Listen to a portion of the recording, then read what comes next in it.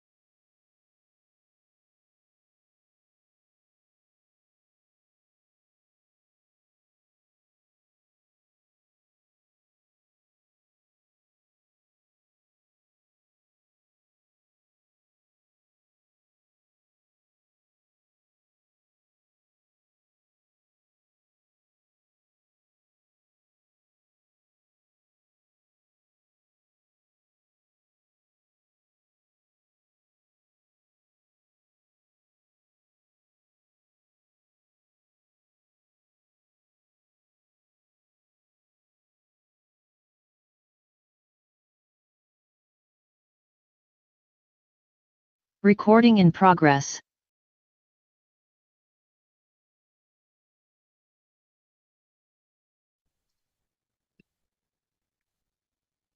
Good morning, honorable members. It's 9:30 on my watch. And if it's something else on your watch, please forgive me, I'm using mine. Let me greet the Director General of the department, the chairpersons of entities, DDGs, CEOs, all chief directors, and all on the call. And allow me to greet the honorable members of parliament, as well as staff of parliament and members of the gallery and the media if they are around. Can we flight the agenda, Honorable Ms. Boss? But can I get a sense of whether we are good in terms of a quorum to start the meeting? Good morning, Chair, and everyone in the platform. Yes, Chair, we can start the meeting. We are coordinating. Ms. Boss? Yes, Chair, we are coordinating. Can you hear me? I'm struggling to hear you, Ms. Boss, if you are speaking. Chair, we Chair, can hear. Honorable can you Hassan, hear me, also Chair? I can see you're trying to see. Am I audible? Can I ask that You question? are audible, Chair, and I'm trying to speak. I'm not sure I'm audible on the platform. Chair, we can see you. I think your problem is on your side. We can hear you clearly. Okay, if you can hear me, allow me to switch off and on because I can't hear you. I'll Okay. get back now.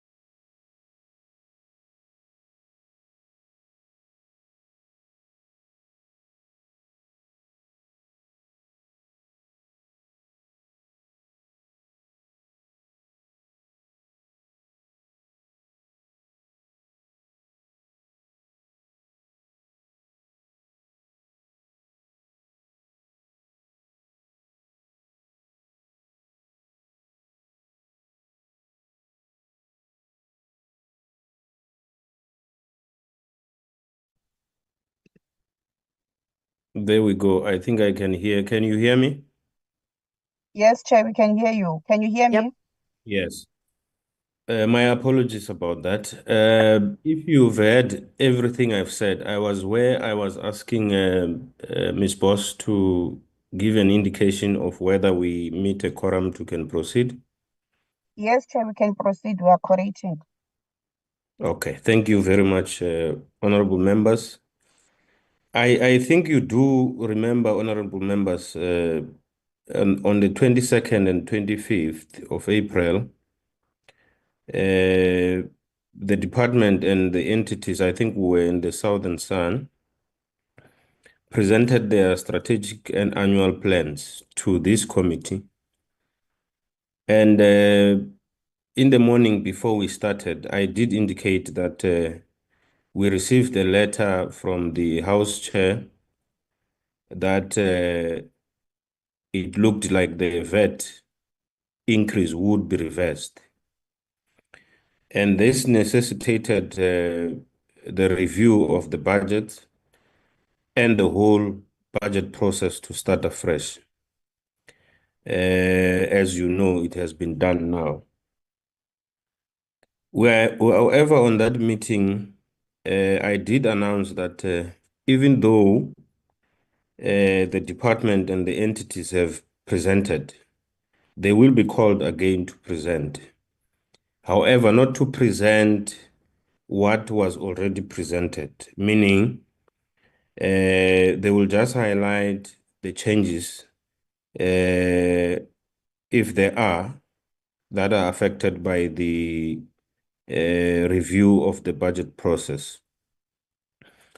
The only entities which are expected to go to town and do a comprehensive presentation is CGS and PASA, as they are the only ones on that day which did not present. And you will see the allocation of time to all the entities, including the department, because those that have presented, we only want them to highlight to us what really changed since the review of the budget. So that's why we are here. And can we take apologies, Ms. Boss? Thank you very much, Chair. Good morning, everyone in the platform. Chair, I've got one apology from the committee. Honorable Zungula is joining us late. He's on his way to Cape Town. And then I've got an apology from the minister and the deputy minister who are traveling abroad, and the CEO of SDT, Ms. Mzamo, who's also on business trip. Thank you, Chair. Thank you very much, Ms. Boss. Any other apology? Members, is there anyone who will leave us, or whatever the case may be? None. I will take it all of us, we don't have apologies. So, honorable members, having had apologies, can we adopt the program?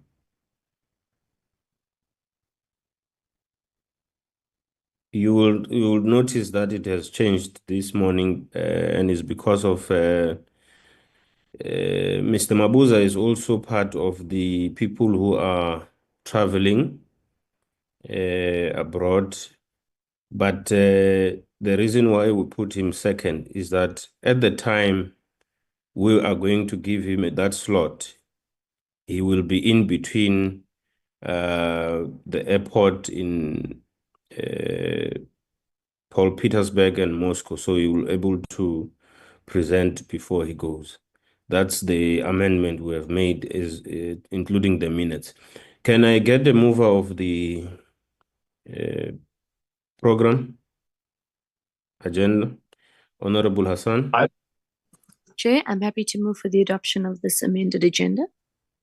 Honorable Mani? I second, Chair. Thank you very much. The program has been adopted.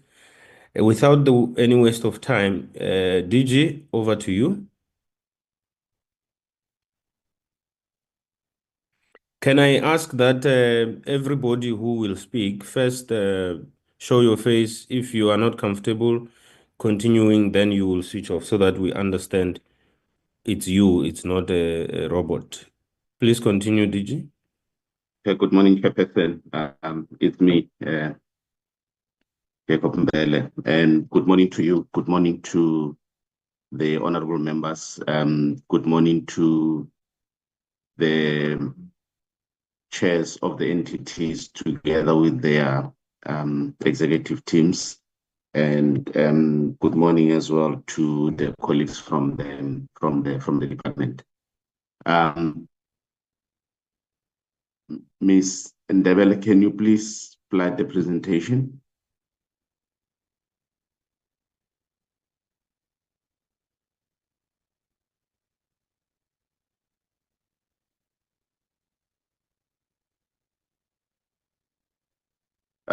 Thank you, Chairperson, for giving us an opportunity to present. We can go straight to slide 4.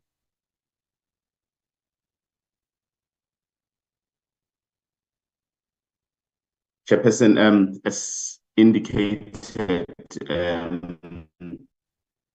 or in line with your guidance, we from the department point of view, we can confirm that the budget of the department has not changed. It has remained the same as what was allocated previously in the first round or in the first process of presenting the budget to Parliament. Our plans have, our strategy for the next 5 years has therefore not changed. It remains the same. In terms of the APP, which is the annual performance plan, there are no changes to the targets we have committed to.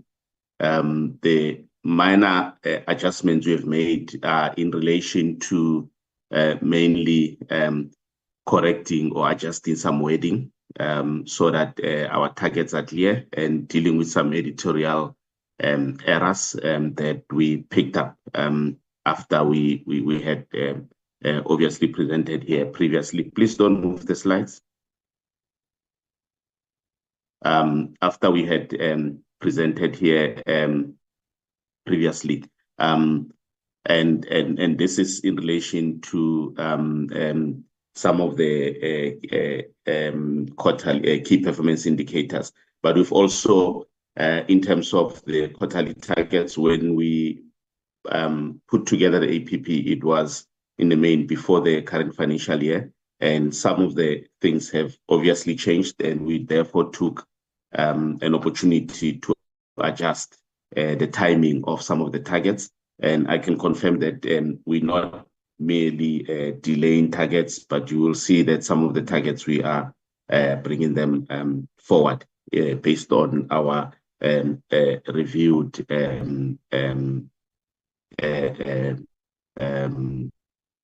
plan. If we go to the next slide, Medirero. The next slide. As I indicated, Chairperson, the adjustments that have been made on the APP are mainly on Program 4, which is policy, and I will quickly take the committee through the changes. If we take the first target, which is the amendment of the Mineral Petroleum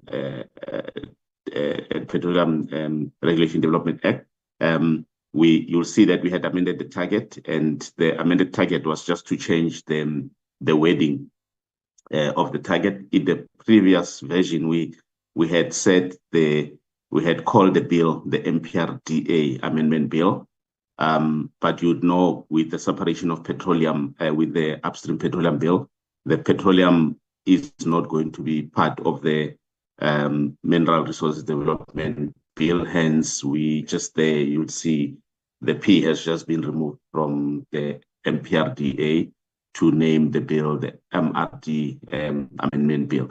That's the change that we've made to the target. In terms of the quarterly targets, we have made adjustments as indicated there.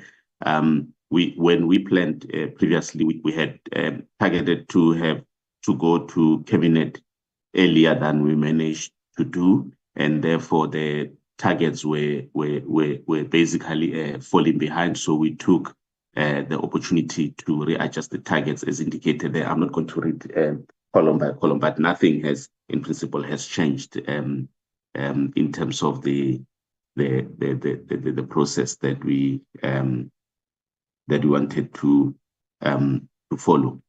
The next one is the Diamond Act, the target amendment. The target has not changed. We have once again just adjusted the timing of the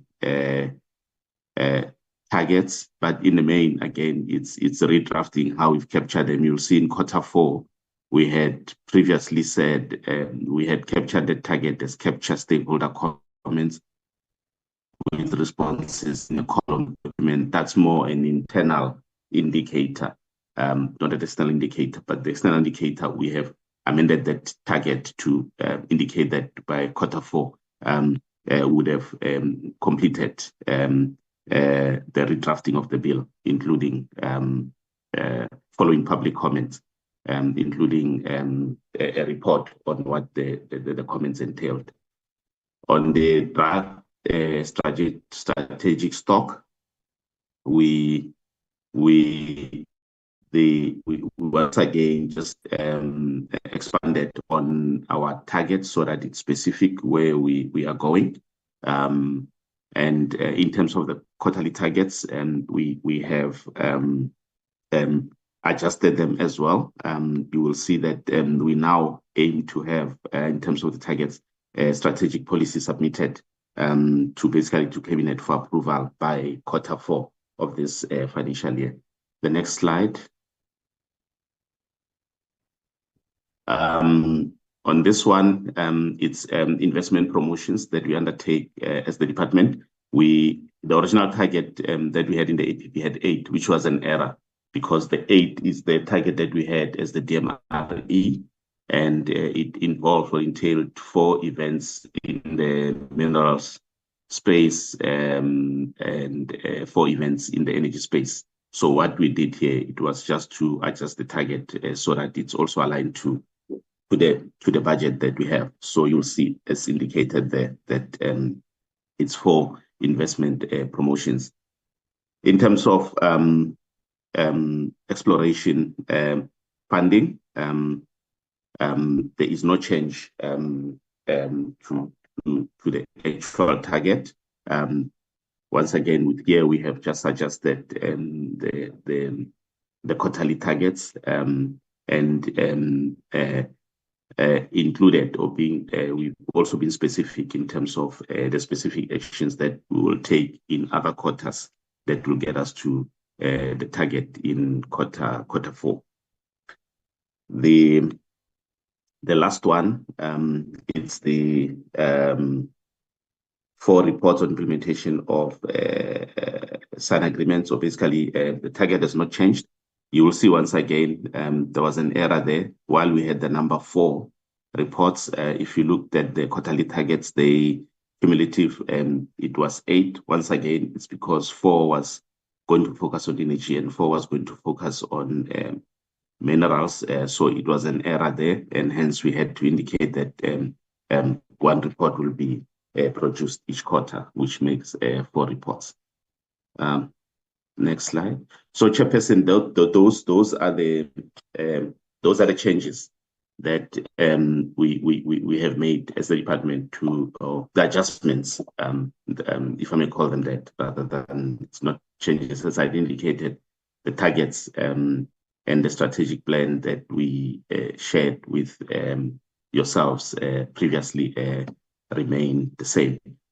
Otherwise, Chairperson, the rest of the presentation is the repeat of the previous information that we presented here. I would, with your permission, stop here and take guidance if there's a need for us to drill down into the presentation, or we can engage on what has been presented. Thank you. Thank you very much, DG. I just want us to go to slide 6, DG. Before we take questions, and I want you to explain, or Ntokozo to explain, the MPRDA Amendment Bill and now MRDA Bill. I don't want to take it for granted because some members were not part of the Upstream Petroleum Resource Development Bill, which is an act now. I want you to explain in layman's where the P went to and why, so that we take them through,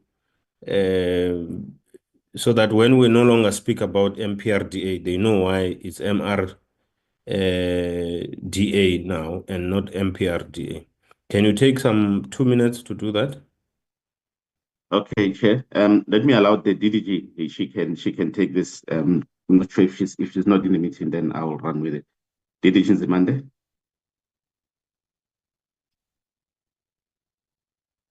Good morning, Chair and Honorable.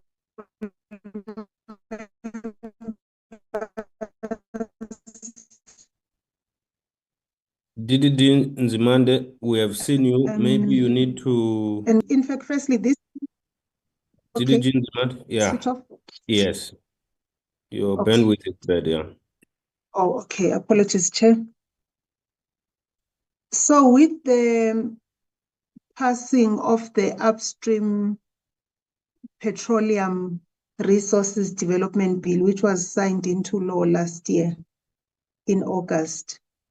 We then had to have this partly as a consequential amendment because initially the MPRDA was Mineral and Petroleum Resources Development Bill, and it catered for both minerals and petroleum. So all the petroleum provisions, basically Chapter 6 of the MPRDA, was removed and placed in the petroleum legislation, which is the Upstream Petroleum Resources Development Act.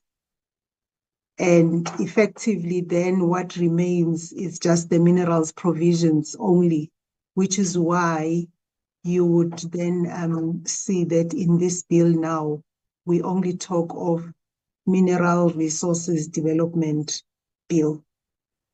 That's basically the short explanation, Chairperson. Thank you. Thank you. Thank you very much, DDG Nzimande. Honorable members, that is what the department is presenting to us as minor changes. I will now take hands for questions or engagements. I see Honorable Manye. Any other hand? Okay, I will take them as and when they come. Honorable Manye. Thank you, Chair. I just wanted to, firstly, let me greet everyone on the platform.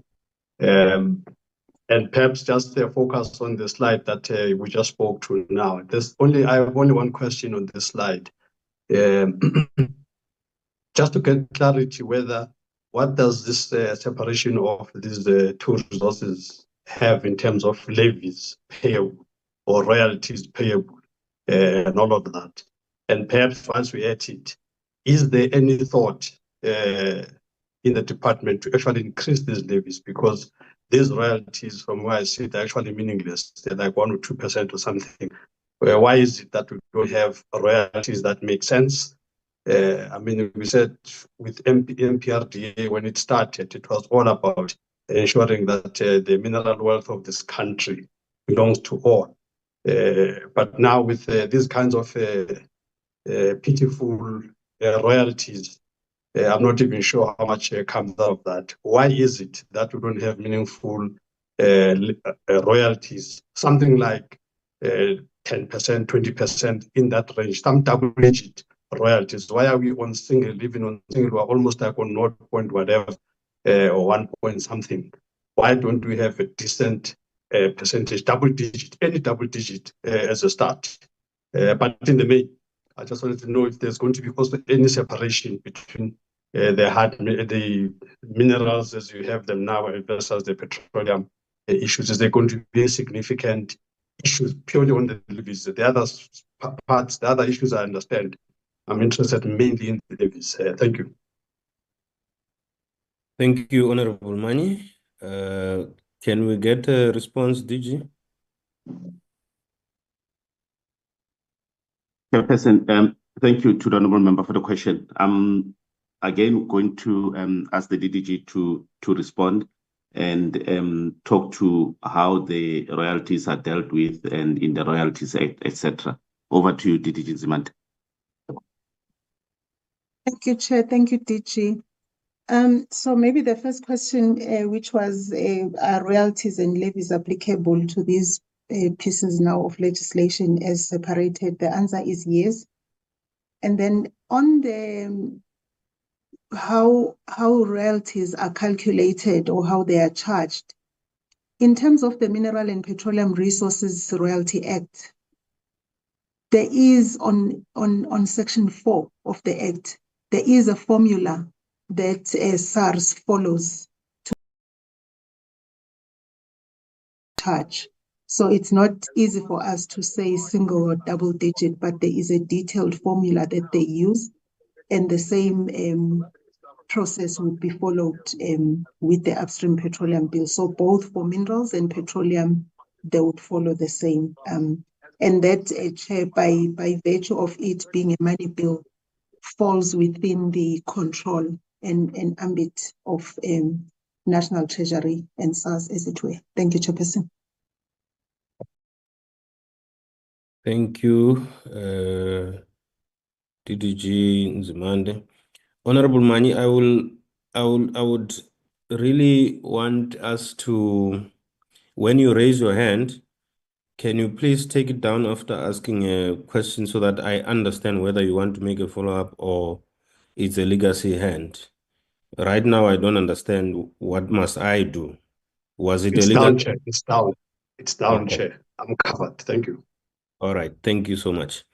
Honorable members, having seen that no one else has a question on this issue, we will move to the next presentation, which is CGS. I will hand over back to the DDG to give direction on who is who and how do we proceed. The same way we proceed, but I'll hand it over to you, DG. No, thank you, Chairperson. I was just looking in the platform. Assuming the chairperson, the deputy chairperson of CGS is in the meeting, I will hand over to them to lead with their presentation.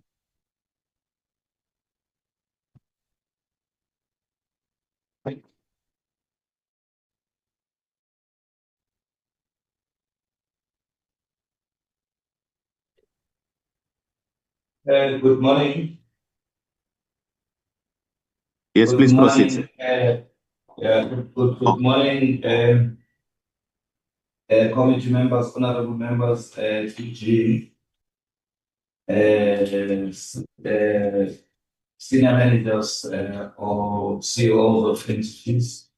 My name is Sakiseli Simerana. I'm the Chief Financial Officer of the institution, and the CEO is actually traveling to Russia with the deputy president. He had promised that he will join in case he's not available. So I was hoping that he would join us to talk.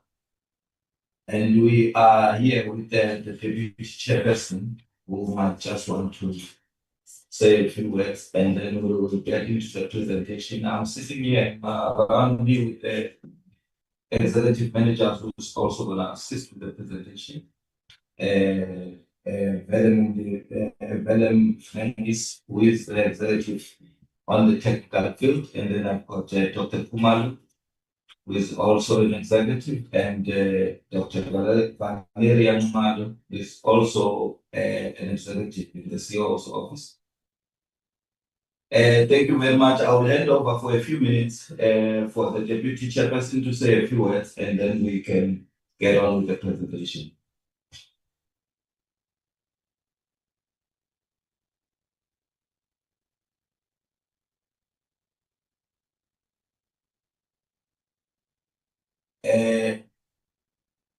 Thank you, Chairperson. I don't think Deputy Chairperson, I'm not sure whether he's there.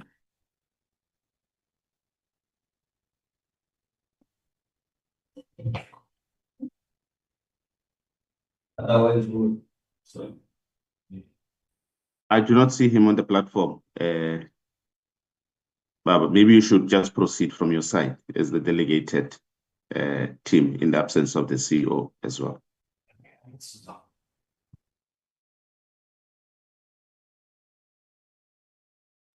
We will proceed. Thank you very much. I think we'll get on to the presentation. Can we fly to presentation?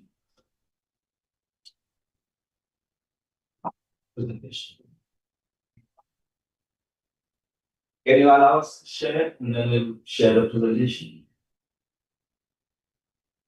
Ms. Boss, can you assist with the sharing rights? So I have shared the rights. Also, Nonhlanhla and Nana Terere have got the sharing rights. Thank you.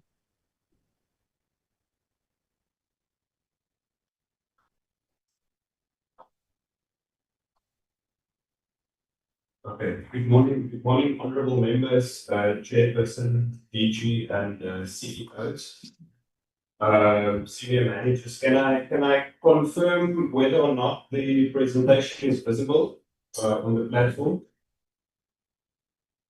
Yes, Yes. it's visible. Okay, thank you, Chairperson. Okay, I'll take us through the first half of the presentation, whereafter I'll hand back to the CFO to take the second half of the presentation. This is the outline of the presentation that we'll be going through today. I think in the interest of time, I did have a look at the agenda. I think the first 2 points for the agenda are on the presentation. I'll go a bit quicker through that section so that we can move towards the 2025-26 financial year focus as a main component. But this is the outline. So in terms of the Council for Geoscience, our strategic focus had not changed. This is still the course of action that we are taking in terms of our vision, mission, and values. Essentially using our mandate and the role of geoscience to provide systematic geoscientific information to the country and specifically to contribute towards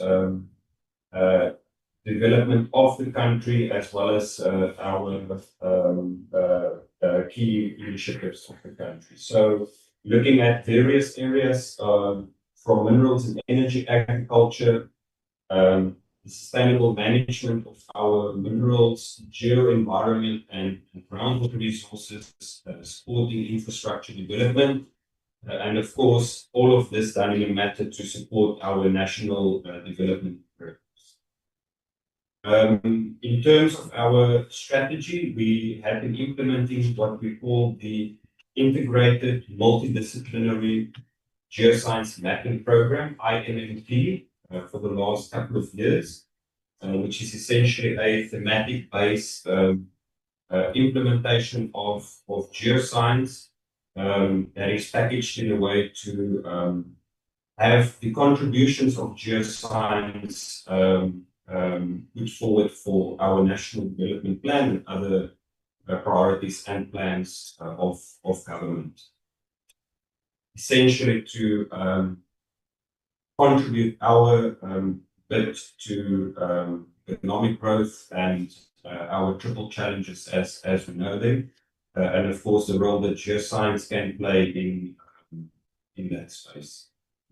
So we structured it in terms of our thematic areas, and I'll briefly touch on some of the highlights over the last 5 or so years to give a sense to what we have achieved so far, and then of course building on to that for this next financial year.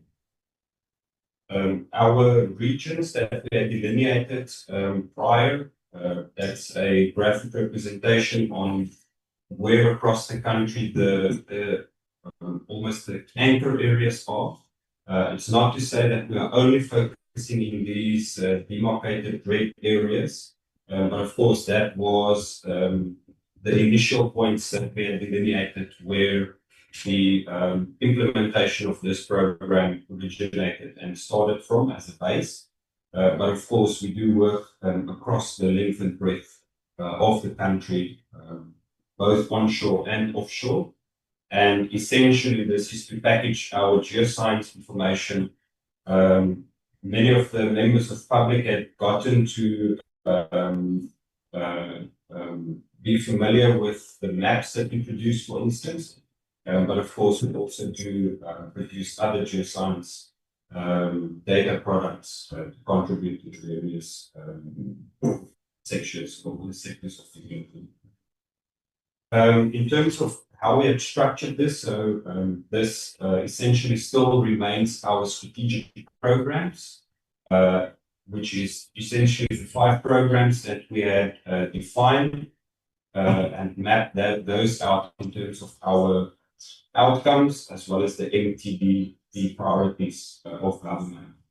So this slide essentially indicates how we had considered that linkages between our programs and the MTBP priorities. So some of the highlights over the last 5 years.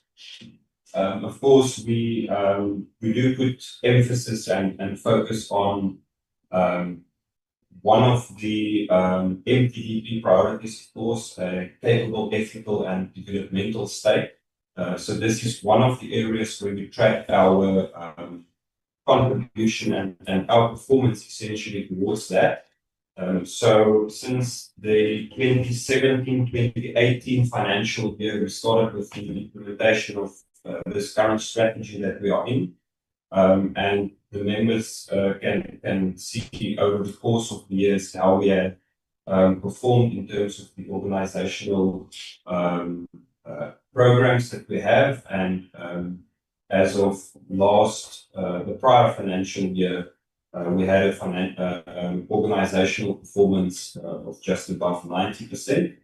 And then also indicated is how the audit opinions of AG might reflected over the course of those years as well.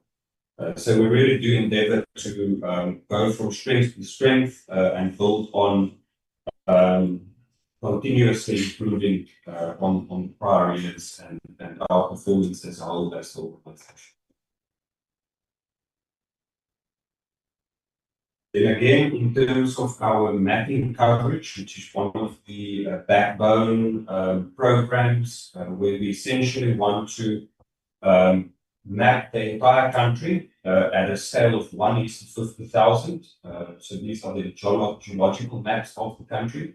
Of course, the country had been mapped at a very coarse resolution before, but as part of the focus of this current strategy is to focus the level of detail of geology that we produce in terms of these maps, which in other parts of the world is commensurate to the level of information that's required, at least to catalyze the implementation of exploration projects. So this is, of course, that contribution, the initial geological work that's required that can directly support that initiative. And that's a drive that we have as a country. So we have come quite a long way since the beginning of the implementation of this program. Currently, we have national coverage of 1:50,000 of 18% on the onshore regions of the country. And the graphic there indicates where we had published these different geological maps in the different regions where we had been focusing our work in the last 5 or 6 years. Then, of course, we are also focusing on the offshore regions. We have not yet made a significant amount of progress on detailed geological mapping of our offshore regions. But of course, we do continue to have a particular focus on the offshore region and characterizing the geology offshore of South Africa. And that is, of course, also across our exclusive economic zone, which is demarcated on the map, both offshore the mainland South Africa as well as our Barren Island and Prince Edward Islands a bit further to the southeast. And then, of course, also one other highlight is we have also launched our research vessel called RV Inkosi in 2021. And that had also been contributing quite actively in our offshore mapping initiatives. In terms of our minerals and particularly mineral resource work that we had done over the last 5 or so years, one of the, I think, key items that or products that we had produced is, of course, our pegmatites belt on the Orange River pegmatites belt, which it's known as, that specifically looks at potential for lithium and rare earth elements. So we've publicized and published this map quite extensively, and particularly with the contributions that the geology and geoscience can make in that space towards the minerals that we require for the future. Of course, we have also been piloting some with mapping other base and precious metals across South Africa as well. Then, similarly, on the aggregates work that we have been doing, so this is now also industrial minerals, of course, that can contribute towards the construction industry in the country. We have done work in the Eastern Cape and KwaZulu-Natal provinces.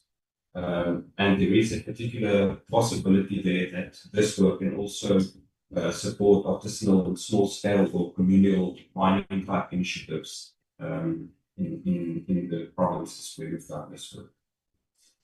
Then towards the energy side of things, we, of course, from the prism of geoscience, have looked at both energy minerals as well as energy systems. So in this space, we had looked at the Maltino Inwe coal fields. We've characterized the potential that is there on the regional scale, both for the coal as well as rare earth element potential that is associated with the coals. I think one of the key programs that we have been undertaking and focusing on in the last couple of years is our carbon capture, utilization and storage work in the country, CCUS. So essentially this is a scientific intervention that we are hoping and aiming for once concluded in the piloting and research stage to contribute towards reduction of emissions, particularly from the general energy sources that we are using in the country, which a big component is, of course, our thermal coal. So this work essentially looks at taking the emissions and then safely and permanently storing them underground in the different geological reservoirs. So we had a particular research focus area in the Leandra area of the Mpumalanga province, where we had undertaken the geological characterization work as well as some other studies. And we will touch on a bit later on the presentation in terms of the next steps of this CCUS research. But essentially, this is work that is still continuing in the research phase that has to get to a point of piloting this and then, of course, charting the path forward in terms of what that could possibly mean for the country as a whole and abating our emissions or component thereof at least. Then, of course, we've done the drilling shale gas geo-environmental baseline assessments.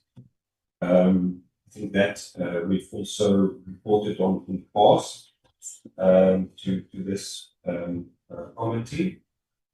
Some of the emerging work that we are looking at is, of course, potential for geothermal energy production in South Africa, as well as regional potential for white hydrogen. So that is naturally occurring hydrogen. But of course, those two are also at the research stages still. But just to mention that there is particular focus on those energy systems as well and potentially.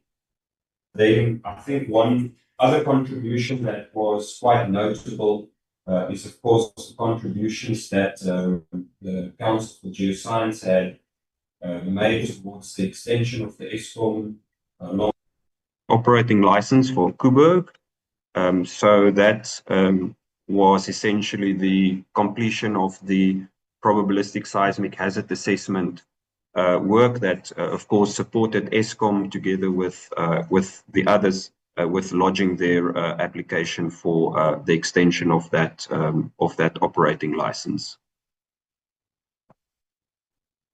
Then I'll quickly touch on the last one. So these are the contributions to groundwater. So we continued as part of geoscience since the different applications of geoscience are not mutually exclusive from one another.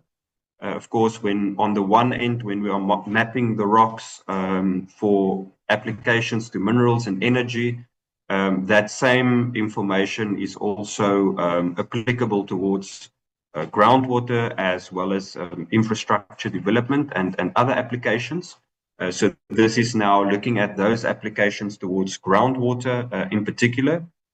So we had continued to, of course, characterize some of these regional groundwater potential and the risks in the areas that we've demarcated in the slide, as well as looking at longer term initiatives, one of which is called Managed Aquifer Recharge, where that can serve as a potential tool for strategic water resource management.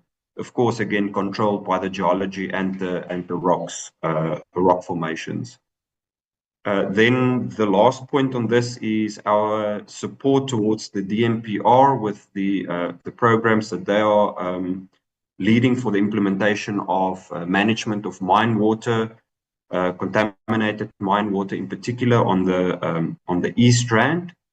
So there had been interventions that successfully diverted water from being polluted through the construction of canals to divert water away from these ingress points. And we are estimating that this is saving around 10 million liters of water per day from contamination and of course, acid mine drainage in particular in these areas. Then to the infrastructure development side of things, there had been quite a bit of work that we had been supporting different government departments as well as municipalities with. Notably, quite a bit of work that we've done for human settlements in Free State as well as the Northern Cape provinces, as well as work that we are continuing to support the SANDF with, in particular with the areas that they are looking at that are dolomitic for development. And that, of course, is one of the key advisory functions that we had also been discharging as the Council for Geoscience to support with reviewing technical work done on dolomitic areas for safe development on these different dolomitic terrains. Then building onto that, of course, also as part of the advisory functions, we continue to discharge our mandate to support government and local authorities, in particular with development on dolomitic areas to ensure legal and technical compliance with the prevailing national standards. So over the last 5 years, we had provided support to around 6,000 different projects in dolomitic areas in particular.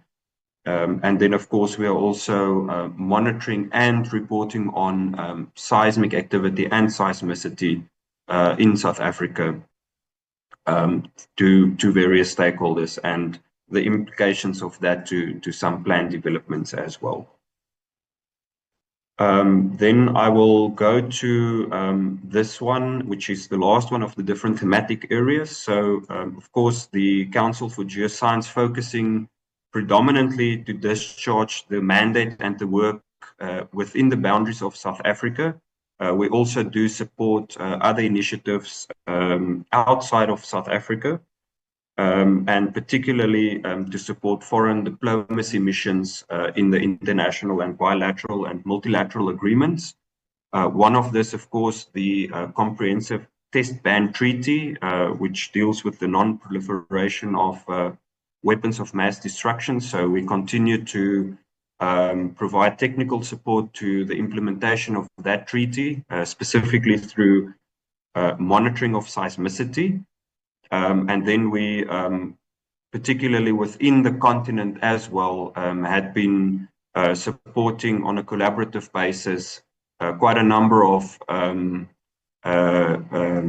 other countries with mapping and geological support, in particular Namibia, Malawi, and Eswatini over the last couple of years. And we also continue to be the permanent secretariat of what is known as the African Geological Surveys, Organization of African Geological Surveys, which is a grouping of all of the different geological surveys in the continent, which is also, of course, affiliated with the African Union. So I think those are some of the notable ones. We had also supported with the establishment of a BRICS Geological Forum, and then, of course, also looking in that space at critical minerals from the geology point of view across the different BRICS nations. Then I'll touch on these last ones in the interest of time. We continue to invest in the development of capable human capital. So this is an overview of the master's and doctoral degrees. Being a science council and a knowledge generating institution, we put a particular emphasis and focus on development of knowledge generators, as it's known. Of course, our masters and doctoral qualified staff. So there have been quite a number of these over the last 5 years, where our staff had graduated with masters and honors degree. Then, in terms of our investment in continued training, this is an overview of that on the left-hand side of the slide. And then the central and right-hand side also looks at our staff turnover rates that we track, as well as the percentage of staff living with disabilities. Continuing on our HR matters, this is a representation of our employment equity stats at different levels within the organization. So, of course, looking at female representation in our scientific cohort, executive management cohort, as well as our senior management cohort.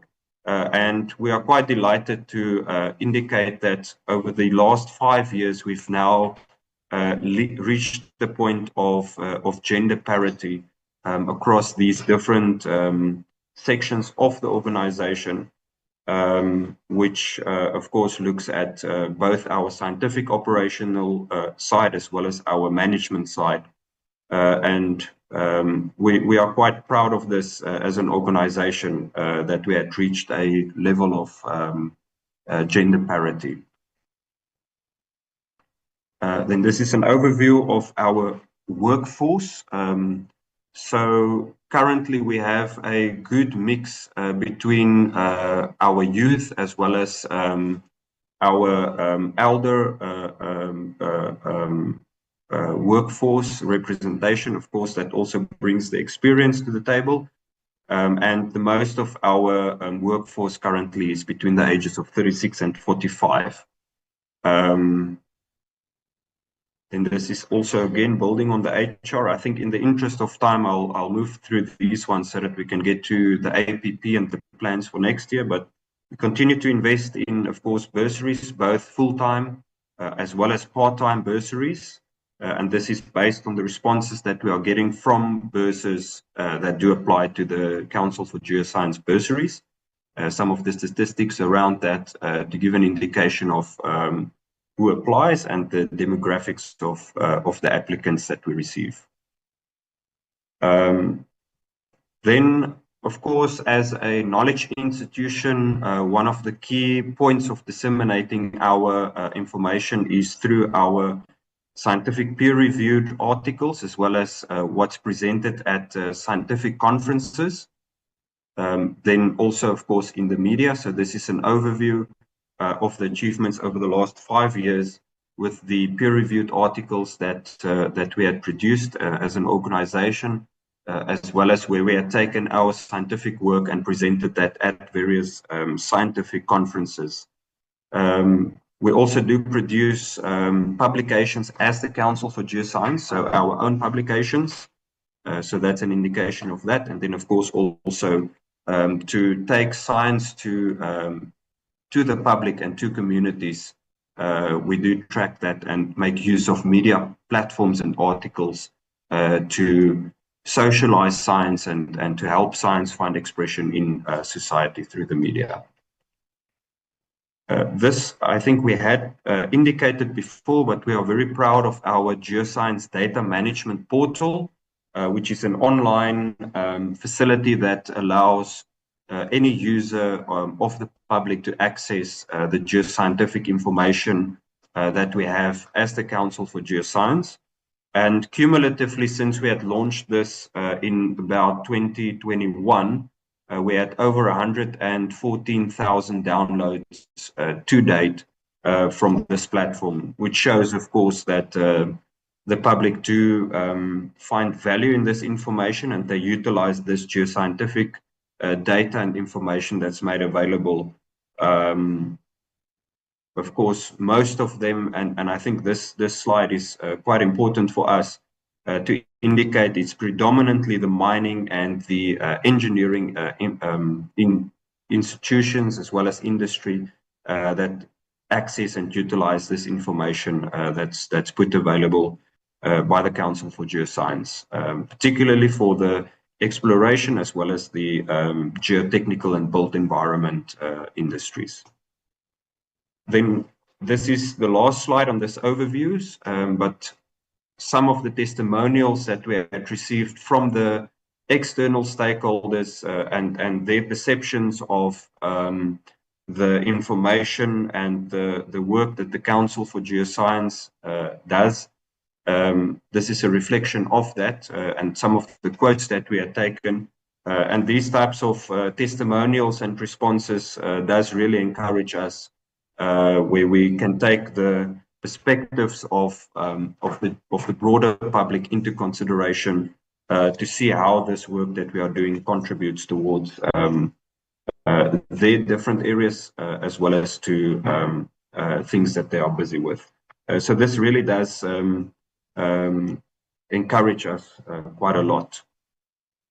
I'm not going to read them out, but they are on the slide. I think the next part of the presentation, Chair and honorable members, will look at our Geoscience technical program for the 2025-26 financial year, as well as the overview of the finances and some of the emerging risks and opportunities as part of this section of the presentation.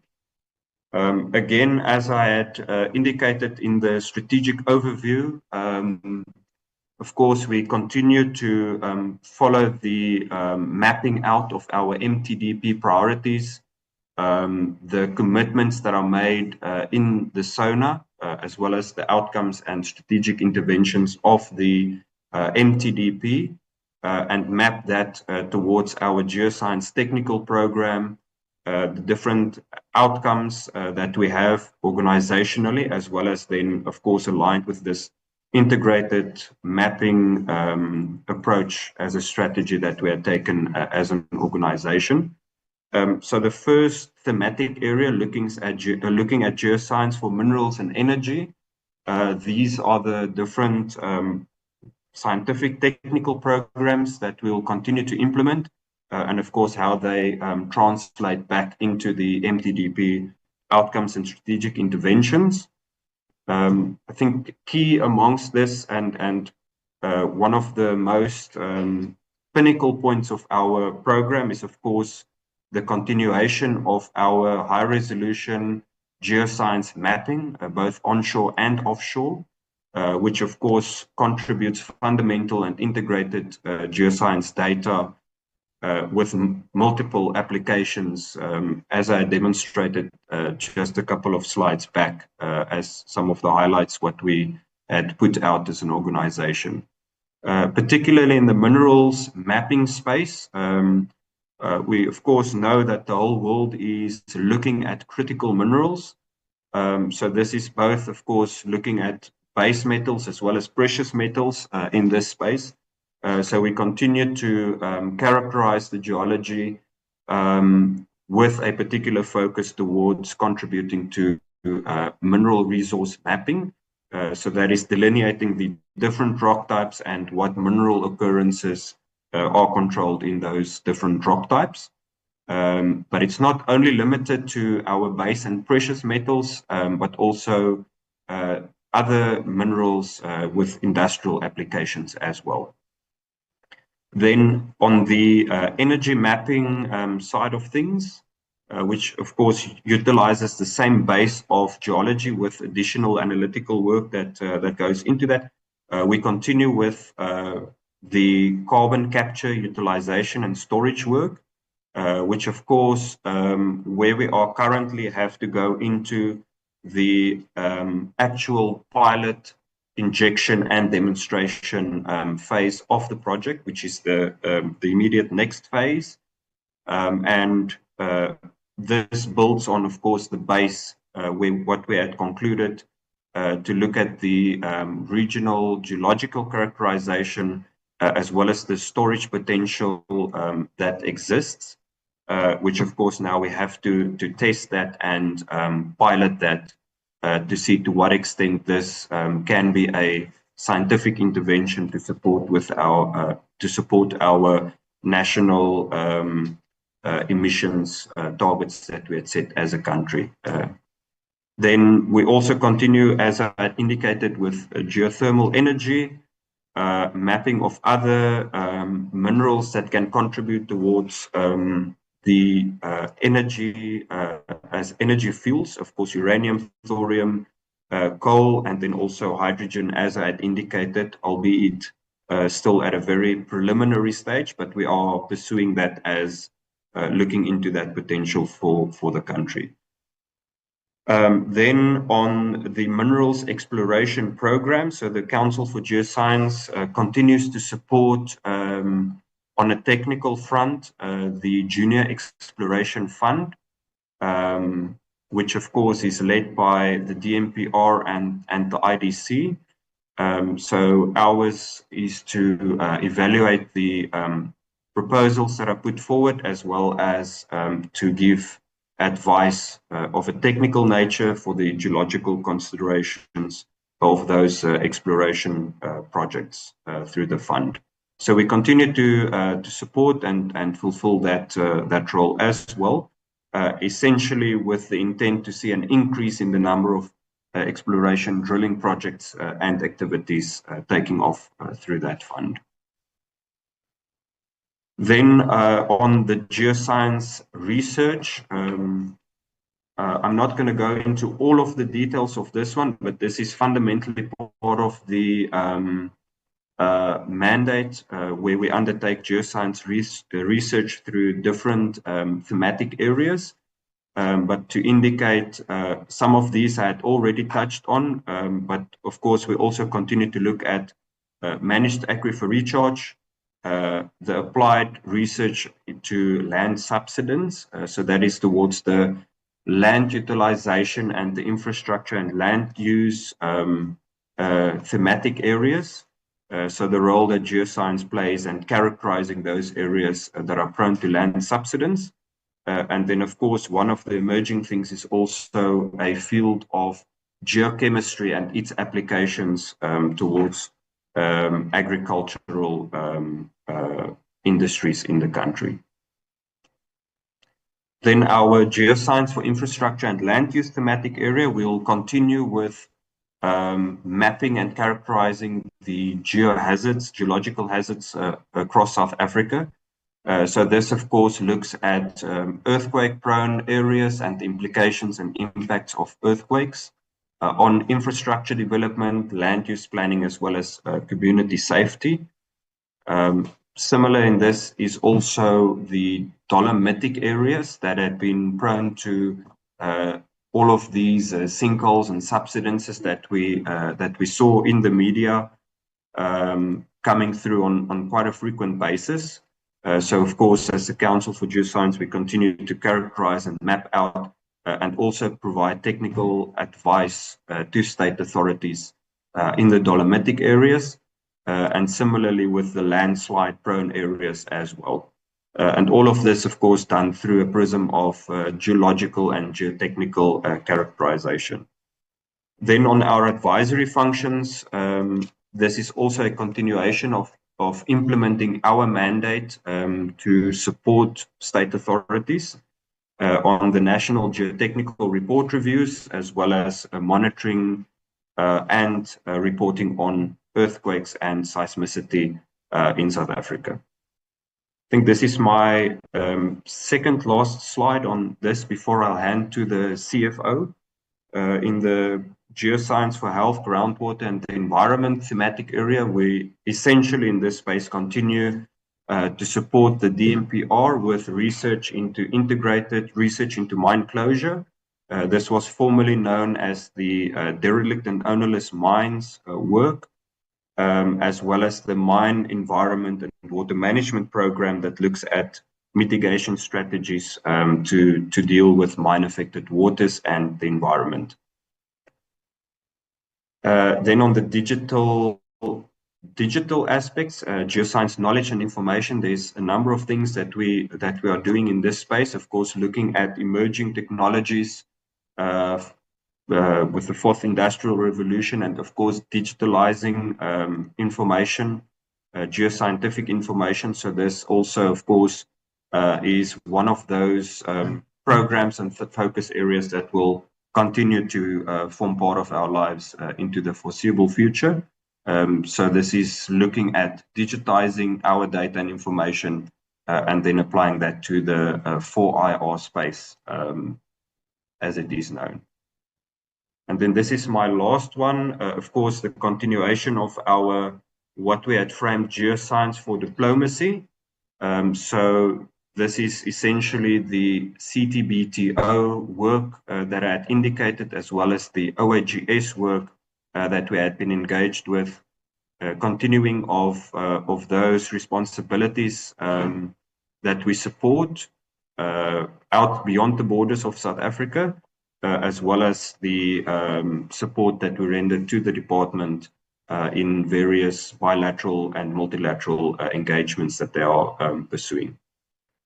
So, Chairperson and members, honourable members, I'll hand back to our CFO at this point to take us through the APP and finances. CFO, thank you. Thank you very much, DG, Chair, and honourable members. In the next 5 minutes, I think Willem has just explained all the issues or explained our core functions and some of the focus areas we've been focusing on. In the next few slides, in the next 5 minutes, we're now taking all of those technical work and other areas that we're talking about into the APP, into the scorecard. Our focus here will be the scorecard, and the next part will be the finances, our budget for the coming year. Strictly here, we're looking at the coming 3 years, 4 years, what our target is going to be on the area of the program 1 on financial sustainability. We're looking at mainly managing both revenues and revenue and cost. The biggest challenge here is normally on the collaborative revenue, which is our commercial type of revenue. We're anticipating that we want to ramp it up, but it may, we all, that depends on the economy, that depends on the projects that we get over the years. So these are the targets that we're having in those 3 areas in the coming 3 years.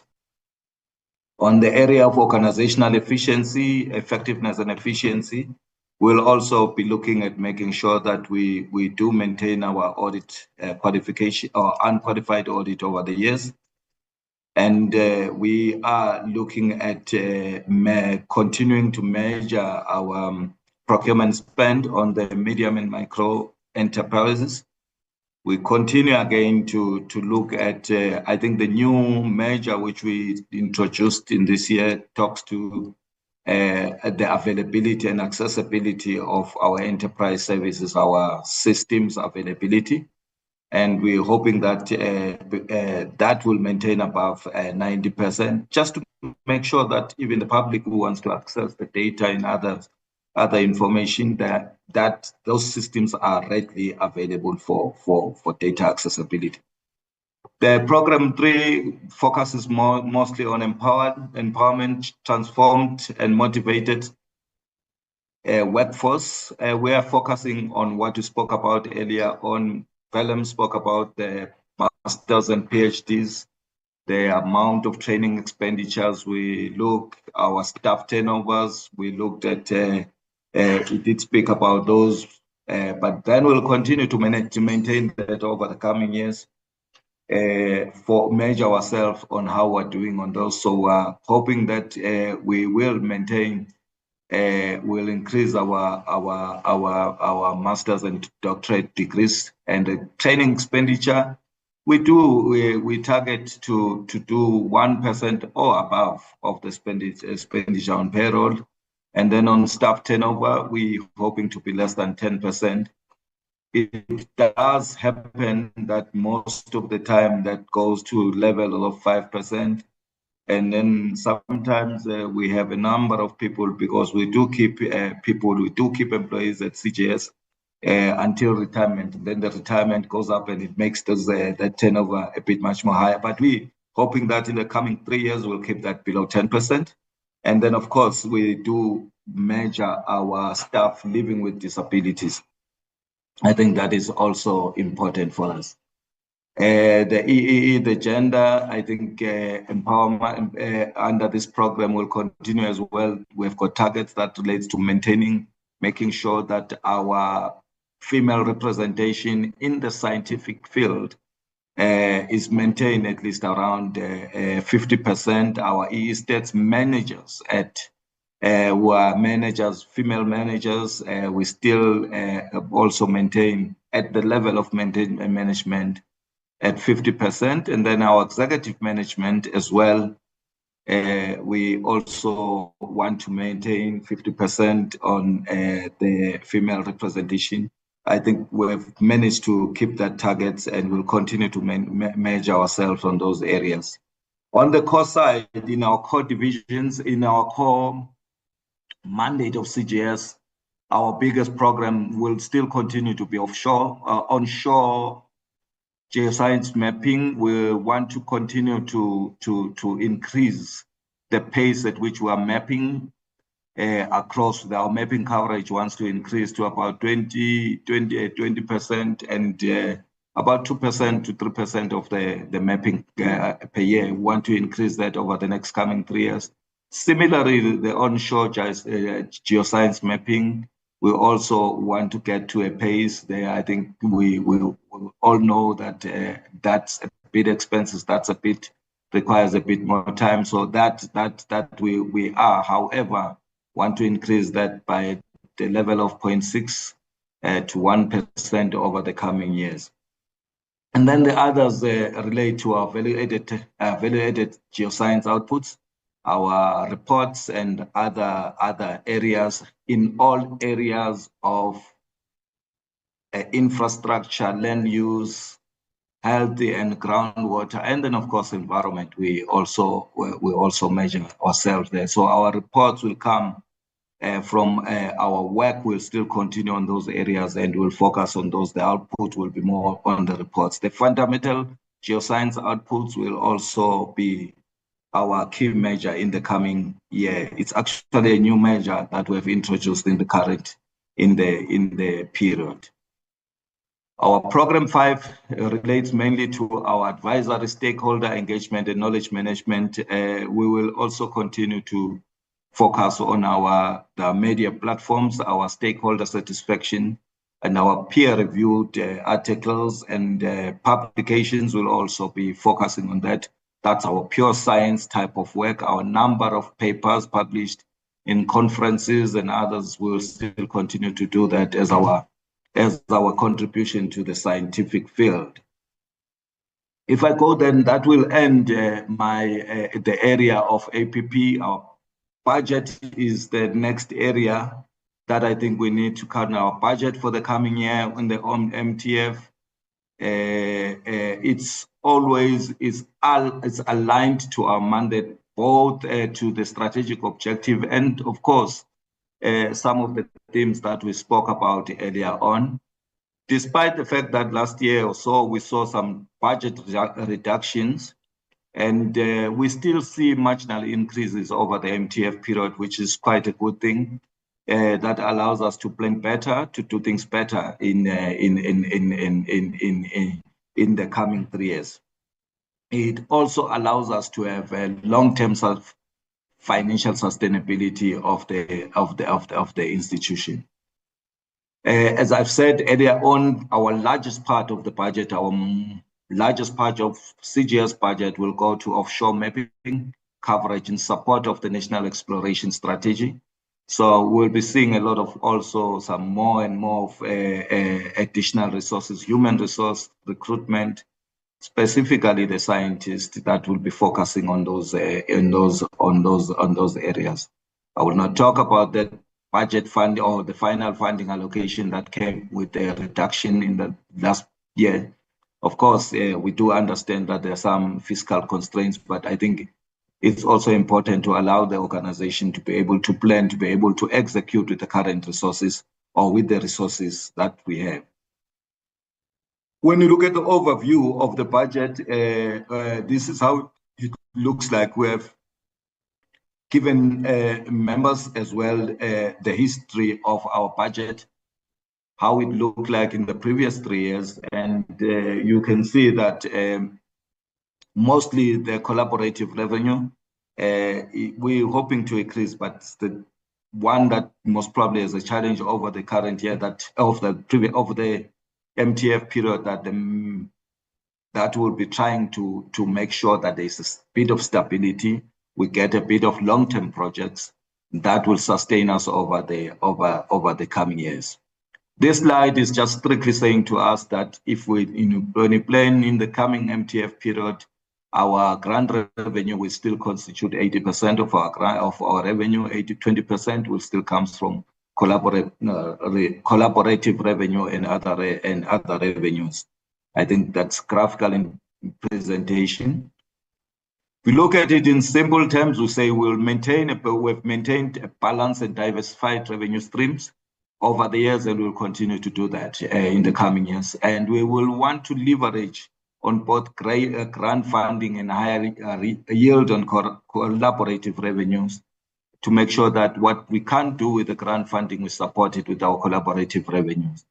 So we will try over the years, although it's not an easy thing when we are at Science Council, to reduce the dependencies on the fixed cost, so that meaning that we generate more revenues on the commercial work in the coming year. We'll try and start balancing. It's important that when you do that, we don't also lose the gist of your mandate. This is the expenditure side of the budget, where our biggest expenditure still remains to be personal cost. And then, of course, the project-related costs, which relates to the revenues that we bring. We ensure that we don't subsidize this part, but we try and recoup as much profitability from the commercial type of project. And then the operational cost as well becomes the second biggest type of cost in our expenditure side. So this, I think we've talked about. Again, we'll maintain our unqualified audit over the period. So with those few words, I think that slide summarizes the part on the financials and APP. I would, with your permission, DJ and Chair, I know that the CEO has joined us in the meeting, and the Deputy Chair has also joined. I will hand over to them at least to do the closing remarks. Thank you very much. Thank you, CFO. Greetings, Honorable Chair, Honorable Members, DG, Senior Executives, Chairs, CEOs, my colleagues. I'm sure, Chair, as you listen to the presentations by the two colleagues, you can have an appreciation that we are a stable Science Council that is ready to do much more and is in a position to do much greater work that responds and contributes to the national developmental priorities. We use a mantra at CGS that we have an obligation to provide objective solutions to subjective societal questions. And we are quite aware of the extent of subjective societal questions that continue to confront us as a nation.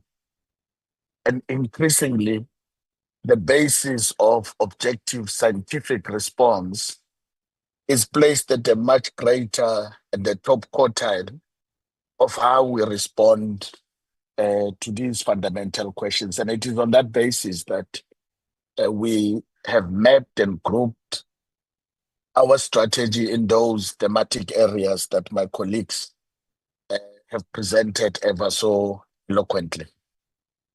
In our pursuit to implement and respond to these plethora of challenges and opportunities that we see, we also confront and see some emerging risks, which we believe can also be turned into opportunities.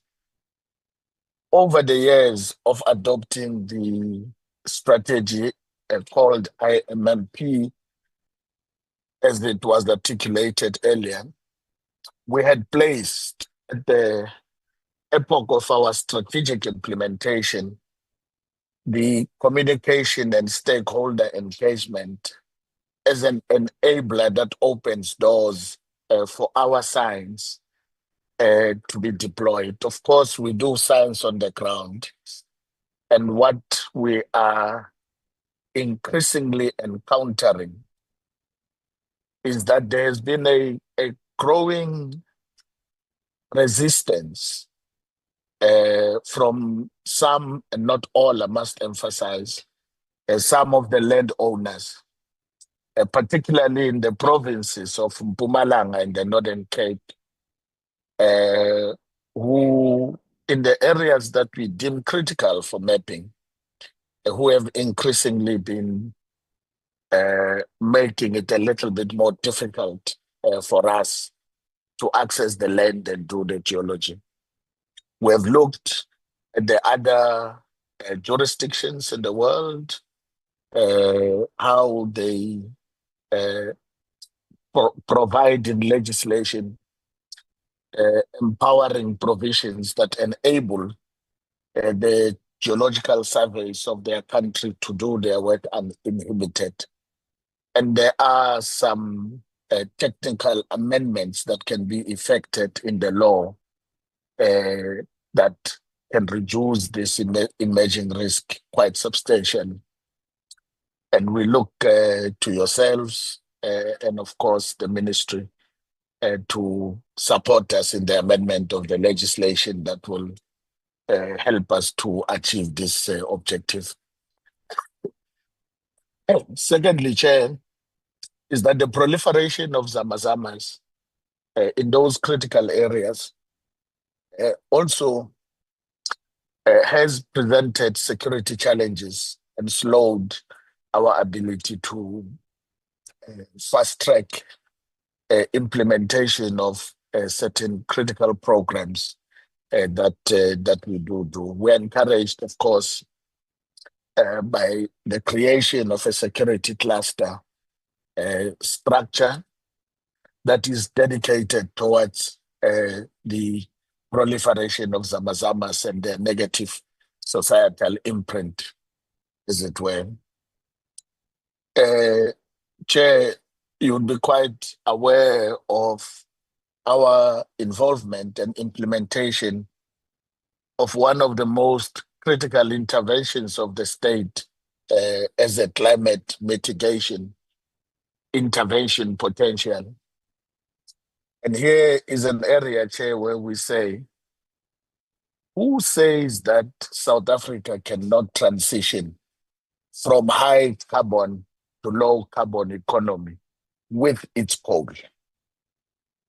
And so what this science project does is it explores the possibilities of transitioning with the abundant coal resources that we have, that we can meet and exceed the targets that we committed to in the world, while we are building more coal-fired power stations and reduce the net effect of the CO2 and related gas emissions. Is it possible? Of course it is. Does it require resources to be able to do that? Yes. We have done the first phase of characterization of the geological basin in the Secunda Mpumalanga, and the results are hugely encouraging. They demonstrate the possibilities of storage in excess of 32 billion tons within a radius of 25 kilometers. And that is one of the only few basins that this country has. And with 32 billion tons storage within that 25 kilometers radius, we can store all that we emit, which is 500 million tons, for the next 60 years as things stand. Now, at the beginning, this was a project that was done as a partnership between the government of the Republic of South Africa and the World Bank. It took a little bit too long to get started with the project. And when we did, the project was coming to the end of its lifetime. That was 10 years. And so having concluded phase one, we think that it will be critical for the country to prioritize this sort of research, which provides those objective solutions to some of the subjective societal and political questions that we are confronted with, one of which is energy security and the transition, in this case, with coal. Lastly, Chair, we see that modernization of the Council for Geoscience becomes absolutely quintessential. And for us, it is part of planting the seeds today so that the generation of scientists that will come after us will continue along the path of implementing the important scientific interventions that are part of the basis on which critical decisions of a country are made. These are some of the emerging risks which we believe can be turned into serious opportunities when particular attention is paid to them, and we believe that particular attention is but imminent.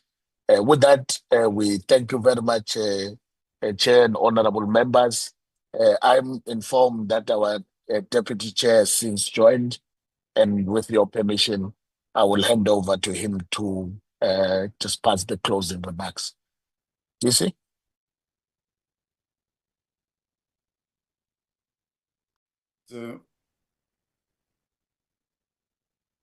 Yeah, thanks a lot, Chair. I'm not sure if I'm audible and if members can hear me or can also see me. Hello? Seeing you, We can hear you. Please proceed. Okay, yeah. Okay. Seeing you is different. We can hear you, but seeing you is another thing. But it's fine. You We can can proceed. Okay. You can see me? No, but I can hear it's you. So you can proceed. Okay. No, thanks a lot, Chair. And also let me apologize. I did join the meeting in time. There was a technical glitch as I was meant to introduce the submission. Then I got cut off. So I thought that I will also do my acknowledgements right at the end. Yes. Let me acknowledge as well you, Honorable Chairperson of the committee, Mr. Matlaule, honorable members of the committee, Honorable Minister of Mineral and Petroleum Resources, Mr. S.G. Mantashe, Honorable Deputy Minister of Mineral and Petroleum Resources, Ms. P.M. Zina, the Director General of the Department of Mineral and Petroleum Resources, Mr. Jacob Belle, senior officials of the department, of Mineral and Petroleum Resources who are here in attendance, fellow board members and executive managers of the state-owned entities here present. Ladies and gentlemen, I bring you warm greetings from the Council for Geoscience. And my name is Xolisa Mvinjelwa. Those that don't know me, the Deputy Chairperson of the Board of the CGS. Honorable Chair, let me also take this opportunity to convey our apologies for the CEO who just joined us now. Of course, you did acknowledge when you started that he's traveling, and I hope that the committee members do understand some of the challenges that we face as institutions with a busy CEO traversing the world, trying to do the tasks that he has been sort of tasked with. And here, again, we're talking about the CEO, Mr. Mabuza, who is in attendance as well, managed to join us late with his executive team. I'm sure you have heard the CFO presenting the financials. That's Mr. Sakiseni Simelane. We have also got our Executive of Corporate Services, Dr. Thuli Kumalo. You have also listened to Mr. Vele Mengis, the Executive of Integrated Geoscience Development. We've also got Ms. Pelele Buthelezi, who is our Executive of Geoscientific Services. Of course, Dr. Valerie Numala is also in attendance, who's our manager in the Strategic Management Office. We've also got Ms. Matatse Mononela, who is the manager for communication and stakeholder relations. And of course, we've got the board secretariat, Ms. Nomkosi Cele.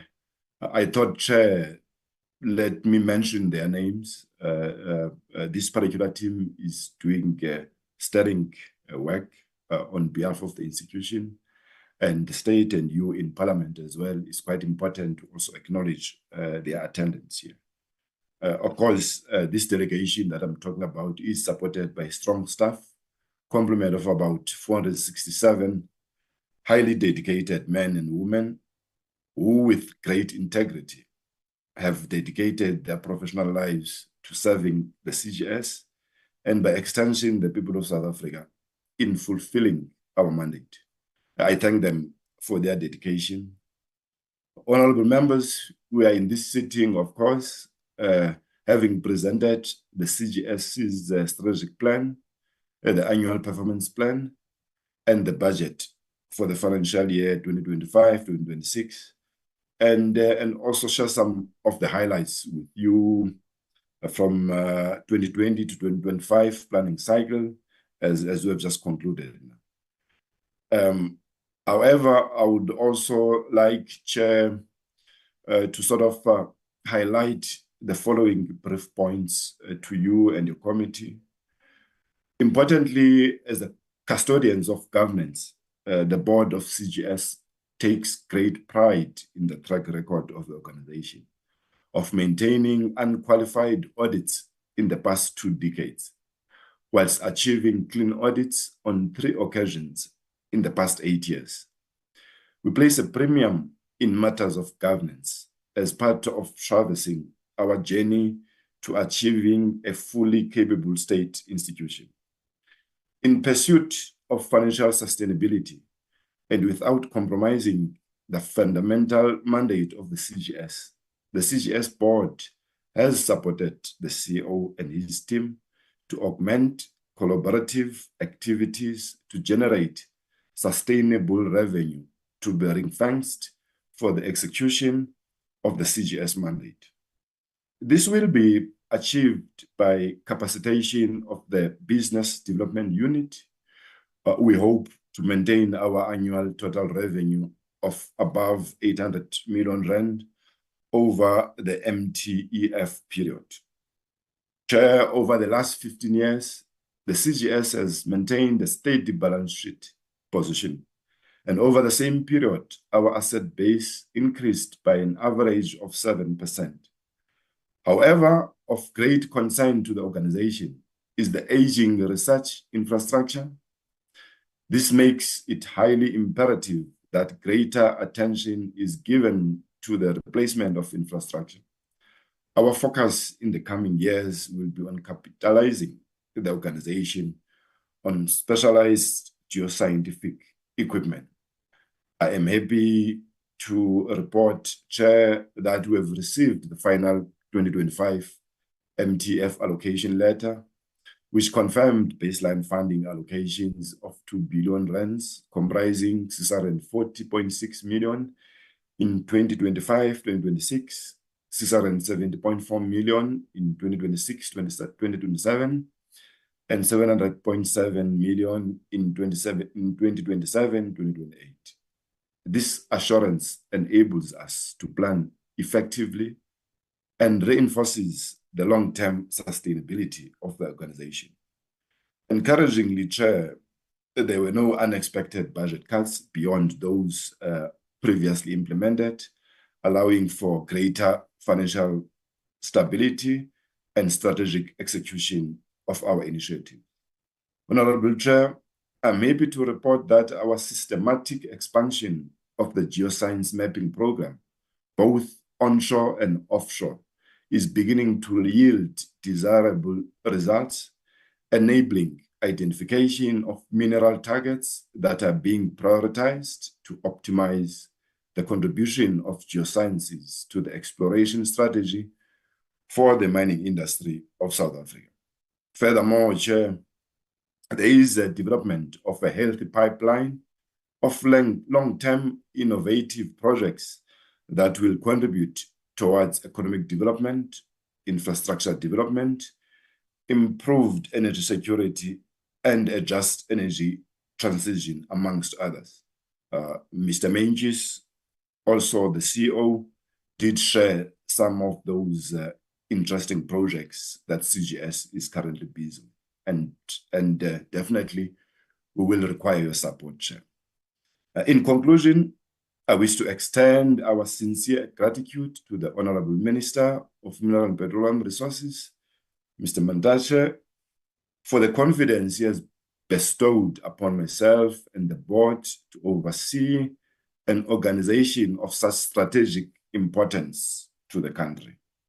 I would also like to extend my appreciation to the Honorable Chairperson of the Portfolio Committee on Mineral and Petroleum Resources, Mr. Mahlaule, and the honorable members of the PCMPR for your valued inputs and in exercising oversight duties over the CGS for the greater betterment of our country.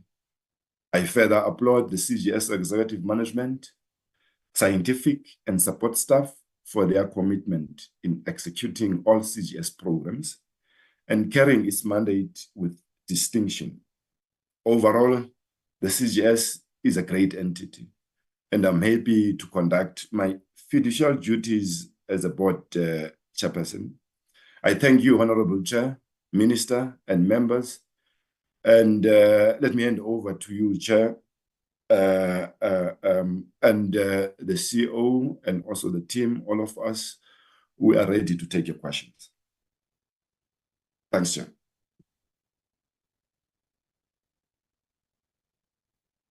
Chairperson, thank you. I will hand back to you. Apologies with the order. I guess that happens when we sometimes do the meetings online. I hope members will understand. But back to you, Chairperson. Thanks, DG. Thank you, DG, and thank you to the team of CGS. Honorable members, that's the presentation. Any take? I see Mani, Lorima, Senne, Ntlangwini,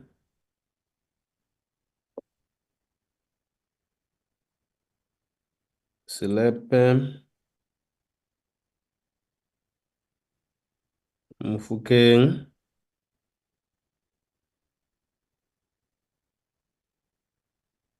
Hassan. If I'm leaving anyone out, can you indicate? Those are the hands I can see on the platform. Okay, Honorable Mani. Yeah, thank you, Chair. I have actually 5 questions. The first one, perhaps foregrounded by saying, I've listened very carefully to the presentation, and I couldn't help feeling like it's almost like at certain stages, almost like a CSIR presentation, where scientists are quite excited with what they do and all of that. But when you transition from those laboratories from where they are to the ground, I'm just struggling to make that connection. For instance, we all know that the gold standard in terms of the geomaps will be that 1:50,000. That is very adequate for big companies that have got their deep pockets to do further drilling to get better resolution of the ore body. But in terms of new entrants, what I'm not getting the sense that there is a clear program to assist the new entrants, particularly the black new entrants that haven't got the resources. So I want to suggest that is it not possible that we develop a new base maps for the specifically for the new entrants at 1:25,000, for instance. Then they can do their own resolution maps, maybe 1:10,000 and all of that, in order to get to the ore body properly. And also, can I get the sense that can we expect that the geoscience can support the new entrants in terms of geophysics, geochem, borehole data, remote sensing, and structural maps? Can't we have that kind of a package for the new entrants? That's question number 1. Question number 2, you know, there is an understanding in the villages everywhere that if you just drill a hole, you'll get water. And we all know that that's not the case. Can we not have a situation where there's a project by Geoscience where you do the mapping of aquifers, and then you actually even put a pin or something where, I mean, all that should be left is for that particular municipality or area to just get somebody to just drill down there on that particular peg that you would have put. But the base survey of the hydrological assessment of that place would have been done by Geoscience. Why don't we have that kind of a service? Because we have all kinds of water problems in this country, but we've got Geoscience that has got the wherewithal to point out these aquifers, but you're nowhere to be found. Thirdly, in terms of the dolomitic areas, I mean, what is your assessment of the advisor you've been giving? There are various many areas in this country where people are at the mercy of being sunk in. I mean, you can go to Fort Norris, you can go to Carltonville, various areas. I'm not getting the sense that you're actually reaching to the people and advising municipalities in terms of these dolomitic areas. Theoretically, you say you do, but can you give an example, for instance, of how you save lives in terms of your kind of advice? I'm not feeling you in terms of giving the advice in dolomitic areas. Fourthly, on the Zamazamas, can you give us a sense of comfort that do we not have the risk that these Zamazamas, with what they do, one of these days, one of the pillars will be collapsed, and that could induce some seismicity, as it were? Can you give us a sense that things are under control? Lastly, with all the wherewithal you have, why is it that as we speak here now, almost 10 years later or more, that we still have the Lily mine problem? I mean, we heard that those people that were sunk in, they were in a container. Surely with the geophysics you have, it should be very easy to locate where that container is as a starting point. Why is it that at this day and age, we still don't have a solution to this? Thank you, Chair. Thank you, Honorable Mani. Honorable Lorima. Thanks, Chair. First of all, I'm very interested to know what the team is doing in Russia. Could we know how many people are there, and what part of your program does this fall under? What are the results that you're expecting from this trip? On to the presentations. Slide 6 and again in slide 28 talk about CGS outcomes. And the fourth outcome is the enhanced applications of geoscience information and knowledge to contribute towards securing a minimum of 5% share in the global exploration expenditure. By when do you expect to achieve this aim? And what kind of expenditure would be needed to reach it? Moving on to slide 11, the first question there, I'd like to know what commercial interest has been shown in the Multino Induet complex. How many prospecting licenses have been given, and how many mining applications have been made in that area? You might like to, at this point, also give us a comment on the coal quality in this complex. Also on slide 11, give us an idea, please, of when the license holders begin to test for the commercial viability of shale gas. In other words, when do you expect companies to frack? When are they going to be permitted to frack?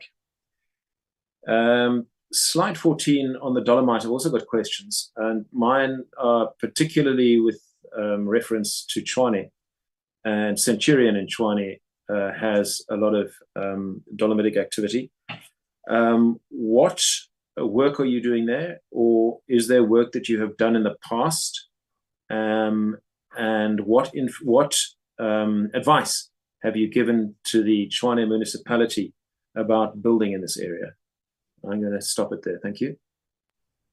Thank you, Honorable Lorima. Honorable Sinne. Thank you very much, Chairperson.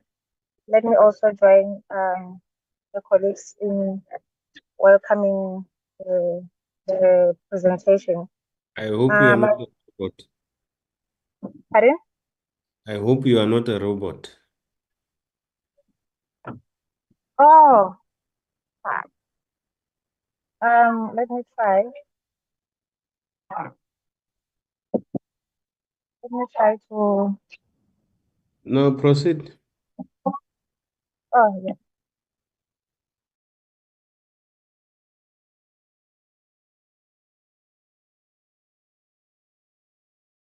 Proceed, Honorable Sinne. Oh, sorry, Chair. Yeah, my apologies. The CGS emphasizes the significance of CCUS, carbon capture, and the potential of shale gas as crucial elements for ensuring energy security. As the partnership with the World Bank came to a close, what key strategies will CGS implement to ensure funding of phase 2 of carbon capture? And my second question, what is the key driver for initiating exploration on the site?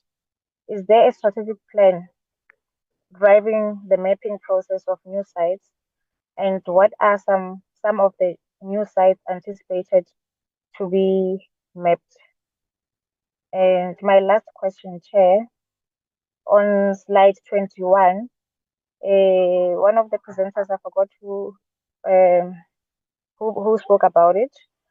They spoke about bursaries that the CGS is offering.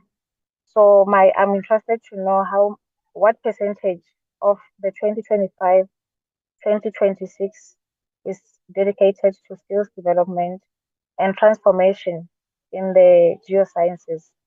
The reason why I'm asking this, Chair, I want to know how many young scientists, women, and also historically at disadvantaged individuals are currently being supported through CGS internships, bursaries, or any employment programs. Thank you, Chair. Honorable Ntangweni. Thank you, Honorable Sinne.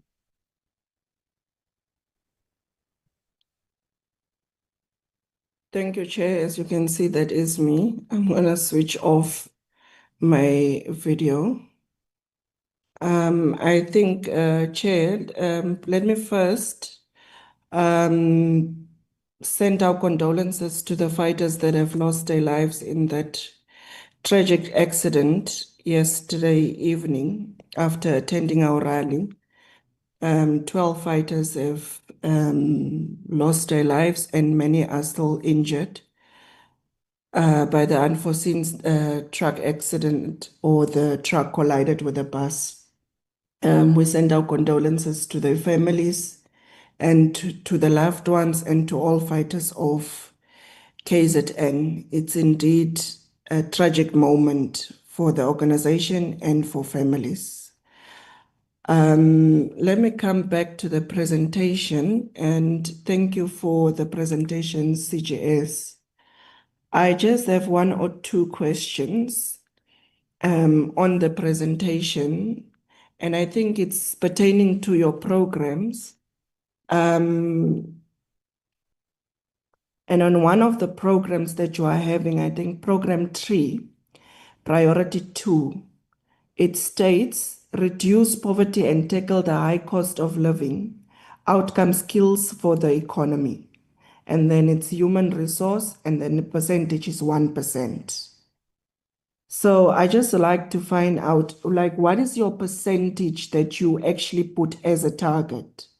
Because if you have only reached a 1% of your, if I understand it correct, as per how the presentation is, it states that you have only reached 1% of your target, your annual target. And maybe perhaps you can enlighten us to all of the programs in terms of what is the actual target as to what you have achieved. And then on the other slide, there's a slide that speaks about the reduction of your budget. And I think, Chair, we have made mention even last week when we have CSIR with us.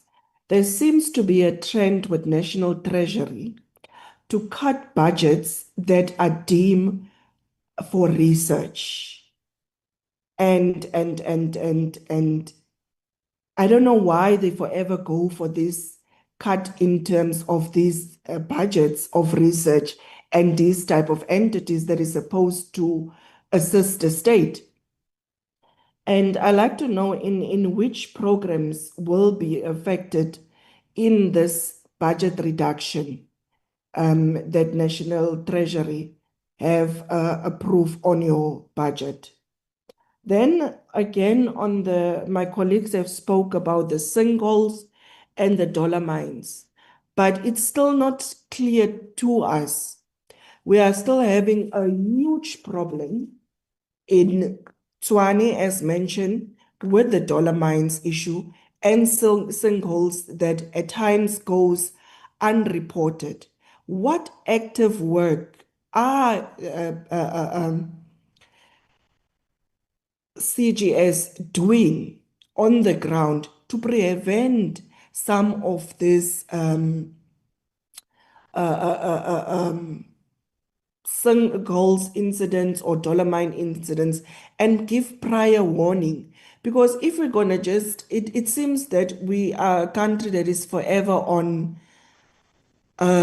defense mode, but we don't prevent. And I look in terms as well as what have happened in Mtata, that how many people have died again last week in Mtata, which is, we can't just put it down on it's a natural cause. But what work can you help the state in preventing some of this reoccurrence on the ground? Thanks, Chair. Thank you, Honorable Nsangweni. Honorable Selepe. Can, before you come, Honorable Selepe, we also want to pass our condolences, Honorable Nsangweni, to the EFF and its members. It's really a tragedy that we saw. this morning, but it happened midnight. We sincerely want to pass our condolences to the family of the EFF. Thank Thank you. Honorable Lorima, Honorable Sene, Honorable Ntlangwini, can you lower your hands, please? Honorable Slepe, can you proceed?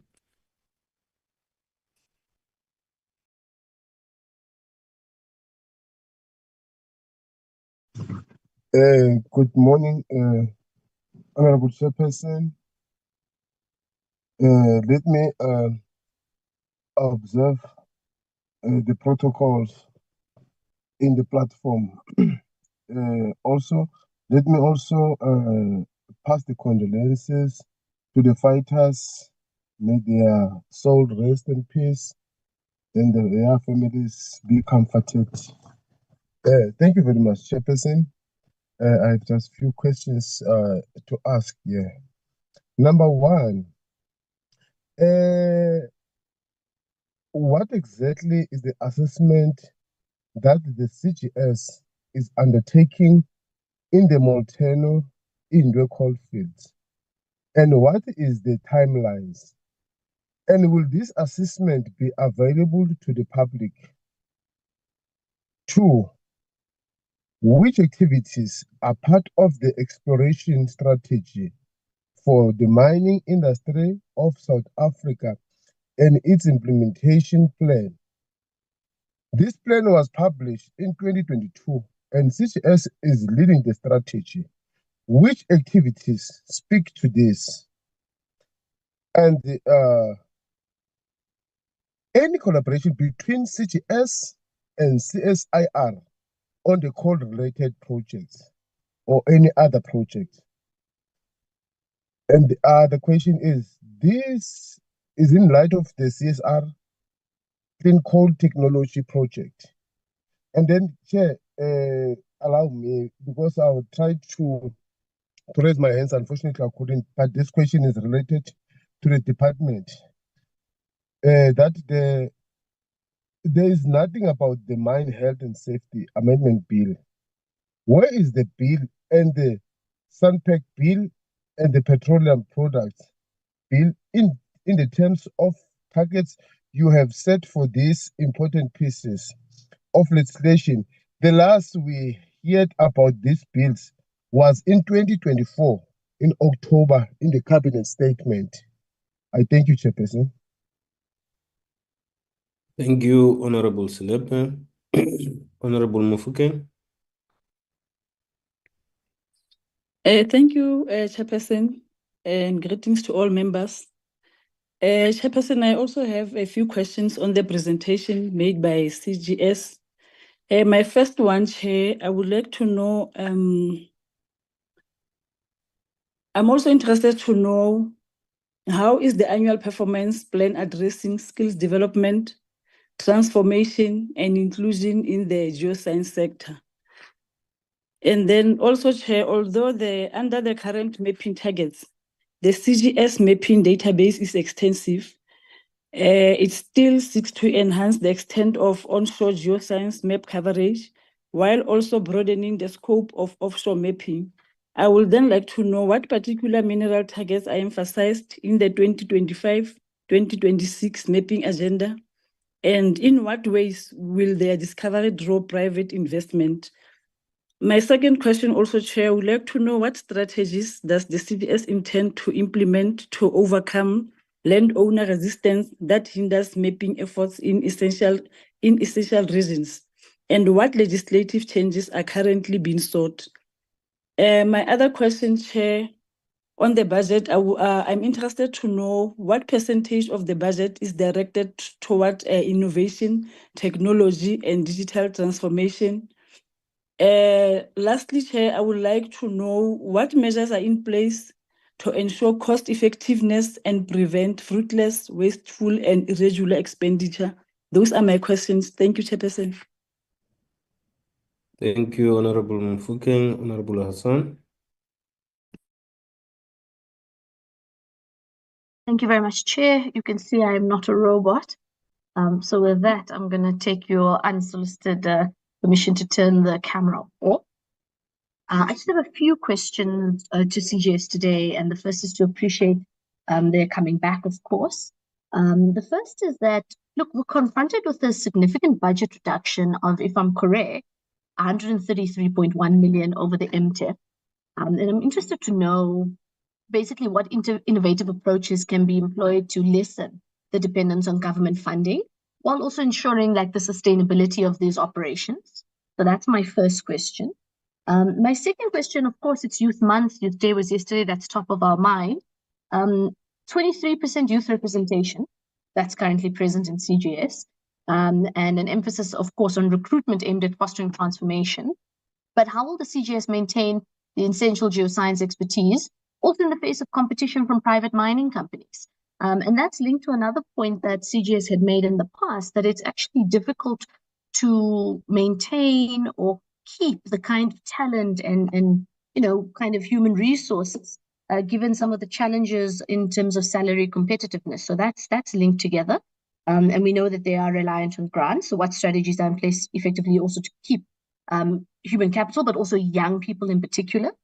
And then, Chair, there's been a repeated issue that's been raised that's hindered the broader exploration activities. And that is the amendment of the Geoscience Act, which deals with custodianship of geoscientific info, also about the appointment of geotechnical appeal committees. Now, what targets or plans are in place to deal with this? And very lastly, also related to funding, has the project funding or contract-based funding of CGS assisted the entity to execute its mandate further? Has there been growth? Has it been stagnant?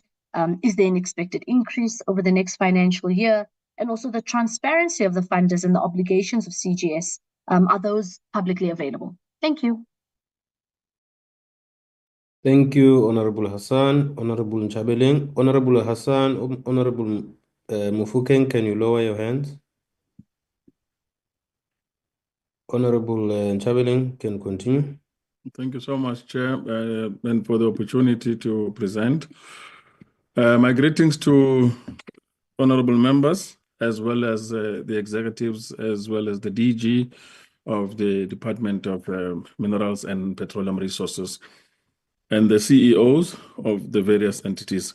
I think, thank you so much, Chair, for the opportunity really to interrogate some of these issues. I'm going to start on the question of the seismic activities that has been experienced, particularly within the area of Centurion. I just wanted to understand, has any work been done? Because one, there has been an incident where there were dolomitic events where land actually collapsed to the point where one of the main roads leading to I think it's a Waterkloof Air Force Base, where the main airport is in terms of the state, had to be closed due to a sinkhole or some kind of a seismic event where the road actually collapsed into the ground because of the dolomitic effect of the area. And the road was closed for over a year or two due to that environmental issue. And so far, not much has been explained in terms of the seismic hazard part of it. Centurion is quite plagued with a huge events of dolomitic events. To what extent has the area been mapped, and what are the current, sort of reports available with regards to that? There's been a house that had actually collapsed, into the, the environment as well with the dolomitic effect. And these are some of the things I just wanted to understand how CGS could actually just help explain those issues. They are doing continuous monitoring as well as looking at the seismic hazard of the environment across South Africa, the monitoring and the reporting of seismic events. The second issue is relating to I think it's an issue of how government departments are working and yet are almost operating in a silo. And I think it's because of the nature of how these departments have actually been constructed. One, we have a situation where there was a presentation presented by CSIR. CSIR presented its model on what they are doing in terms of clean coal, which is using clean coal in order to produce, the gases that are currently required, which is methane-rich, gas, as well as other gases that they are using it for. The other thing is the utilization of the coal that is currently within the earth to produce gas in respect to coal bed and methane gas that is currently required. And South Africa is currently short of gas in the environment with regards to the gas cliff that we're approaching. So I just wanted to understand, is there any cross-departmental or cross-agency, government, state agency, operations that is currently taking place? Work that is happening where you can start talking to each other, because it seems that some of these initiatives are done in silos and departments are not talking to each other on some collaborations that is required. One, mainly because of the crisis that we are faced with. There is a gas crisis cliff in South Africa, which is going to happen in 2029. So far, none of the departments are telling us what solution they have.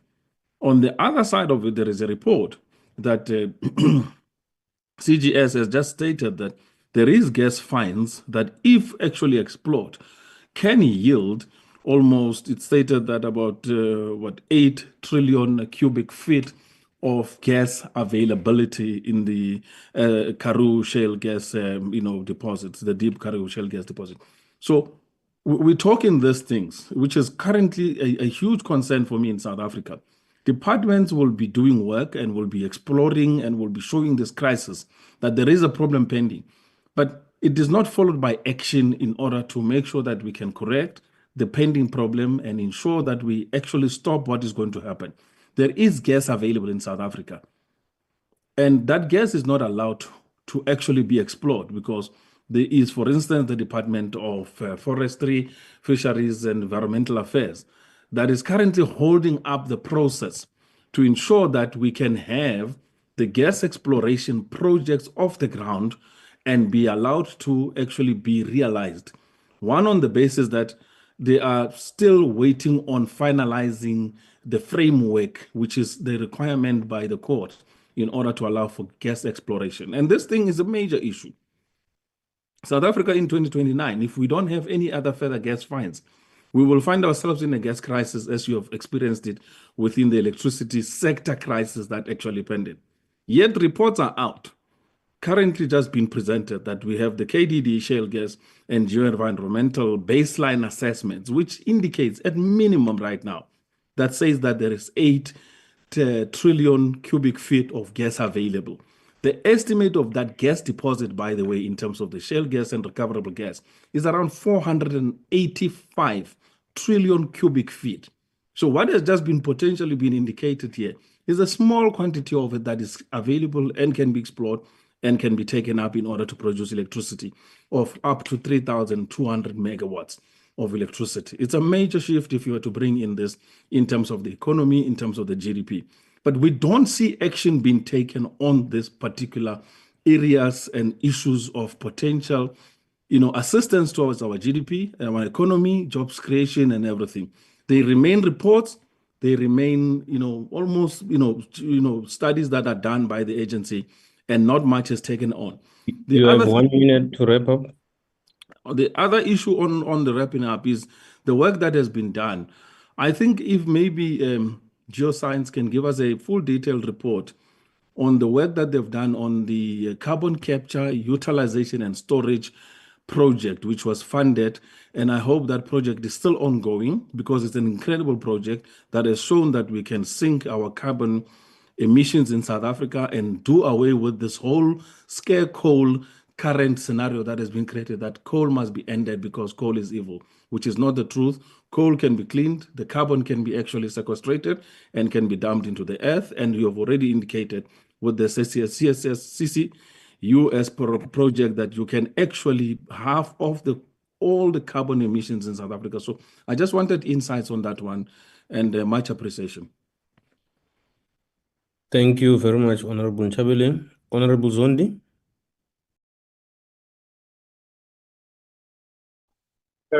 Chairperson, I would rather just send my questions, because I am challenged network-wise where I'm at. Okay, thank you very much.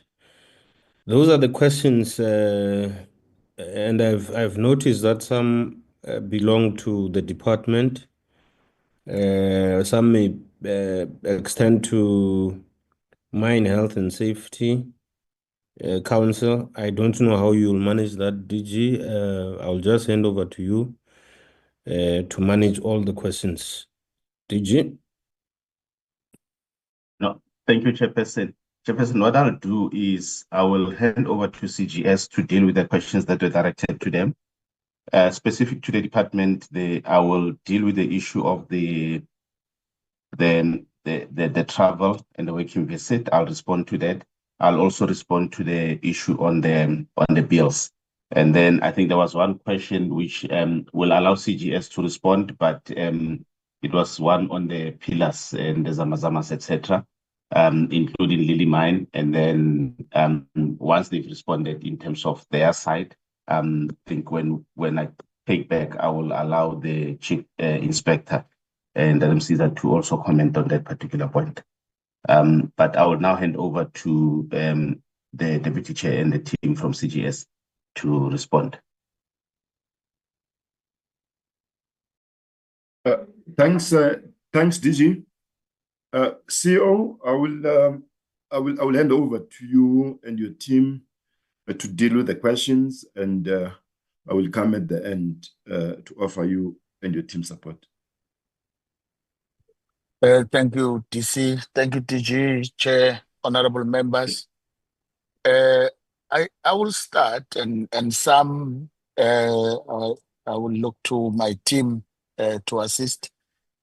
Chair, on the question from Honorable Man, it quite correctly characterizes the importance of mapping at 1:50,000 in support of in general, and as to whether we should not have a dedicated mapping at 1:25,000 to support new entrants.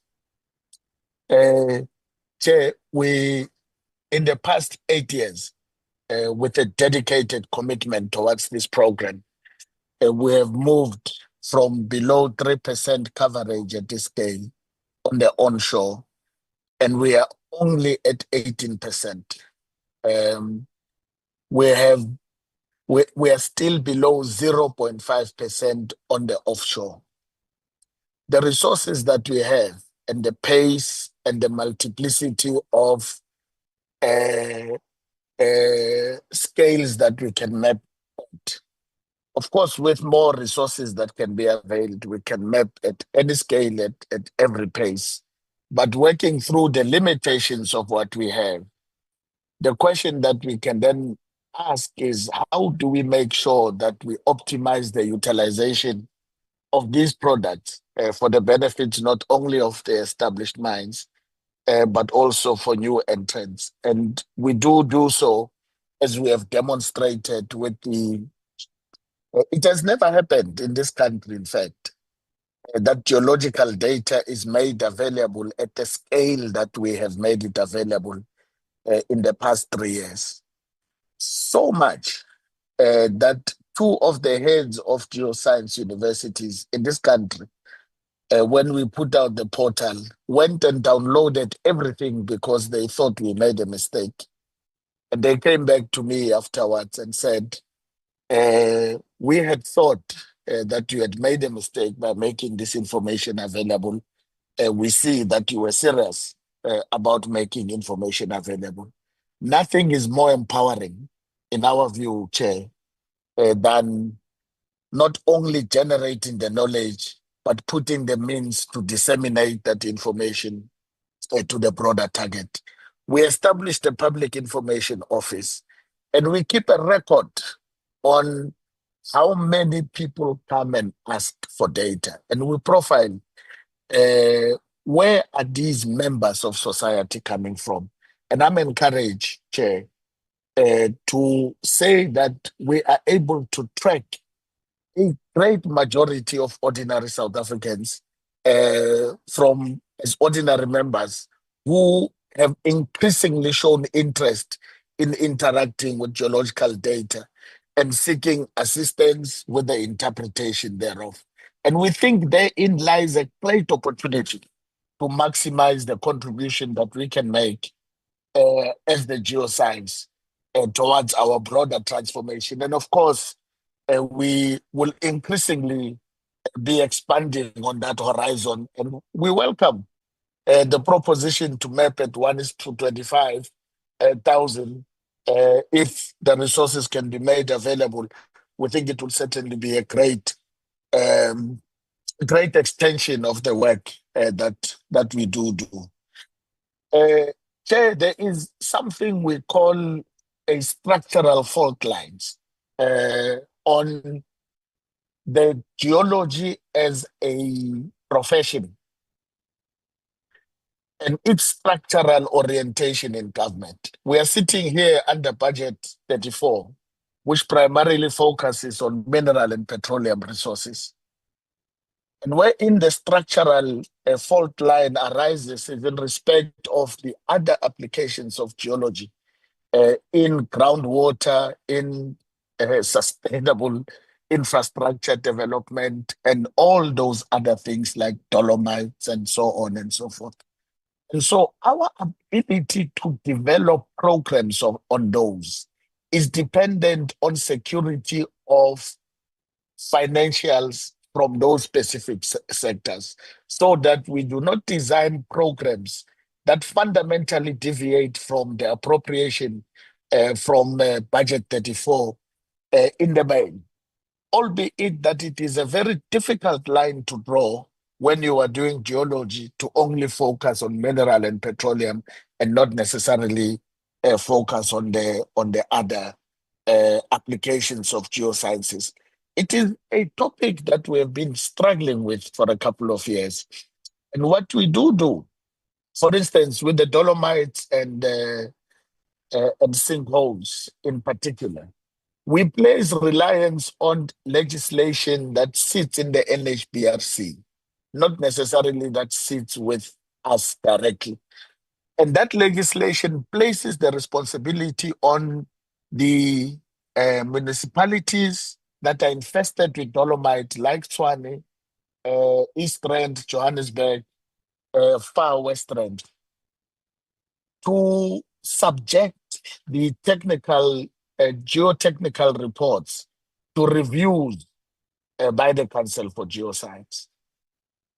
And that has helped us to have an appreciation on the importance of the geotechnical assessments, regional, localized, and specific, site-specific geotechnical reviews. And certainly with the proposals in the amendments, the proclamation of which held in abeyance the applications of broader geotechnical review beyond the dolomitic areas, is an area of that we are hoping with the technical amendment of the geoscience legislation, we would be able to place greater attention to that content as and when we go through the amendments of the legislation, I believe in the current year, as it obtains in the APP of the department. Chair, on the issues of Zamazamas, I think the only extent to which I can respond to that is that we have installed clusters of seismic networks around the deep gold mining areas. And so we have the capability to detect incremental and uncharacteristic seismic activities, as it were, and not necessarily by source as to where. Chair. I don't know whether the problem is on my side or it's with the presenter. For the past few seconds or a couple of minutes, it was just like blank. Is it just my problem, or maybe it's the problem with the presenter side? I do think it is your problem. As I've been following, I did not have any problems. From which part did you have a problem? Maybe just before he said something about seismic. Maybe if you can just go back 30 seconds.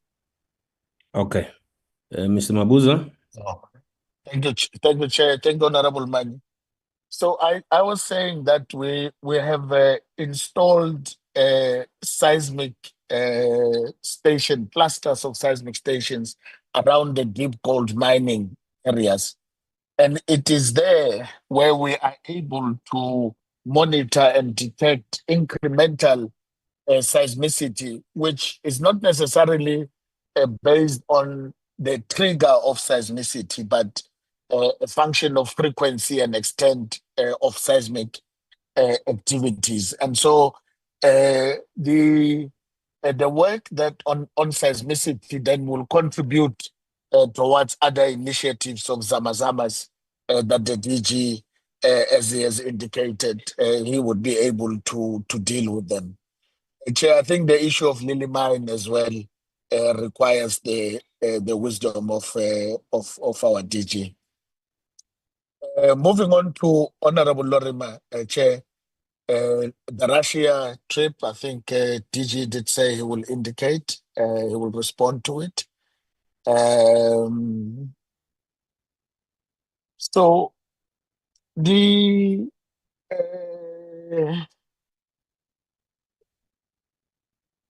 when do we expect companies to test the commercial viability? I think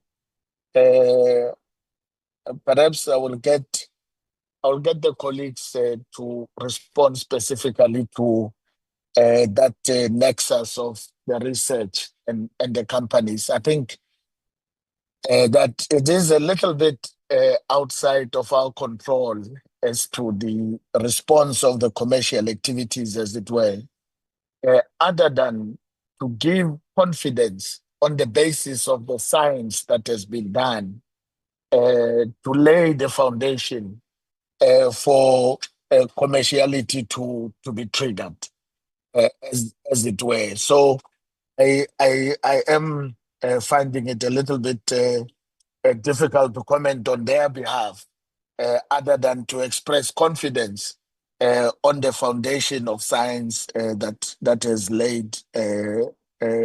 been laid by the department. Chair, again on the dolomites in Tshwane, what I omitted to indicate is that the requirement for geotechnical assessments and reviews on dolomitic terrain is only something that has been around for the past 15 years or so.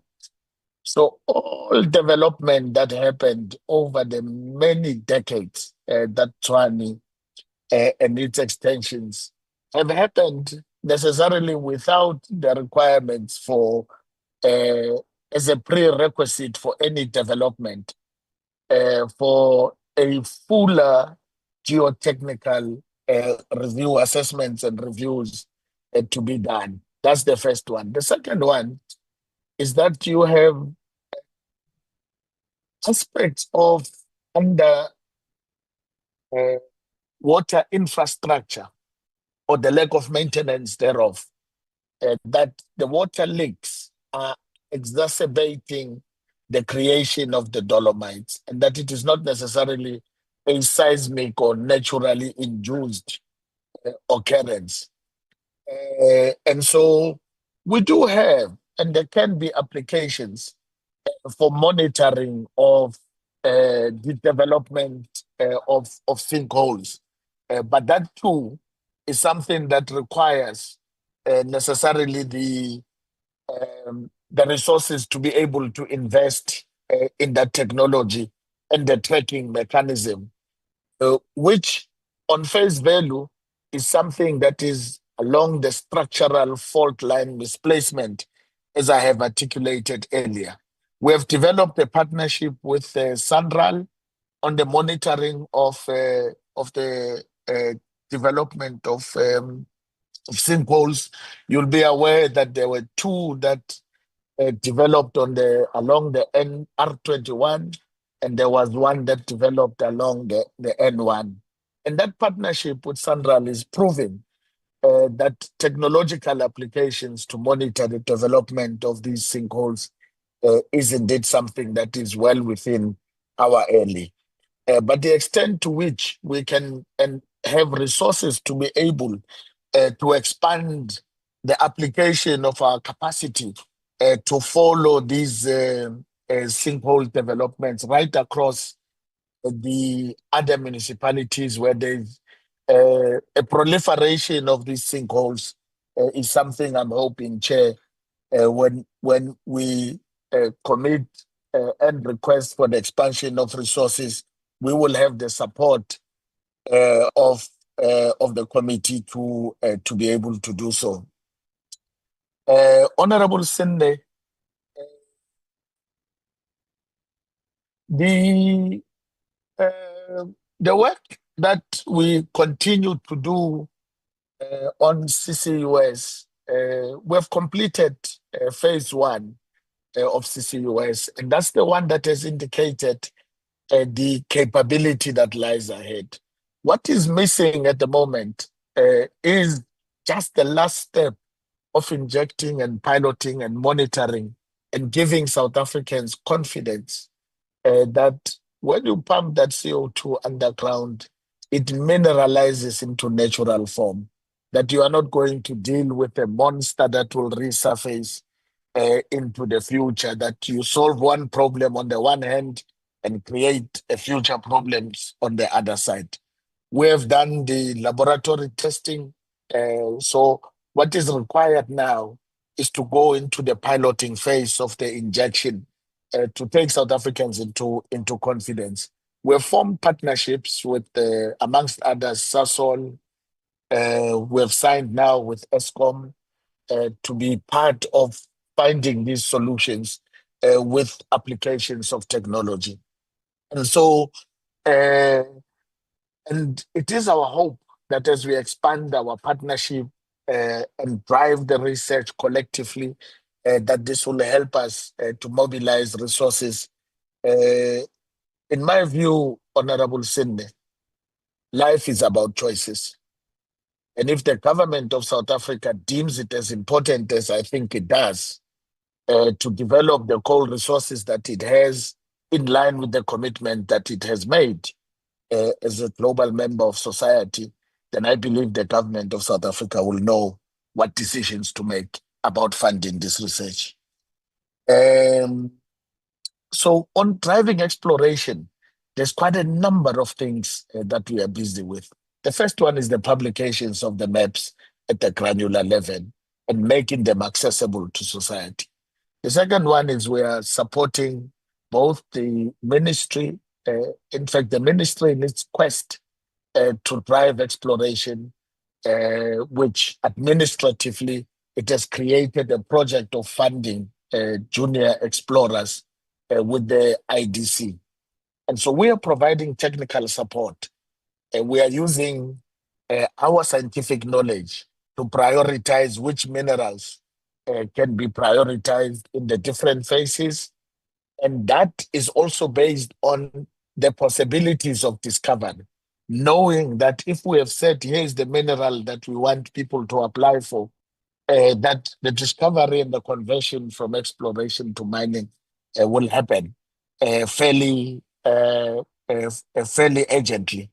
And so those are just some of the areas that we are providing science to catalyze exploration. We are looking at rare earth elements, we're looking at graphite, we're looking at lithium, now we're seeing vanadium, a little bit of tantalum that is emerging with the maps. As we are mapping more and more, we are uncovering those areas and elements that were previously not a focus of mining in South Africa, whose importance is illuminated by the commitment to shift or to transition to the future that requires these minerals. And so we are very excited about the possibilities that lies ahead. On percentages, we spend 1%. It's not that we have achieved 1% of our target. We are spending 1% of our budget towards skills development and transformation.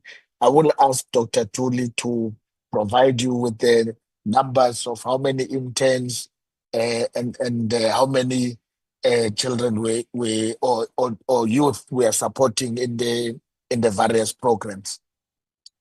Honorable Ntlangwini, I think the reduction of poverty and 1%, it is this 1%, not of the target we have set, but it is 1% of our budget that we dedicate towards skills development as our target. But we have been spending over that 1%, on average close to 2%, because as opportunities emerge, we redirect our resources towards this objective. I think we have dealt with the Tshwane and the sinkholes. Increasingly, we are doing more work in this space. Only last week, we had a bilateral with the Gauteng disaster management, as well as Poxter, to look at the collaboration and the concerted efforts that we can work together to find these solutions. Honorable Slepe Montino, we concluded Montino, it was one of the highlights. We concluded that assessment a couple of years ago. And I wouldn't know how many prospecting rights are there. I think DG would have that information on the applications. What I do know is that we had a mine that was on the verge of closure in the area that has since been reopened and a subject of continued operations as it were. I think there was another question on the grades of coal in Molteno. It is quite an interesting one, Honorable Chair, in that Molteno is similar in grades to what you see in the Vaal area. If you go back to the planning of the Nationalist Party and the good doctor who was the industrial strategist, who looked at the quality of coal in the Vaal triangle and directed for the engineers to develop a furnace that will respond to the quality of coal. Hence, you see that power station there in the Vaal having operated for over 40 years and continuing to be one of the best, one of many sources of coal-fired power stations that we have. Now, when you have characterized what coal you have, it's easy then to make a determination what engineering design will require that will respond to the characterization of the coal. You cannot use the Mpumalanga grade as a benchmark for the construction of the power station. We already have a well-established case study to that effect. And so I don't believe that in the Molteno necessarily there is, I don't know if there's any plans to build a coal-fired power station, but I can tell you that the quality there is more superior to all the quality you can find in the Northern Hemisphere. That the Germans and and other countries there in Europe, as well as the other nations in the Northern Hemisphere, in the USA, and so on and so forth. As much as those fall in our lowest end of the quality, but they are significantly higher in quality than all the grades you'll ever find in the Northern Hemisphere. Now, the question is, how do we take this information and use it to make decisions as a country? That's a critical question for me. Is how do we take scientific evidence to make choices as a country?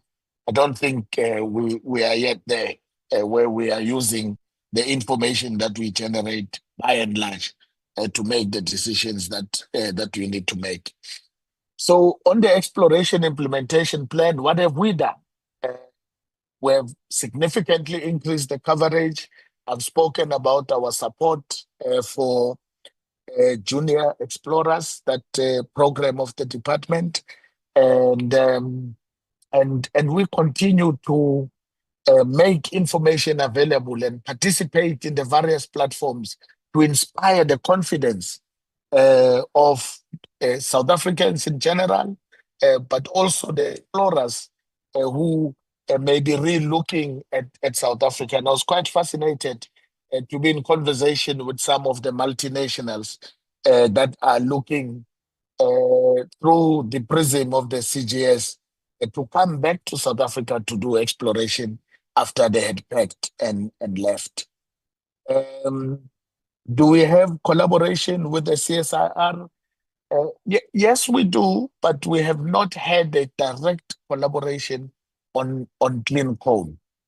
Clean coal is a value chain.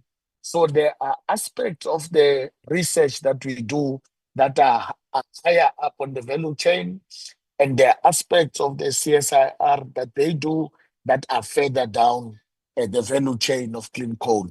I accept that we have not closed the loop, and I think it is an area that we should prioritize to close the loop on the various areas of research that we would do. I think the bills department will answer that. Honorable Mufokeng, APP is addressing transformation from a number of prisms.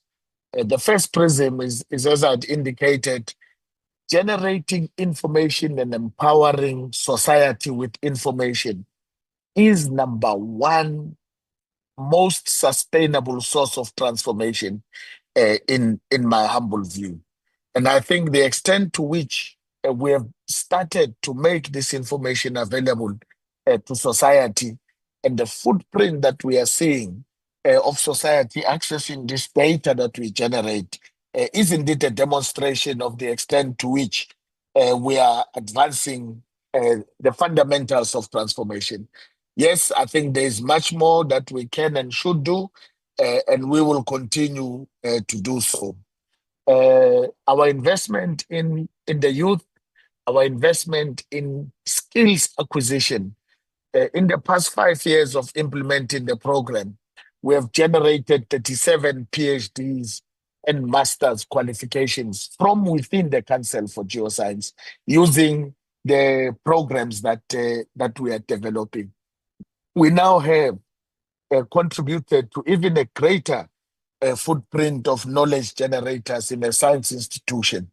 That to us, Honorable, is sustainable contribution to transformation, as it were. I think on the access, I did indicate that we are making more and more information accessible to society.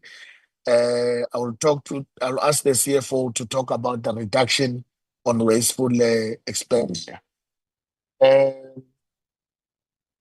Honorable Hassan, incrementally, when we have advertisements for positions in the CGS, I have been making an observation that we're becoming more competitive and attractive to the geoscience communities. We have professors of universities, we have well-established people in the private sector with vast of experiences that are expressing interest to come and work for the CGS incrementally. Are we there yet? I think not, but I'm quite fascinated by incremental level of interest that we see. What we have done is we have turned the ship a little bit on the creation of the brand and imprinting brand on the work that the CGS done and demonstrating the extent to which this work can be meaningful to society. and members of society in general are beginning to think differently about the CGS, and in particular, those who are in the geoscientific community are increasingly finding it attractive to come and work for the state. That is the beginning of encouraging steps. And yes, we still have the other challenges that you have articulated, but just seeing this first positive step is giving us confidence that we're on the right path while we're addressing the other challenges. The custodianship of the true custodianship of exploration data is something that is still a little bit of a gap in legislation. And I'm hoping that when we bring the legislation through with the support of the ministry, these are the areas that we can close the loop with. There are many companies that are sitting with historical exploration data. Some have stepped forward to voluntarily make it available, and some have threatened to take us to court if we insist on them bringing that information through to us. Now, how bold we step forward as a country in exercising true economic sovereignty of our land, I think that it is something that can be used through legislative amendment and requires a little bit of boldness on our side to secure that we believe is in the interest of the country, number one. And lastly, Honorable Nchabeleng, before I hand over to my colleagues to augment, I think we have dealt with the sinkholes in Centurion, but one of my colleagues might want to say a few more words, Mr. Menkes. We have met Centurion. We not only Centurion, we know that 25% of Gauteng is covered in dolomite. 25%, a quarter of the economic hub of our country is covered in dolomite. Does it mean we may not construct infrastructure on dolomite? Absolutely not. But what it means is that we have to exercise the discipline that before we authorize any development, we've got to make sure that the fundamental science is done that will direct what kind of development can take place. How we do it here in South Africa is that we authorize development and wait for crisis. And then when the crisis happens, you say, hey, where's CGS? Can you monitor these seismic, these sinkholes and so on? Well, of course we can. But those could have been averted if we do disciplined planning from the outset. I think we have dealt with the silos, CSIR and CGS, as it were. DG, I think you'll help us with the imminent gas crisis of 2029. We have said what we could on our side. And my last comment, Chair, is that we stand ready to present any work we have done on CCUS to this committee and the people of South Africa to date at any stage we are called forward. With that, Chair, let me ask Dr. Tuli Kumalo, CFO, Mr. Sakis Melani, Mr. Menkes, and Ms. Butelezi to just come and augment in certain areas where the comprehensive questions have been asked. Over to you, colleagues, in any order on your end. Thank you. Thank you, CEO. Good afternoon, Chair and committee members and other colleagues. I think I will cover the question around the bursaries and how we address the skills development in the previously advantaged groups. Perhaps just to talk historically, we've had a number of interns. Perhaps for this financial year, we're still working on the internship program, but in the previous financial years, we've had up to 97 full-time bursaries, 92 internship program for over the period of 2020 to 2025, and we're still recruiting for internships this year. The training expenditure is supposed to be minimum 1%, but we've spent well over that by a percentage over the years. In the current financial year, we have just completed the process of issuing of bursaries. We have awarded 13 full-time bursaries, all addressing previously disadvantaged communities. And of course, we overlay this with the priorities focus areas of the CGS. We give bursaries along the geoscience areas of expertise, as that's the expertise we would like to develop. And we have 4 colors in the scheme out of 13, Black females and males. And we have also awarded for Indian females and males as well. We also have part-time bursaries, which would be our internal staff members that are conducting training in the areas of focus of the organization. I think I'll leave it here. Thank you.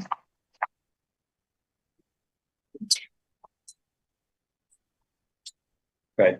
Thank you, CEO, and maybe the Chair and honourable members to get back maybe to one or two of the questions as requested. So of course, I think our CEO did touch quite extensively on what we had done, in particular in Gauteng and the Centurion region of Tshwane, to assist with characterizing dolomitic areas and the role that we, of course, play as the Council for Geoscience in that space.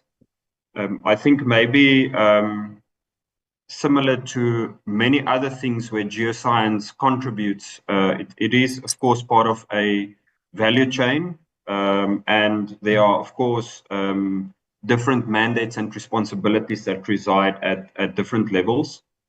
So we do know, for instance, in terms of mitigation plans, in particular on dolomitic areas, research conducted previously had indicated that a significant proportion of dolomitic problems, for instance, sinkholes and land subsidences, can be dealt with by implementing risk management strategies, and that, of course, is in the main monitoring and controlling groundwater abstraction, which is a trigger for dolomite sinkholes to occur, as well as maintaining water-bearing infrastructure, which, of course, if there are leakages, also are one of the direct triggers of sinkholes to form. And of course, that is challenging, as the CEO indicated. There's development that happened many years ago, and of course now with new guidelines and standards, and as the science and our understanding of dolomitic areas had matured over the last, in particular, 15 to 20 years, there are new methods of construction and new materials put forward, which of course are implemented by the different state authorities that are developing those dolomitic areas. So essentially treating water-bearing infrastructure and doing it at a particular level of quality and standard is one of those risk mitigation strategies.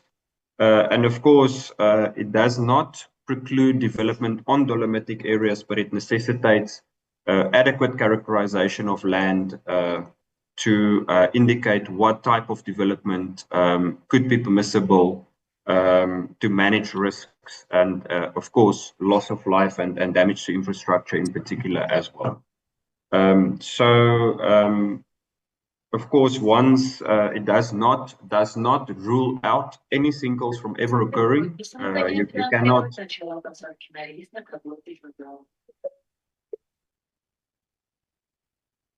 Mr. Mabuza, can you mute? Can proceed. Thank you, Chair. So of course, once sinkholes do occur, which of course they inadvertently can still happen. That's when rehabilitation of those instances do come into effect, which of course has to be assessed and properly dealt with. I think inherent to the complexities is, of course, the geological terrain in which this happens. So it's not seemingly as straightforward as just backfilling these sinkholes. There's a geological context in which they occur that might look significantly different subsurface as what they do on the ground, which of course to the example that was cited in the Waterkloof region would naturally contribute to protracted timelines to properly treat and rehabilitate those areas and determine the safety of that afterwards. But of course, as a Council for Geoscience, we support with characterizing this and putting these considerations and requirements forward. Then of course, the developers of land, state authorities, the ones that regulate development in those areas, of course, also have got those mandates to discharge and, of course, consider which advice and recommendations are ultimately implemented in their different areas of responsibilities. So I'll pause with this one, then I'll hand to the CFO with one or two questions relating to finance. Thank you very much, Honorable Chair. I think that the last 2 or 3 questions, one related to the area of fruitless and wasteful expenditure. Traditionally, I think we have got a number of mechanisms to make sure that we identify or we prevent. If it does occur, we then identify those areas and deal with those effectively through the process of consequence management. We have got a number of the first line of defense again is management themselves. The internal controls that we have within the organization that I think we have proved to be effective. The second line of defense, of course, we have other assurance assurance services within that includes your internal audit, that includes your internal audit and then of course the last line, which is external audit. I think those have proved to be working for so far. Follow in order, especially the internal control within the organization. But we also then do continuously train management, train people who are responsible for them to understand those type of concept, whether regular, whether it's fruitless, we do that. I think the other question related to the budget reduction, where it has impacted the most. I think the most program that has been impacted by the budget reduction has been the mapping program. Yeah, I think we have seen that the pace at which we anticipated that we will increase our mapping program, both offshore and onshore programs. It has lowered a bit because of the reduction in the budget. Of course, there are other secondary other programs that have been affected by that across the organization, but the most impacted one is the mapping program. And then lastly, of course, I think there was one question that talks to the contribution of either project funding. I'm not sure. I think project funding or funding from other collaborative or commercial type of activities. How has it assisted the organization for financial sustainability? I think it has really helped. It has assisted. It does in a number of ways. Firstly, it gives a balance of skills. It gives a balance of skills within the organization for people getting much more involved in programs that are close to that are on the industry side, and experience is gained through that. We have seen that. Secondly, we have seen that in money terms on its own. we are making more than 100 million, say 100 million coming from those type of activities, that collaborative, those project-related type of activities. And they then do, because some of it they do fund the capital equipment, some of it which we then use also across the organization in other scientific programs. So I think that's how it has been. It has assisted the organization. We can unpack that maybe in detail, but the impact of that project funding in organization in the financial sustainability is quite huge. I will hand over back to you, CEO. I think thank you very much.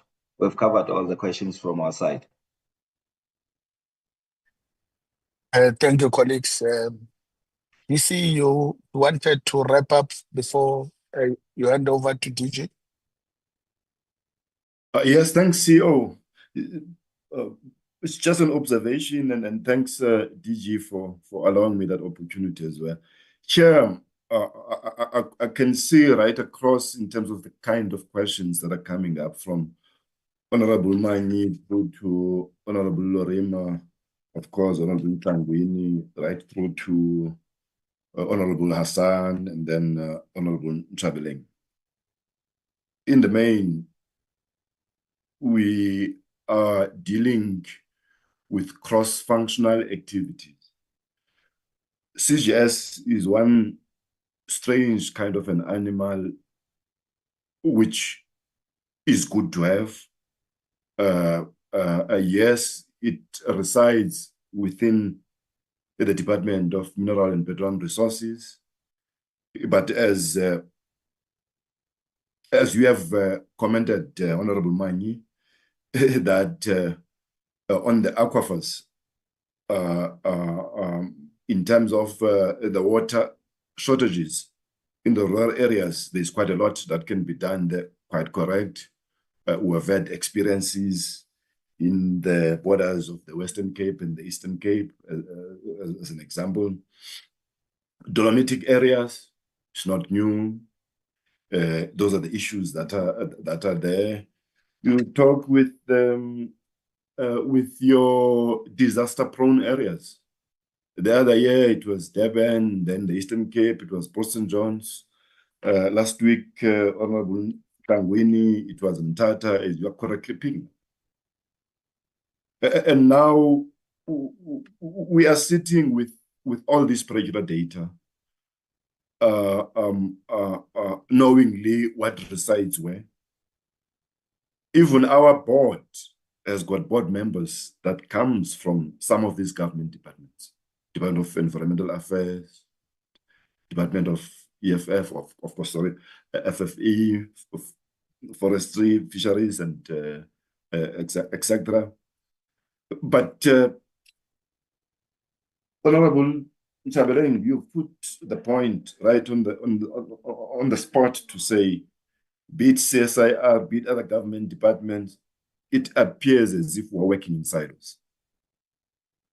Of course, it is something that we will always throw back to you as committee members, as politicians, because the committees are different. We are from this particular department of Mineral and Petroleum Resources. Of course, there are other government departments. How do they work together? How do they look at the demand of mineral resources and petroleum and say, well, within these SOEs that are here, we've got this particular institution that can provide support, that has got the data, that can assist municipalities. I mean, you have mentioned them as well. I'm not sure if it was you, Honorable Mani. There's a lot that we can do with them, whether it's town planning, issues relating to Mthatha, again, the dam, this particular site, the town planning, etc.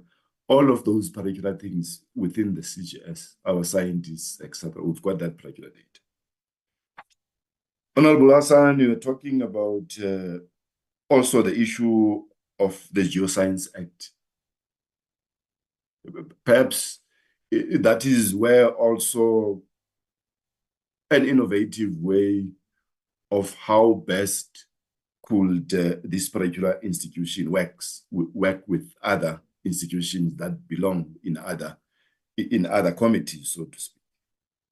We know in the past that through the previous chairs, it was always a problem to say we as CGS must, our budget is around mining and energy at that particular time. And now how deep should you go on water-related issues? How deep should you go on environmental-related issues, etc., etc.? So again, it's issues that we always would like you as committee members to also, when you deliberate, talk through them, and we will be sort of appreciate that levelness in terms of thinking and how best can we reshape CGS and how best it can work with other institutions. We do not want to work in silos. Our priority is to service initially our own department, of course you as parliamentarians, and of course the people in general of South Africa. So I hope that we have been able to deal with all your questions. And please, if there is any honorable committee member that feels they haven't been answered to, please, we'll appreciate as well if you can get questions in writing, and we'll respond accordingly. Otherwise, thanks a lot, DG. Let me hand over to you. No, thank you, Deputy Chair. Chairperson, from us that we're going to respond to the questions that were raised to the department. Let me start with a question on the bills. The Mine Health Safety Act was approved by Cabinet last year. DG, yes, maybe sir. Before you proceed, Honorable Lorima, your hand is up. Yes, Chair. I didn't hear an answer to my question about the reason for the trip to Russia and what. Okay, no. There was an undertaking that because it's from the department, the entities that were invited may not know or may not be in a position to respond. So it's what the DG is getting into now. If you can be patient a bit, you will get the response. I will be patient. Thank you. Thank you. DG? Thank you, Chair. I was indicating that in terms of the bills, there was a question about the status of the number of bills and the fact that we are silent about them. I can confirm that the Mine Health and Safety Act, the bill, was approved by Cabinet last year for submission to Parliament. It was submitted to Parliament, I think it was around October last year. The other bills that the member mentioned, on slide 30 of the presentation that we've shared, we do indicate that these bills are actually in the APP. There are a number of bills that are in the APP with various targets for this current financial year, and all the bills that the member mentioned are actually in the APP. Then there was a question around the request for number of prospecting rights around Moteno.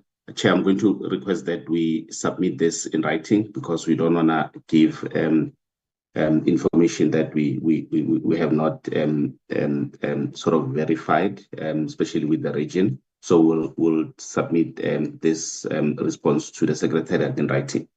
With regard to the trip, the trip to Russia it's a visit by that is led by the Deputy President, and the department, as it's normally the norm, is one of those departments that were invited to support the Deputy President. It's a working visit that also includes participation at the St. Peter's International Economic Forum. And from the department, those who have traveled is the Deputy Minister with the PA, and there's no other official from the department that has traveled. It's the Deputy Minister with her PA, and we have asked CGS to support the Deputy Minister. and specifically CGS, because of the work that they've been doing under the umbrella of BRICS around exploration, etc. So in a nutshell, that is the number of people that have traveled, and that is the purpose of the trip. Chairperson, with your permission, I just want to give the Chief Inspector of Mines to talk to the issue of safety, the pillars, and I think there was also a comment around Lily Mine, if he wants to comment on that. Over to you, Madam Caesar.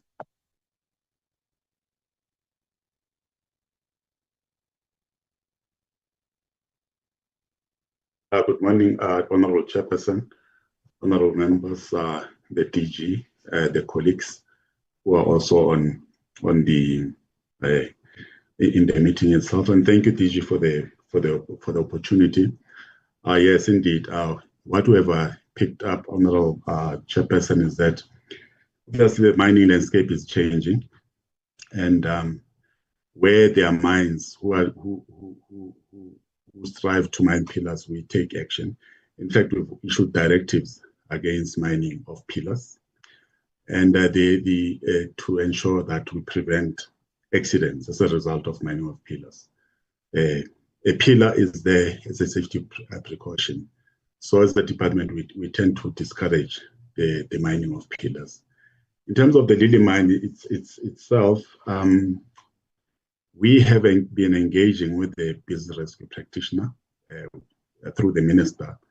There were several meetings that were held, including engaging with the affected and interested parties last year. We've also engaged with the Vantage Goldfields, which is the current owner of the mine, and to check the update on how and when are they going to reopen the mine. So there has been financial challenges regarding the investment into that mine, but we've recently met with the BRP, and they've indicated that there's a new investor that they have engaged with. They've already deposited about $40 million. That works around 700 million rands, and they're expecting an additional $36 million in the next week. And there's a plan to move with them. And we previously agreed with them that there must be a clear plan on how the mine is going to be opened. Because what is very important is to reestablish the entry points into that mine, including the access shaft, which is going to be a decline shaft, and the ventilation shaft, because the fall affected both the access shaft and the vent shaft. So it's something that we are constantly engaging on with the BRP and Vantage Goldfields to ensure that we ultimately reopen the mine.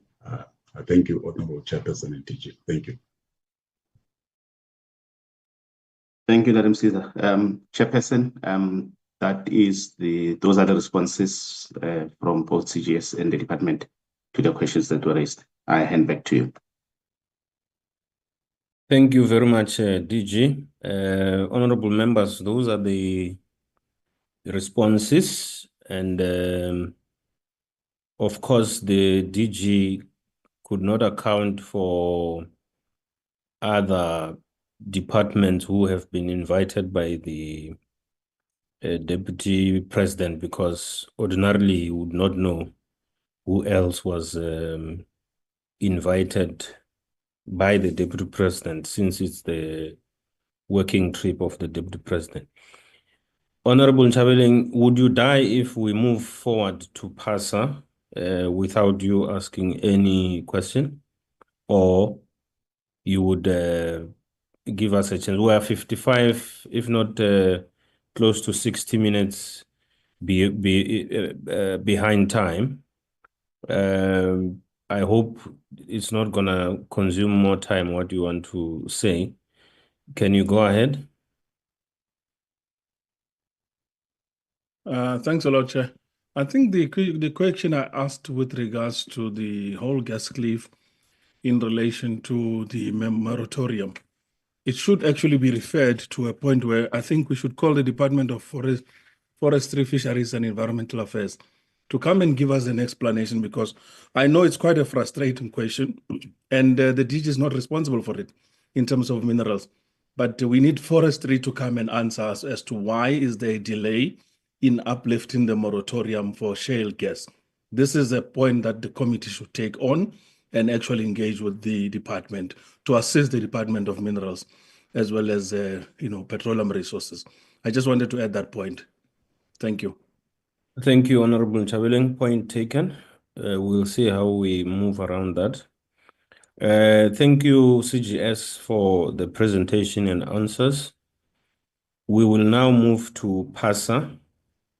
And DG, this time, please maintain some order so that we don't lose time. And you know what I'm talking about. Over to you. No, thank you, Chairperson. Chair, I'm going to hand over to the group chair of SAF as its standard, that the subsidiaries come to the committee under the SAF banner, who will then coordinate the team. Over to you, group chairperson. DG, thank you very much, and good day to the Honorable Chair of the committee.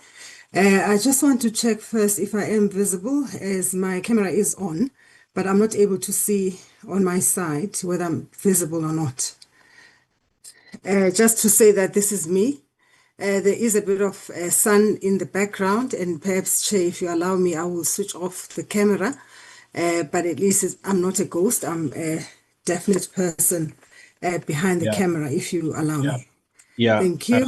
Honorable Chabeling, can you lower your hand? Because I'm confused whether it's new or... Thank you. Can you proceed, Ms. Noah? Thank you very much, Honorable Chair. Also, let me greet the honorable members of the committee, DG and DDGs and senior officials from the department. Good day to all of you.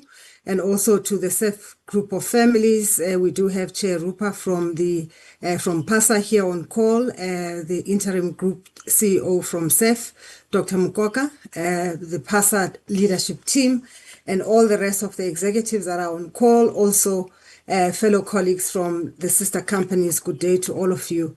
Again, as you know, I'm Ayanda Noah, and I'm the group chair for SEF. Chair, what I would like to perhaps do is just to give a confirmation that following the presentation that we made on the 25th of April at the Cape Sun, where the committee had convened, we definitely do not have any changes that have been made.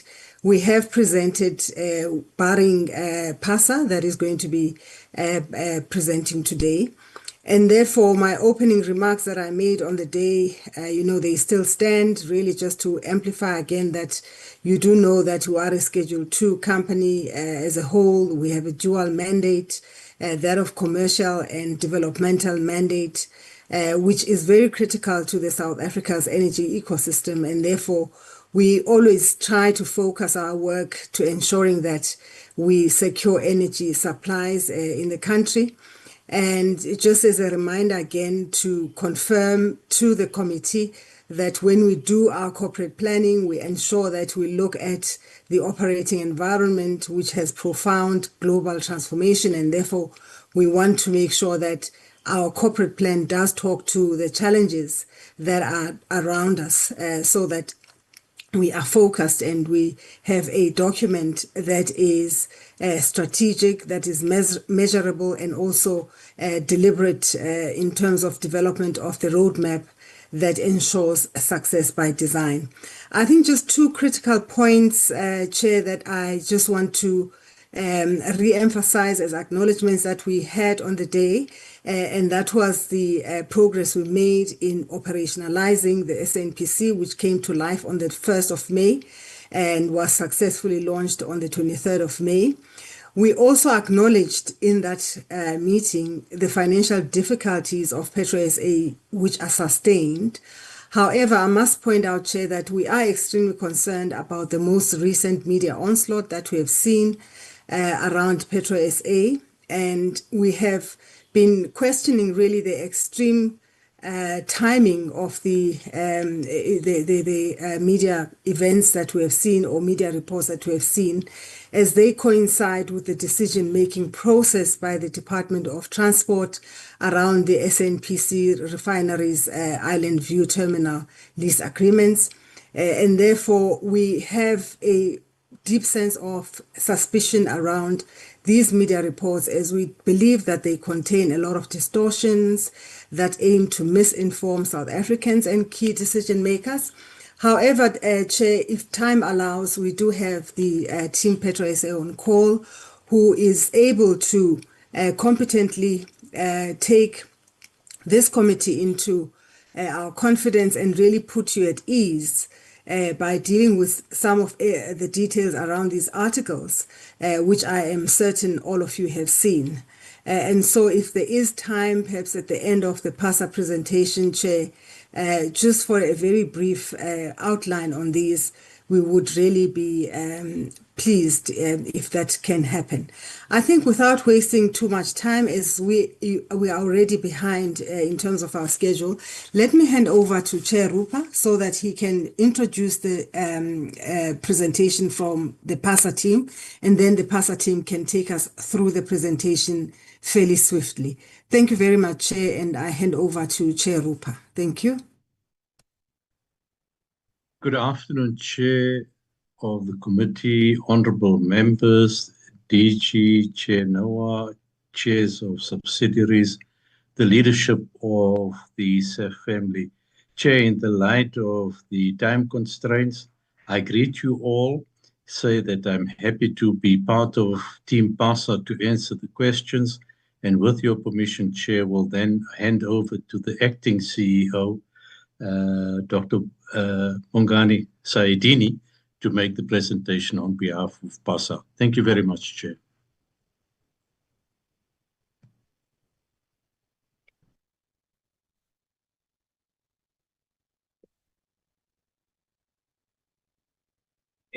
Thank you, Chair of PASA. Good afternoon, Chair of the Portfolio Committee on Mineral Resources and Energy. Good afternoon to the members of the committee. Can I request the presentation to be You are put up? greeting a wrong person. You are greeting a wrong person. You should be greeting the chair of Mineral and Petroleum, not Energy. I have nothing to do with energy. Okay, no taken, Chair. I guess, but I'm not really one to make that mistake.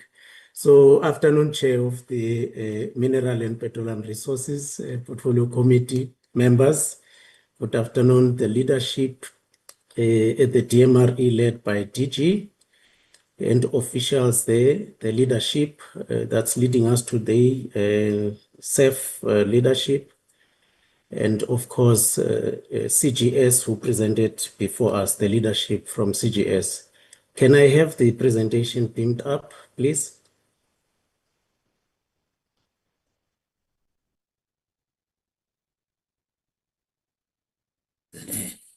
Okay, Chair, we are trying to present, but it says the host disabled participant screen sharing. So maybe if the other parties who have shared the presentation can do it. Thanks.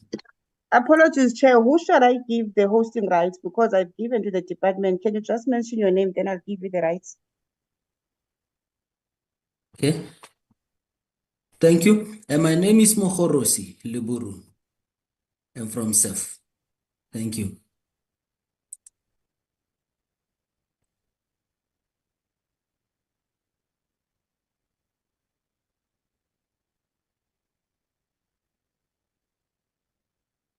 Just a second, Chair.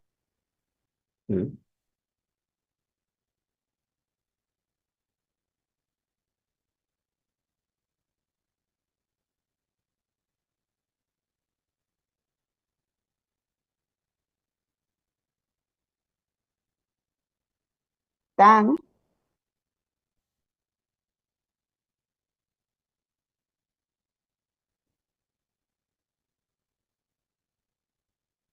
Okay, we can't see the presentation yet.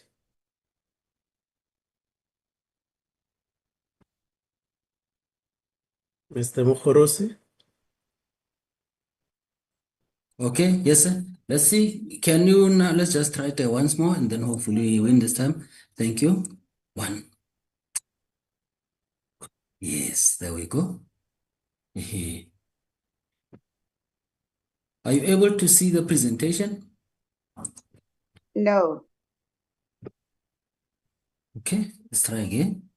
Yes, let's try. Okay. Chairperson, through you, I'm told by the team from the department that they've also been disabled. They are unable to beam presentations. I just checked with Medirero. Secretariat, if you can assist, then we can move with speed when we have multiple people enabled. Okay, thank you. Are you? Thank you. Thank you, sir. My name is Bongani Saitini. I'm the acting CEO at the Petroleum Agency SA. Can you move slides, sir?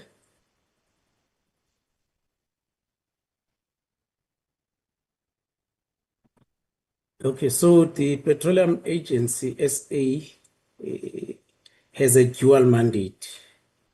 Our mandate is to assess or evaluate the prospectivity or petroleum prospectivity of South Africa, both on and onshore, and to promote such prospectivity to international investors for exploration and production ultimately. We also regulate the upstream petroleum sector in this country. And the regulation implies we process the applications for rights, that's petroleum rights ranging from reconnaissance permits, which are required to conduct activities such as seismic acquisitions, for example, on a multi-client basis, exploration rights, or initially technical cooperation permits, which allows applicants a year of desktop study assessing the potential and whether they are really interested to apply for an exploration right. And that TCP provides the applicants with an exclusive right to apply for an exploration right. The exploration rights have a 9-year duration. Once a discovery is made and declared commercial, a production right can be applied for. Production rights have a 30-year duration and are renewable. It's very often that you find petroleum exploration lasting way beyond 30 years, including in this country where we've produced offshore Mossel Bay for at least 28 years. So that production right duration is consistent with what is the expectation in terms of petroleum exploration and production. So we also are the custodian of the petroleum database in this country. This country has data going back to 1965 when SUCO, or then state-owned exploration company, was formed to pursue on a commercial basis oil and gas exploration in this country. So all of that data coming from that period to date, PASA is the custodian thereof, including the latest acquired data. For example, there was data acquired last year, seismic data of the West Coast. That data will also invariably become or part of the data that's under the custodianship of the Petroleum Agency SA. We also, from time to time, are tasked with strategic projects. So, for example, there are 2 such projects that are currently underway, and that is a responsibility given to us, of course, by the Department or Minister of Mineral and Petroleum Resources. So 2 such projects is the shale gas project, as well as the extended continental shelf claim project. We have been undertaking research in terms of shale gas, for example, in collaboration with the Council for Geoscience. I think the Council for Geoscience have presented here earlier that they drilled a stratigraphic borehole or shale gas research well in the Karoo, Beaufort West, in 2021, which had some encouraging results in terms of both proving an active petroleum system to a large extent in the Karoo, as well as, of course, deepening our understanding in terms of the geology of the Karoo. We have, as PASA led in terms of that research project, the resource evaluation, which has enabled us to put an estimate of in excess of 200 trillion cubic feet in terms of the shale gas resource. We've done, as part of the shale gas project, we've developed we've designed a regional groundwater monitoring network. As we know that water use and possible contamination of water are some of the concerns related to shale gas. We have designed a regional groundwater monitoring network that comprise some 285 boreholes that will be further augmented with a planned 20 boreholes that are meant to monitor the state of water in the Karoo with the advent of shale gas. How is the quality of water being affected once shale gas takes off? What's this current state in terms of quality of the water, the charge, and so on? We've also, in terms of that project, augmented seismic stations for the monitoring of seismicity in the Karoo. We've augmented about 12 seismic stations that were originally there by CGS, I think 6 old, 6 that were brought in during the drilling of that stratigraphic research borehole. We've augmented that with 15 additional seismic stations, which will therefore enable us as CGS in particular to monitor whether the advent of shale gas has had any impact on the seismicity in the Karoo, because we know the earth does naturally shake, or we do experience minor earth tremors even without shale gas being taking place even currently. We've also done an assessment of what we call legacy wells. We know Suko, in that pursuit of energy self-sufficiency, drilled in excess of 200 wells in the Karoo alone. That's onshore, offshore, some 300 wells. So we've assessed as part of this shale gas research project whether those wells pose any risk to groundwater sources in the Karoo. Should shale gas quiet in the Karoo, would they act as conduits that could ultimately lead to contamination of groundwater sources and other surface waters? So the Extended Continental Shelf project is where South Africa is really claiming an extension of its continental shelf. We're claiming more of the sea that currently belongs to that's currently beyond South Africa's entitlement. So that's one of the projects, and that the progress in terms of that project is such that the United Nations Commission on the Limits of the Continental Shelf have actually agreed to the extension of about 3 areas to belong to South Africa based on this work. And that adds something like 550,000 square kilometers to South Africa's waters based on the work that PASA has been doing in relation to that project.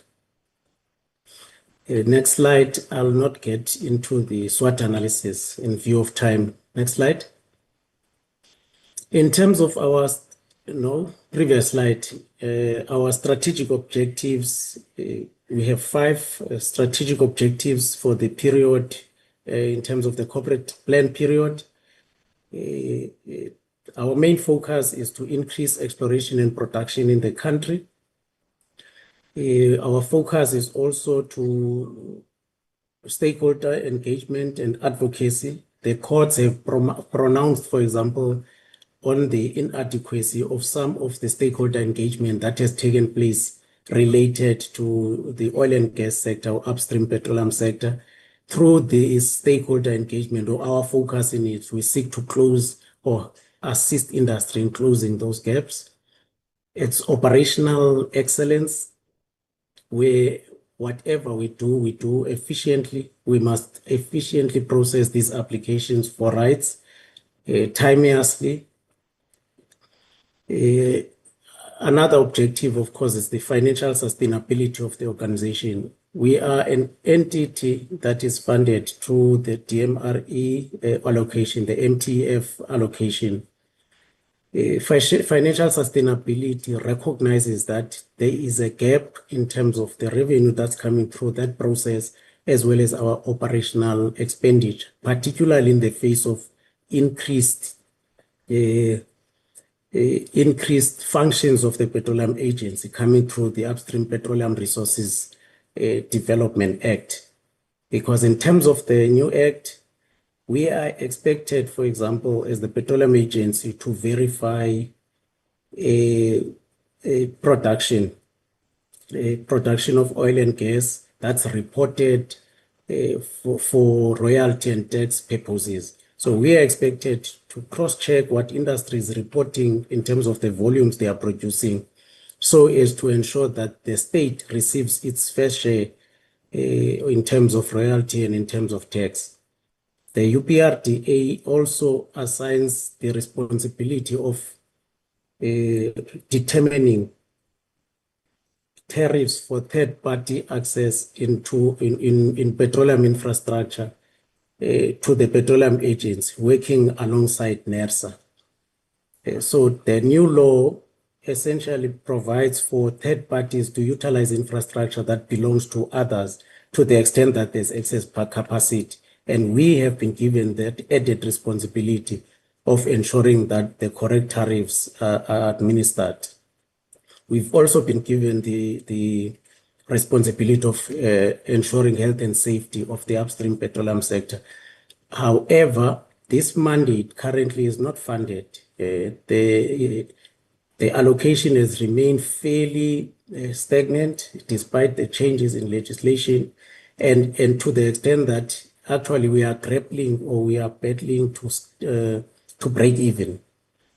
Digital transformation talks to a need to move away from anything paper into an environment that's completely paperless, that's fairly efficient in terms of processing of applications. Next slide. So in essence, we have a bold target in terms of increasing exploration and production in the country. We put a target of the drilling of at least 14 exploration and development wells by the end of this year, as well as an additional 5 wells offshore and 25 wells onshore. This is a very ambitious target, and it borders on being unrealistic given the realities we are confronted with. The assumption here was that oil and gas sector will go, or at least exploration activities will go ahead reasonably unhindered. We have seen a concerted effort to stop every exploration activity by environmental interest groups, such that whilst this would have been possible with all the environmental authorizations that, for example, are being appealed. So over the last 2-3 years, there's been at least 10 environmental authorizations that have been appealed, and that is up to this year. And once those appeals are dismissed at the Department of Forestry, Fisheries and the Environment, some of those move on to being challenged in the courts. With environmental authorizations appealed, there is a great significant delay in terms of, for example, the wells that are planned to be drilled. Not only planned, but planned and committed in terms of technical work programs. So there are several blocks, for example, off the West Coast, where there are clear plans to drill wells, I think up to 11 wells already in this year, next year, all of which are waiting on environmental authorization appeals and ultimately court outcomes.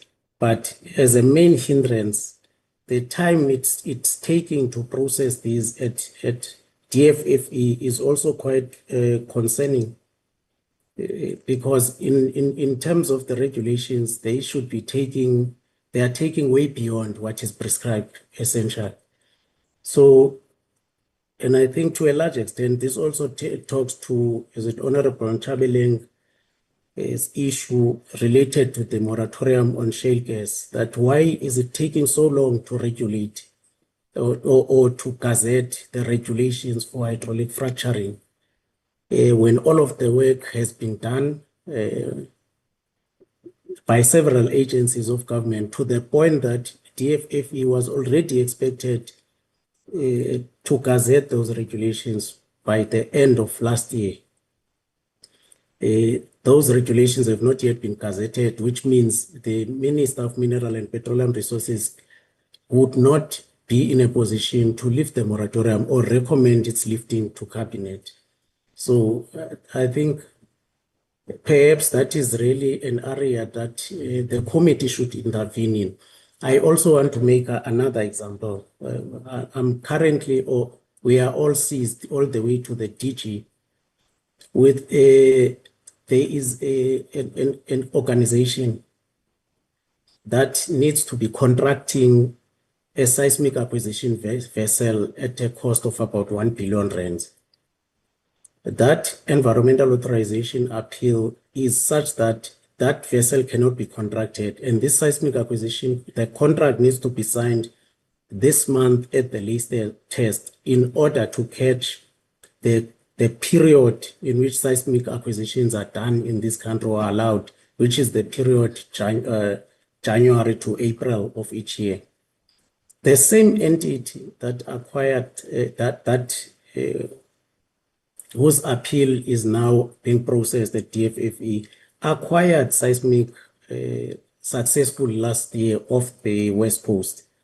Again, they acquired that seismic at about 52 million US dollars, close to $1 billion, of which part of the proceeds of that acquisition actually go to PASA.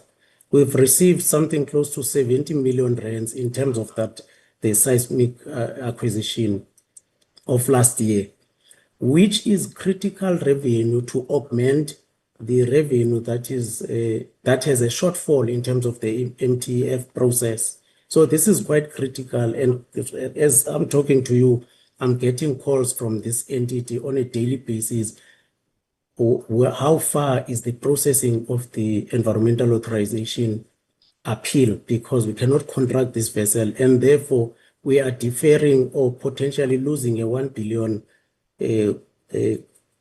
investment. And almost every year we have such investments that are being delayed, and let alone the wells that are costing each on average, that will cost on average each 100 million US dollars, about 11 wells that are waiting for appeals and court cases. That is 100 million US dollars, 1.8 billion per well, that is not being invested in the country on the back of a back push to oil and gas activity. So we're trying to put a lot of focus in terms of our strategic focus on how do we ensure that we mitigate this huge risk. So hence stakeholder engagement is quite critical, because local communities also seem or sometimes tend to be used in this fight against oil and gas exploration and production. So we are full on going to communities to explain what oil and gas is all about, what are the technical aspects of oil and gas, what are the risks associated with oil and gas, as well as what are the potential benefits in terms of macroeconomic impact to those communities. we explain to the communities, for example, that just one development, make an example, gas, I think we all know gas has been found, gas and condensate near Mossel Bay, offshore or south coast, some 3.5 trillion or 3.4 TCF of gas. If that development was to go ahead, meaning gas is there, all it's waiting for is a confirmation of a market and development. If that was to go ahead, there would be a contribution to GDP of some, of some 22 billion rands annually. There would be a state take in the form of royalties and tax, some 25 billion and 26.5 billion in terms of balance of payments or import substitution. We do explain to local communities and we go beyond than the GDP contribution government take in terms of jobs, for example. 42,500 job opportunities are associated with that development alone. And all this drilling that we know is planned and is sitting in commitments in terms of technical work programs. Each one of them has that potential to contribute similar figures or even more. Next slide.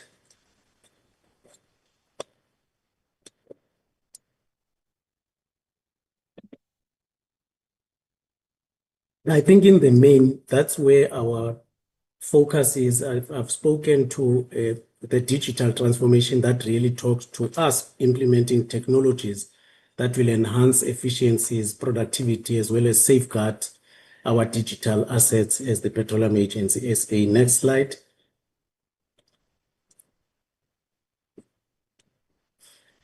At this point, I'll hand over to the CFO to take the committee and to take the committee through the financials. Over to you, CFO.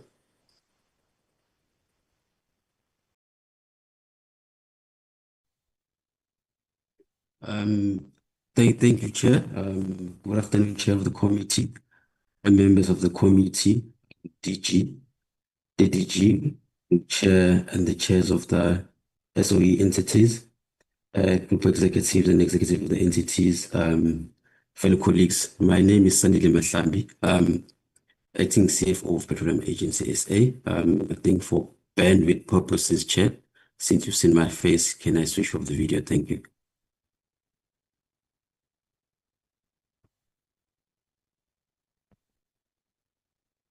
I don't know if others have seen your face. I haven't. Oh, sorry. I haven't either. Okay, unless something because my video is on. Oh, okay. Thank you. Yeah. Sorry. Yeah, no, that's Sorry. better. You can see it's not. Thank you. Okay, it's not AI. Okay. Thank you. Committee members, chairs, I think the CEO touched on the finances when we spoke of the strategic objective number 4, which deals with financial sustainability. And you can see we've got a very grim picture in terms of our income versus our expenses.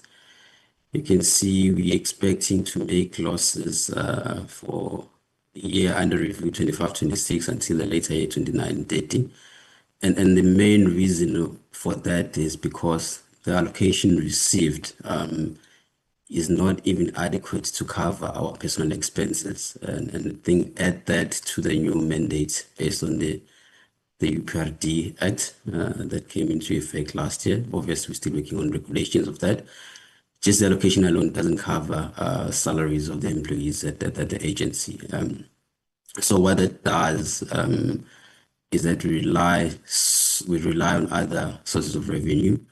CEO touched in, which is data revenue sharing, which I think last year made a significant contribution. But the nature of those line items is that it's non-recurring.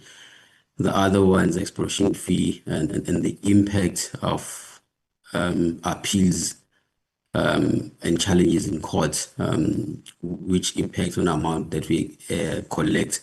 Exploration fee is quite significant for us because if we see less of those challenges, that will actually result in us collecting much higher revenue than we're currently planning.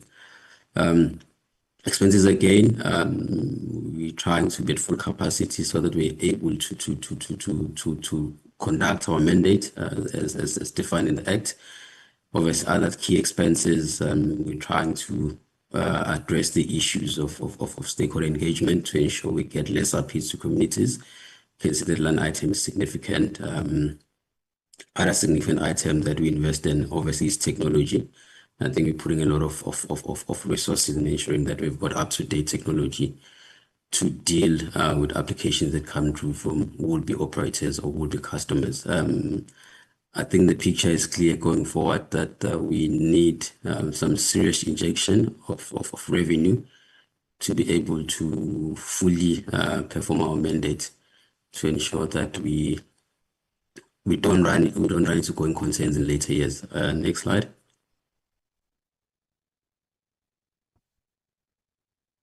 Obviously, again, I think the highlighted line item, I'll focus on that line item, is where we dip in to cover those losses that we projected in our income statement, which is our performance.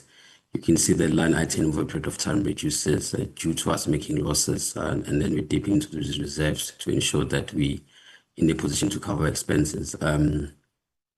And again, on the issue of shared gas, I think the shared gas contribution, basically it nets off whatever we spend, we recover from the department, so that hasn't got an impact on our operations.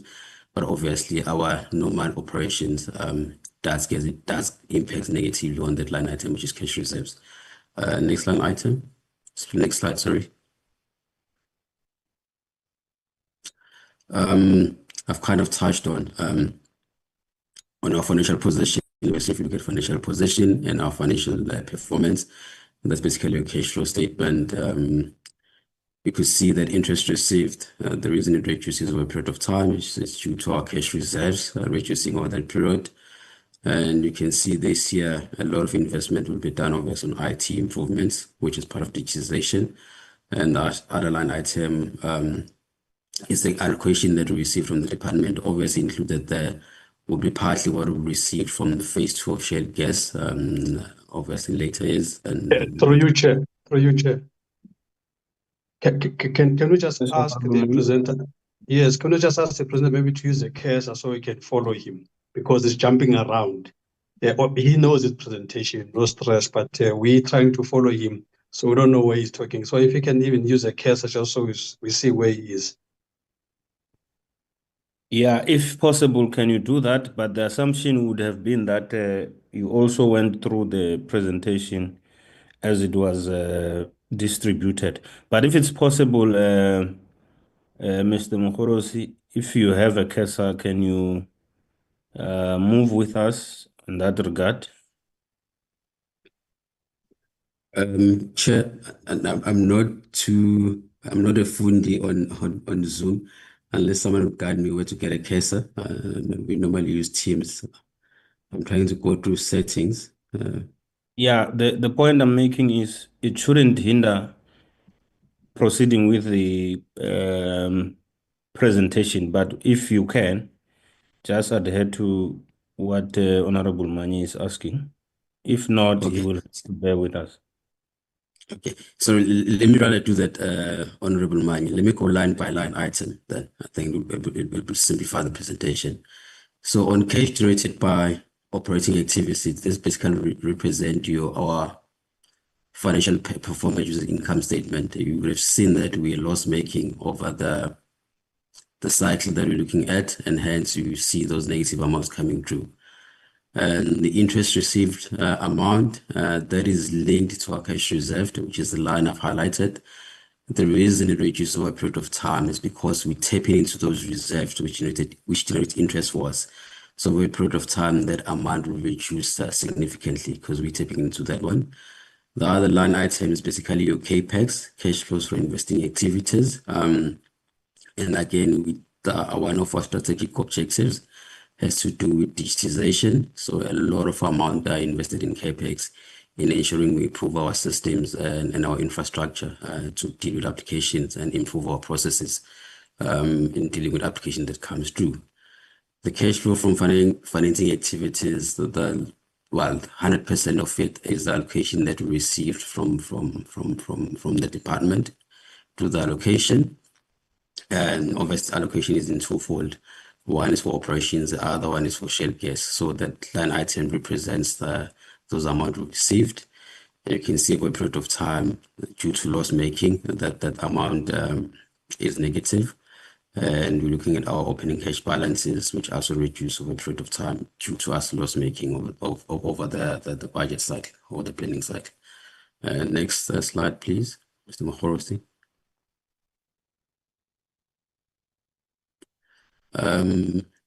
Chair, I think that's the end of my presentation. I'll hand back to CEO to you, Chair. Thank you.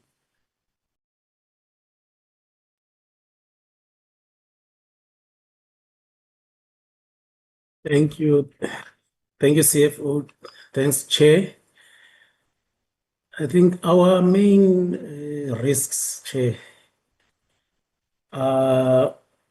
I think the main risk we are really confronted with is the increased, either increased appeals against environmental authorizations. That's risk 6, if you look on the right-hand side. The increased appeals against environmental authorizations and also leading up to litigation where those appeals are dismissed by the DFFE as the appeal authority. The trend has been DFFE has dismissed all the appeals or at least over the last 3 years. Of about 10 appeals that were submitted to DFFE over the last 3 years, including this year, 4 have been decided upon, of which 3 of them have been dismissed.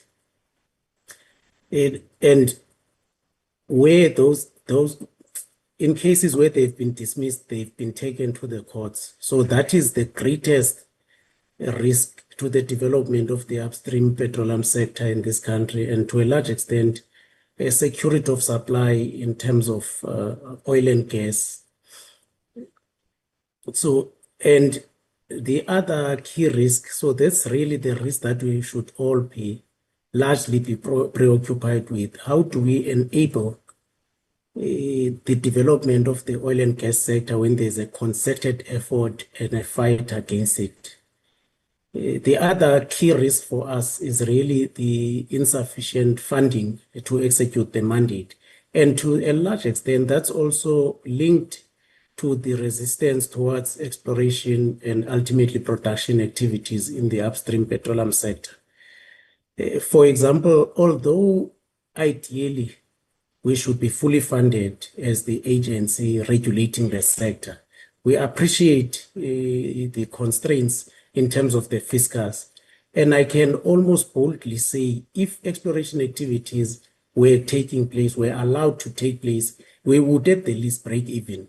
And that our preoccupation should be financial sustainability, not in the context of recording huge profits. As a regulator, our primary focus should be to ensure that we enable the sector to thrive and we regulate the sector in a manner that there is compliance. And if there was no deliberate back push, we are with almost certainty able to fund our operations through augmenting what's coming through the fiscals, the data sales that I spoke to, or about the revenue sharing that we get from activities, for example, seismic acquisition from multi-client data services companies, easily enable us to break even, as has happened in terms of the financial year that ended 31 March 2025, like this year. We broke even on the back of just one seismic acquisition. There can be several seismic acquisitions. Also, the exploration fees, for example, with exploration activity, which has now been halted through these appeals, comes the increased exploration fees, which also mean that we can actually break even as the Petroleum Agency SA. So a lot rests on this resistance to oil and gas, these appeals, and ultimate litigation in the context of the survival of the sector and the Petroleum Agency, for that matter. Thank you, Chair. I think we will, next slide, or otherwise I would like to end it there in the interest of time.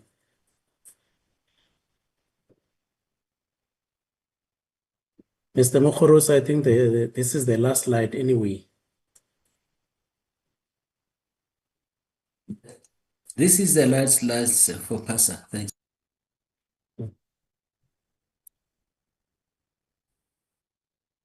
Okay, I thought the group chair or the PASA chair was going to come in. I guess I can hand back to you, Chairperson. That's the end Thank of. you very much. Okay, thank you very much, DG. Yes, I did want to close off for the CE from PetroSA to just give the assurance to the committee around the media noise that we have been seeing. I think it's prudent that we are transparent about it and we talk about it. And so we will not be very long, Chair, and then thereafter I will hand back to the DG if there's anything else to add, and we should be ready for questions at that point. Ms. Makadla? Okay, before Ms. Makadla, Honorable Nchabeleng, Honorable Ntlangwini, if we can allow this to happen so that we get a snippet of what's happening in the media about PetroSA, so that we interrogate it as well together with this presentation, if there's no objection. That's No fine. objection, Chair. We'll interrogate it together. Okay. Ms. Makadla, you can continue. If you can note my hand as well, Chair, I just lowered it because of what I has saw just been it, said. you were three. Yeah, no problem. So, I have removed the video, Chair. I'm just wondering if I'm visible. My screen doesn't show me as being visible. you are visible, you are just in the dark, but let's proceed. Okay. Thank Honorable you, Chair. Stepe, put your hand down unless you are objecting to PetroSA continue. Proceed, Ms. Makadla. Thank you, Chair. I'm going to be specific and quite brief. It's with regards to the negative media, with regards to NACO. I think, Chair, we're just giving the portfolio committee a snippet in terms of what is happening with regards to that transaction. There is a process that we are undergoing, of which we will table a holistic picture to the board, and also once that has gone through all the other processes, it will be tabled to the portfolio committee as a complete submission. But in essence, Chair, PetroSA accepted that in terms of the cornerstone to turn around the organization, it would leverage on strategic partnerships, which are creating value. And in PetroSA pursuing those strategic partnerships, it then advertised in October of 2022 an open tender inviting business to business to partners. And NACO, in partnership with Blue Oceans as well as Vela, was one of the partnerships that we had pursued, one of the responded to that open tender process. And what PetroSA saw in the partnership was the value to be able to blend ULP in Mossel Bay, thus maintaining its manufacturing license and also mitigating against the import duties by producing ULP in South Africa. And what we saw with that ULP was that it would enable PetroSA to be globally competitive in producing the ULP. As part of that, we understood that for us to be able to process ULP, we would have to, it would take time because there would be some minor configurations that need to be done in the plant. Hence, we entered into a supply agreement. in the meantime, us being supplied by through the intended JV that would come from Fujairah in UAE. As a result, because we're looking at putting a similar blending facility, a team was sent to UAE to go see where the product is being blended, so that as we execute the project in South Africa, we also have a full understanding of what is happening. As soon as we landed our first cargo, we faced quite, I think the learning for us is we had underestimated the resistance that we'd receive from competition. It came, the resistance in different ways. With our first cargo, there were issues of where the cargo was seen to, there were questions of where the cargo was coming from, and there were allegations that it was coming from Russia, and that because Russia at the time was sanctioned and there was a hype of sanctions, why should we get a cargo from them? In engaging us with the industry and also showing them that the cargo was from the same location, Fujairah, that they were also ordering from, especially the IOCs in South Africa. One that was also being quite vocal and upfront was Shell, who also was picking up cargo from the same place. As soon as we cleared that Recording stopped. As soon as we cleared that issue, they then the industry backed off and started buying the cargo. Sorry, Chair. Then immediately Chair. Ms. Magala, just a Yes, second. Can we just have the recording on again, because it said the recording stopped? Ms. Boss? Okay, Chair.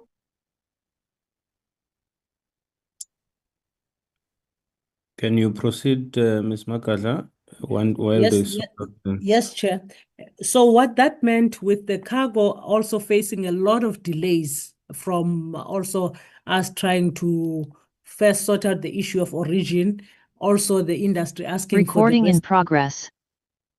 Industry asking for the recipe for the blending of the component of the product, which we refused because that is IP and that is not in line with any regulation in South Africa. What we are supposed to do is test the product against the SANA specifications, of which we did, and the product was found to be compliant.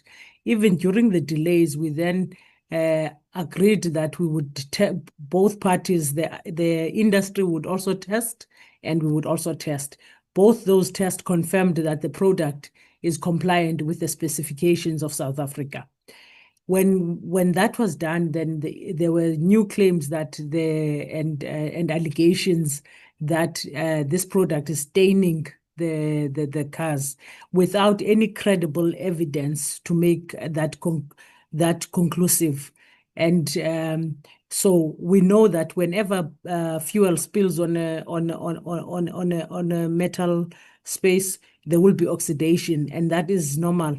But there is insufficient evidence specifically for this product to be deemed to be staining vehicles. So we've faced a lot of media attack with regards to this product. And the challenge that we are facing is that all of these have resulted in us incurring additional costs, incurring losses through demurrages, product not moving from site. And even the same people that were attacking us also requested us early this year, I think in February, for a cargo so that they could take to blend their own cargo. So we are facing all these challenges while we are also selling the product. What is also interesting is that when the transaction is being targeted, only the NACO, who's the BE partner for the transaction, is being targeted. Blue Oceans and Vela, who were brought to Petroleum when NACO responded in a consortium, are not being mentioned. Our understanding is that they're not being mentioned because they also sell the same products to the IOCs, and the IOCs may not want to tarnish their relationship with Blue Oceans and Vela, but they are prepared to attack NACO as they don't necessarily have a relationship with NACO. Whereas from a Petroleum perspective, that partnership would have generated value and also change the landscape for us to produce competitively and also create value for us. And we are now being attacked. And with the news that have come out recently, there is absolutely nothing new. It's rehashing of old news. We are, as I indicated, we are busy with the final report that will go through our governance processes, and then we will table it to the portfolio committee. The other thing is because in this transaction, when we were facing all of this attack, we suffered a lot of delays, and those delays have resulted in tremendous costs where we are both owed by NACO and we also owe NACO. And in us trying to find a solution that balances what we need to do and also make sure that PetroSA does not suffer losses. Both parties have agreed in terms of the acknowledgement of debt, in terms of the commercial settlement, and also finalizing the repayment plan, which is linked to the contractual delivery of the vessels that must come from this from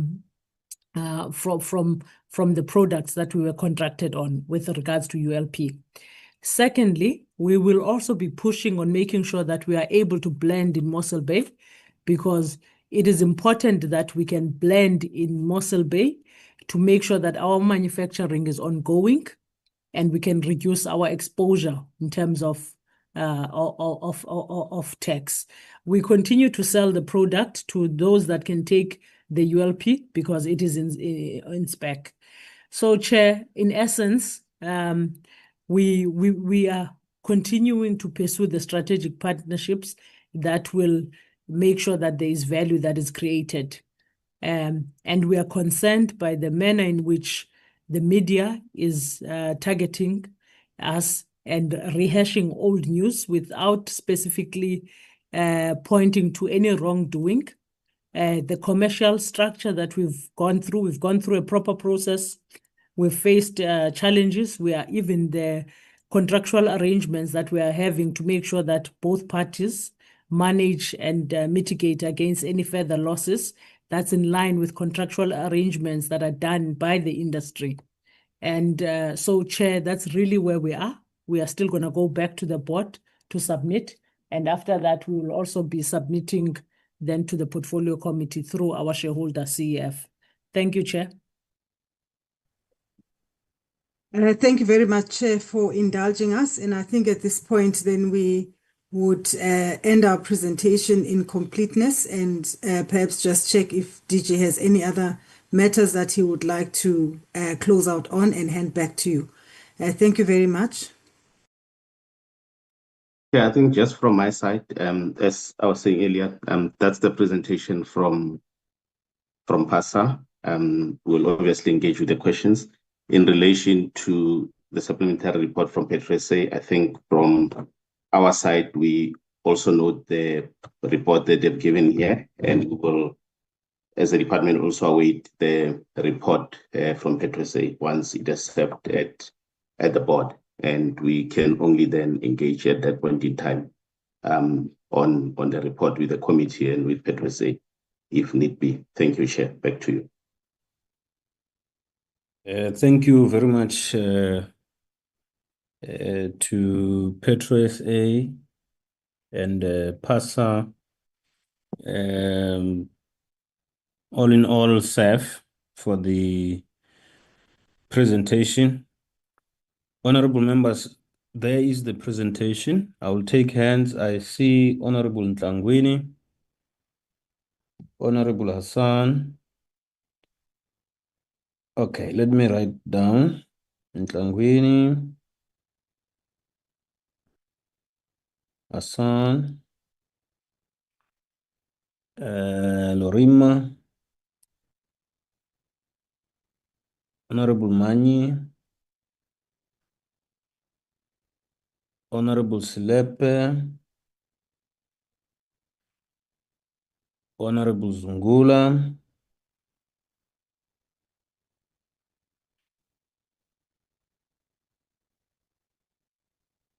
Honorable Nchabele,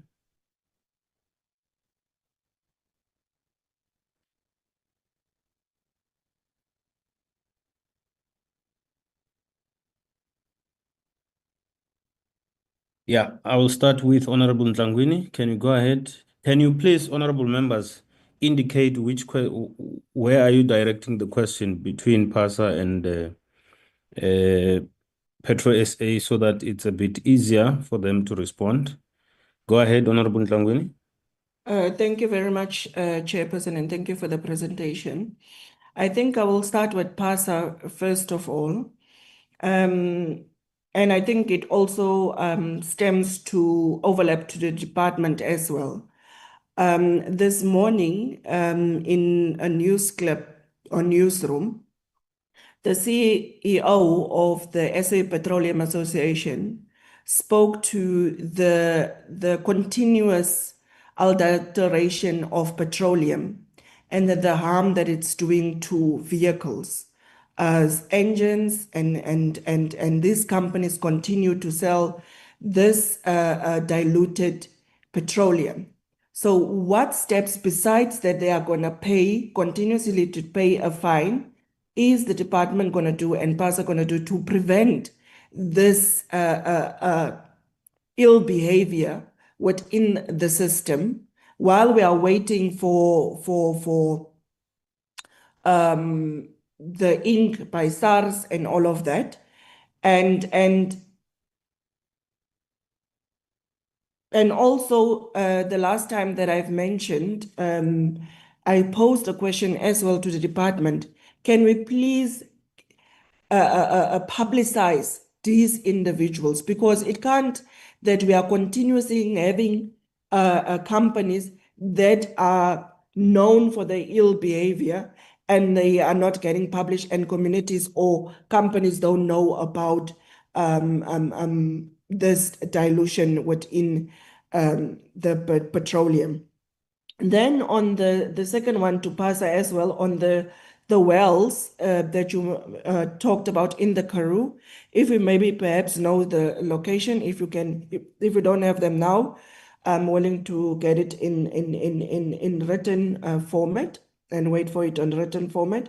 And then the last one to PASA, before I go to Petro SA, is the environmental disputes that are waiting on all of this investment that the country is supposedly to help the country. What steps are you doing in collaborating and working with the department to ensuring that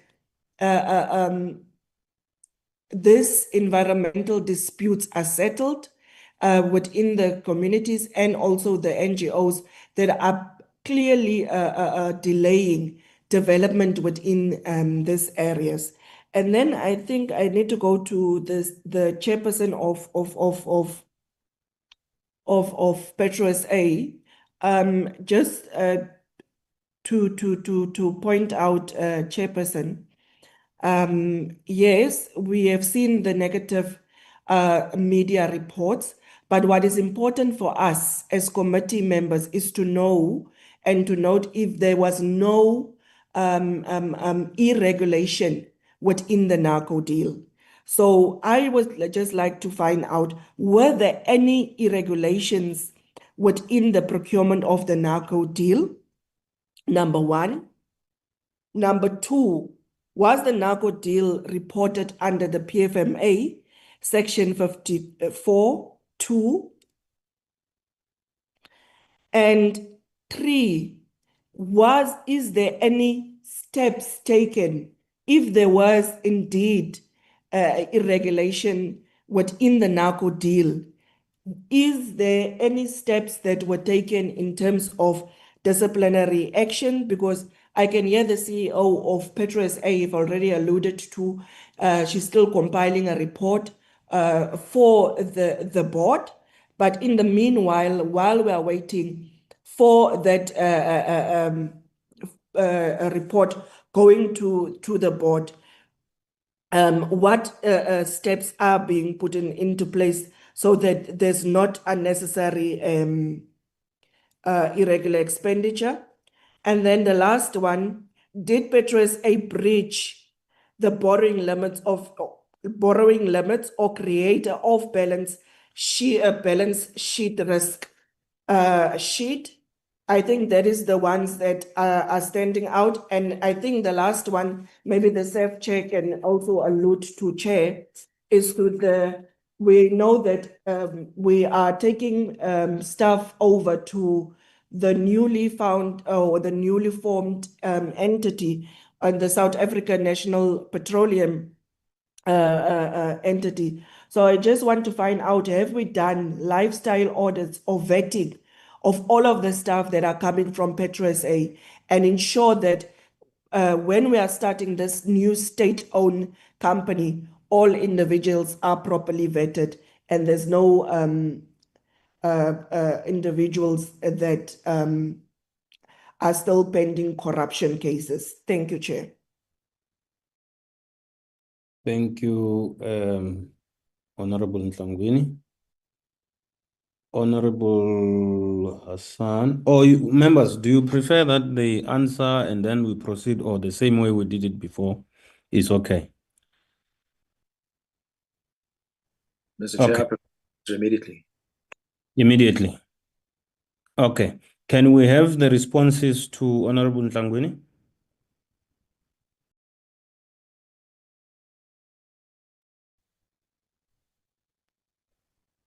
Thank you I very may much, through Honorable Chair. Okay, let me maybe just assist with the directing of the questions.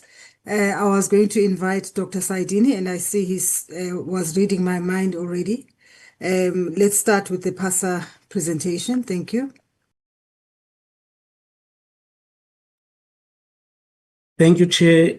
I think let me start with the ones that are clearly within PASA's domain. The wells drilled in the Karoo, where exactly are these wells? The wells are they are across the central Karoo in the main, which is Beaufort West, Graafrenet areas, and also parts of the Eastern Cape, the Chris Hani, Sarah Batman, Amatole districts. So we've got coverage that covers the Central Karoo district and some parts of the Eastern Cape.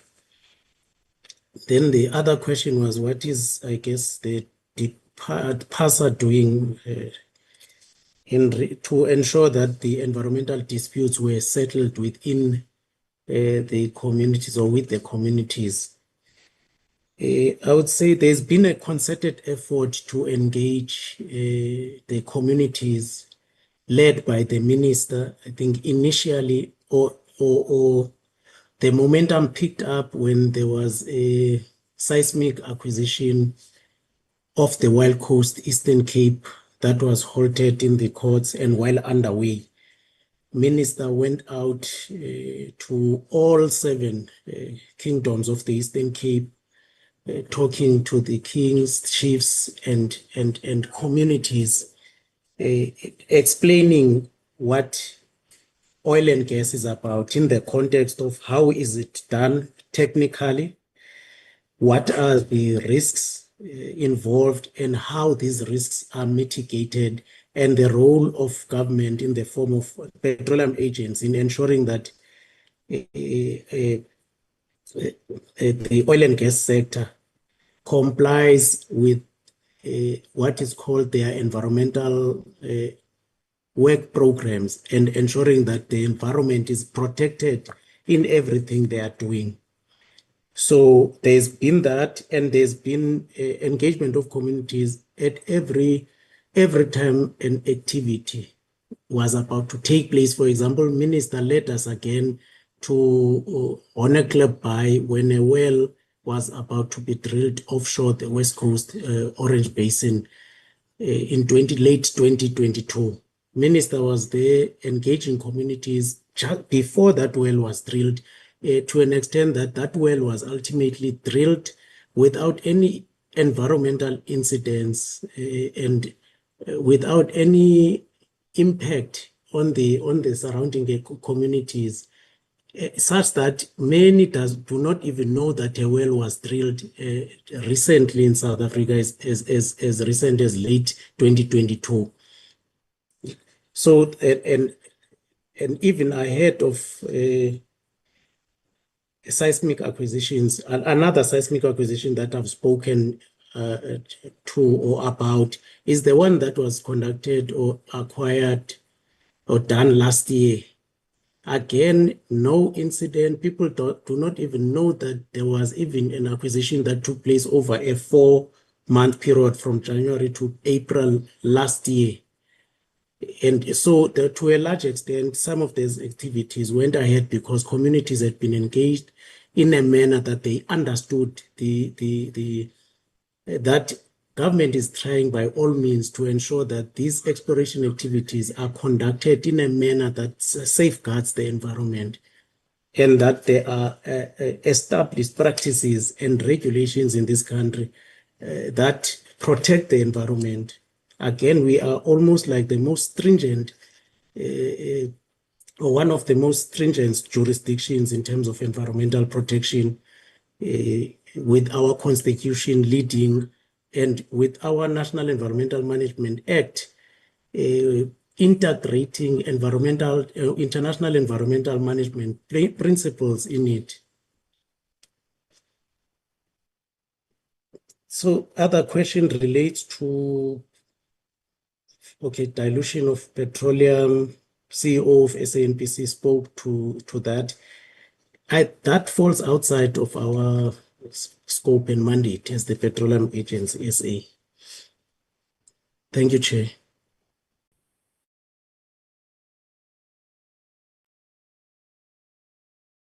Let me invite Ms. Magadla to just come back on the issues from Petro SA, and then I will supplement. Unfortunately, the chair of Petro SA was unable to join this meeting this morning. Thank you. Thank you, Chair. Chair, with me, I've got also the CFO. If she can make a statement, if that's acceptable. But just to answer, Chair, the process of identifying and partnering with NACO went through, it was in line with the company policy, and we went through a competitive process. That was BizDev 01, where we invited businesses that are interested in partnering with Petro SA, and we evaluated proposals and the value that each proposal would bring to the organization.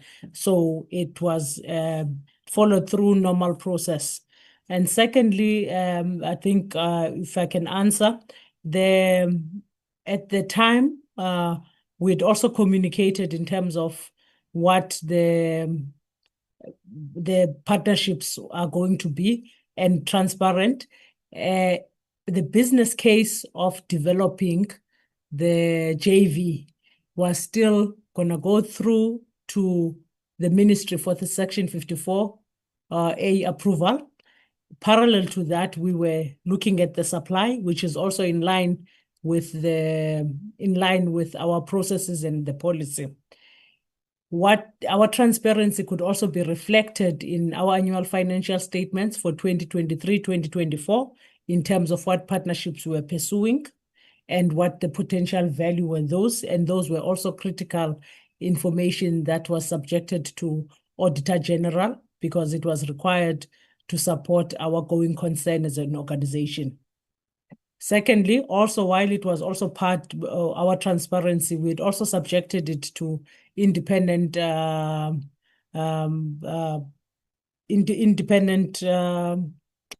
BE certifying entities, which we had struggled as Petro SA with being level 9, which led us to losing our major contracts with Transnet as well as Transnet and Eskom. Why am I showing these two important features? It is because we were being transparent in terms of we've gone through a process, we've identified a partner, we are working with the partner, we're in the process of developing the business case. At the right time, when the business case is ready for final investment decision, it will go through the PFMA and it will also go through Treasury. So we were in the process of doing that. We are still in the process of doing that. With regards to the report, as I indicated, with the report, we are at least the report is more than 90% complete. We want to make sure that we finalize everything, and then we'll act on the outcomes of that final report. What I would not want to do is preempt whatever that would come in terms of the remaining 1 or 2% of the report. I would rather have the holistic view of what is happening. In terms of the transaction itself, the limits were within the organization from a supply agreement point of view. Chair, if you allow, maybe the CFO has got just one item to add with regards to the borrowing limits. Thanks, CE. I think you've touched on most of the key and critical aspects in relation to the transaction. Also, in terms of the levels of authority, on the acquisition or the purchasing of the product, this was also in line with the approvals that were required internally when we had to deal with the supplier on the transactions that have taken place. So I think you have touched on what is key. I think with regards to, maybe I can add on the support regards to the annual financial statements, especially around the going concern. We did mention the relationship that Petro SA is embarking on with regards to the increase of the volumes, because what was happening, we could not supply the combo at our refinery, which is one of the attractive kind of initiative from our side, because you can supply both the diesel as well as the ULP, because in the past for many years we could not supply the ULP. So when this initiative was introduced, Petro SA took this initiative as an kind of opening the area that was closed for a long time, and we can be able to really expand in the market.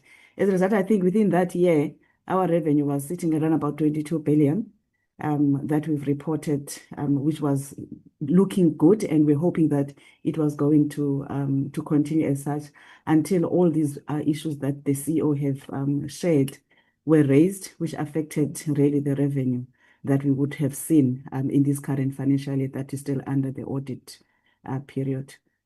Thanks, CE. Thank you, Chair. Thank you very much. Chair, I just wanted to address the issue around the people that have moved into the SNPC as to whether vetting and lifestyle audit has been done.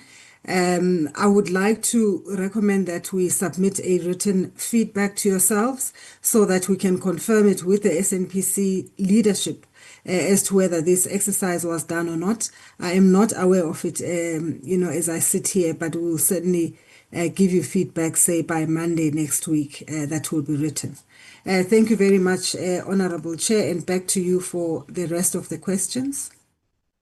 Thank you very much, Honorable Hassan.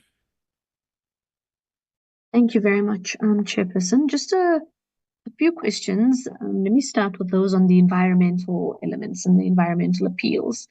I think the key issue here that PASA is not alluding to is that the process of granting these environmental authorizations, most of the appeals were taken on a procedural front, not on a substantive. So we agree that substantively exploration must happen to build the economy, to create jobs, etc. No one's disagreeing with you on that matter. In fact, we fully support that. But we must also be clear that if you look at those appeals, they're on procedural matters. Now, procedural matters, the ball is in your court as PASA, how you conduct your public hearings and consultations. And I'm glad you mentioned some of it, but that doesn't take away from the fact that there are critical issues in which we keep losing those discussions. So my first question, and I think we'll do that back and forth as chairs allowed, have you streamlined your consultation process? Why was it not streamlined before? And what has been the litigation opportunity cost in this regard? If I could get a response on that before I pose my next question. Thank you.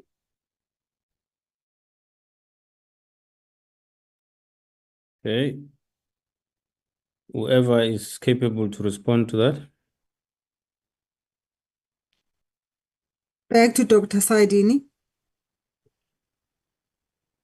Chair, okay. Honorable Hassan seems to or suggest that the appeals were on procedural grounds and not substantive. I guess the appeals I'm referring to,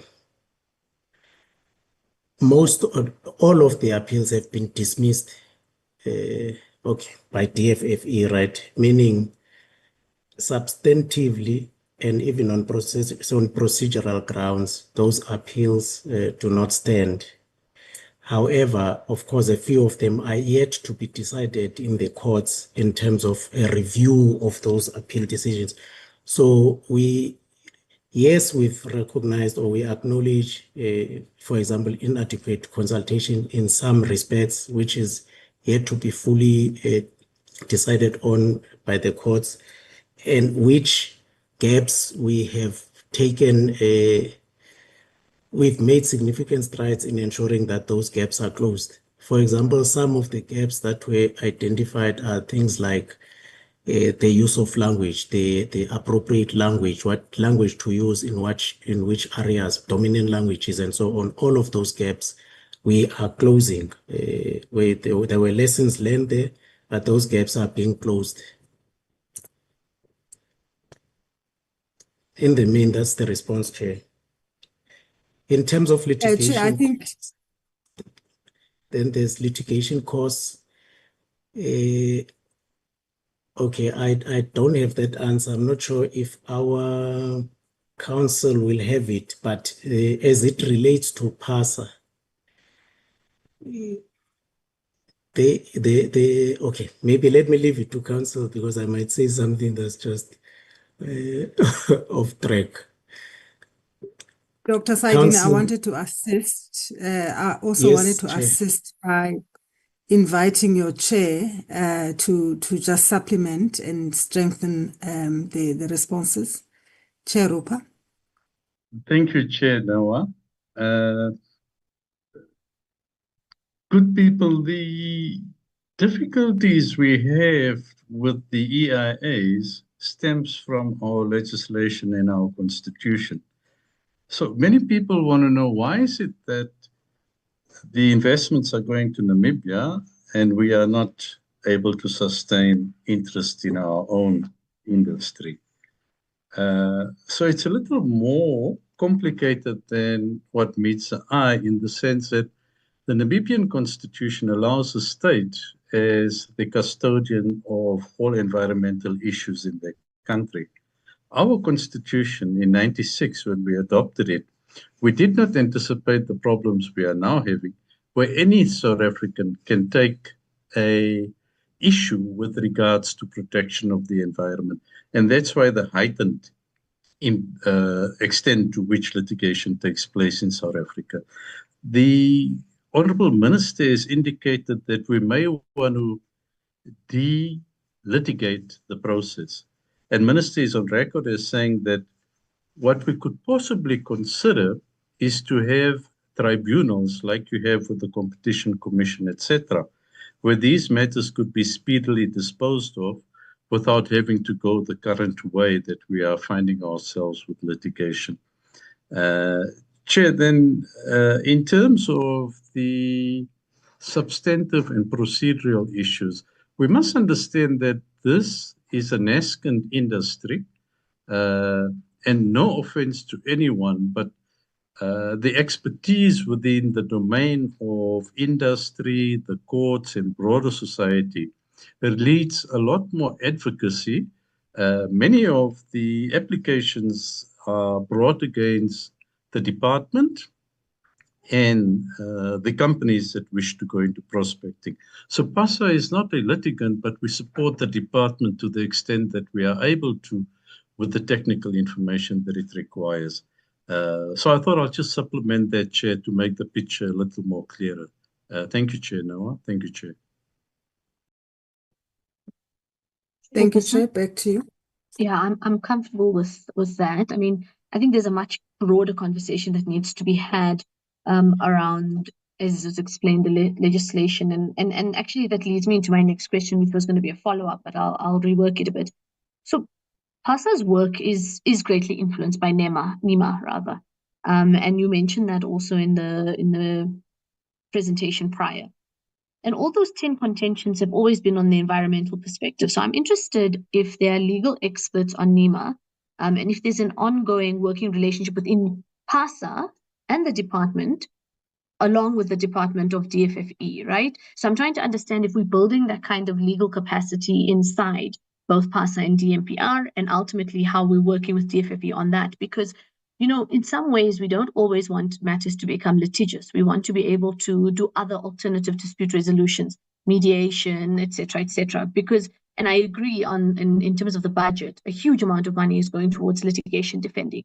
And if we can solve that, even just generally, the financial statements will look better. So that's the one question, and I'm going to tie it into the next, just also for time. I want to know what the turnaround time is for the application processes, and are there compliance agents and investigators in this department? And I know you were mentioning some of the delays in those elements on DFFE, but I'm also trying to understand on this side where some of those challenges are and where we can cut down time. Thank you.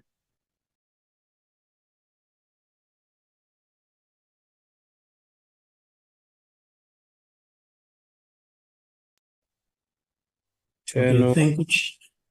Okay, whoever is taking it, take it. I guess I'll rely on my chair again to guide. On the one question, whether if there are legal experts in terms of the matters related to NEMA that are coming to the fore in relation to these environmental authorizations and so on, I would say there is a lot of room for capacity building in terms of, as it relates to oil and gas.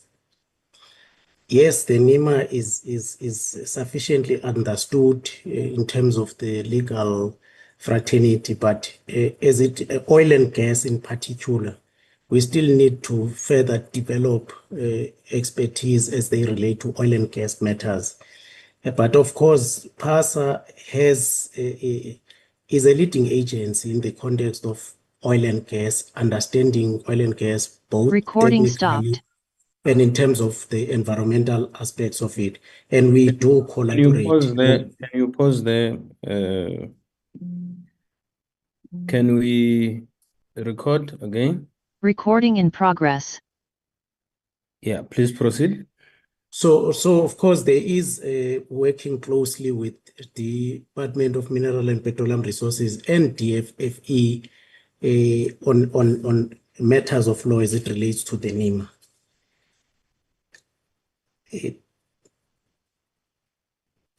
I think, okay, the other question was with regards to the timelines. Let me start at the back end.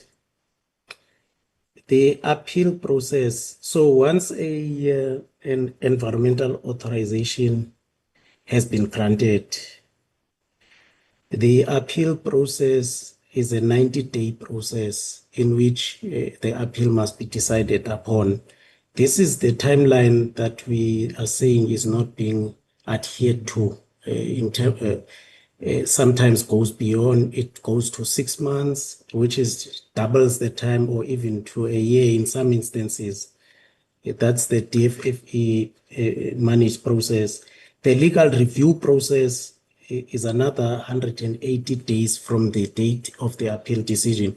And what these environmental interest groups have been doing, for example, they would even wait in terms of taking that decision on legal review until a few days before that prescribed period in terms of a legal review period lapses, and then they file. So meaning, to a large extent,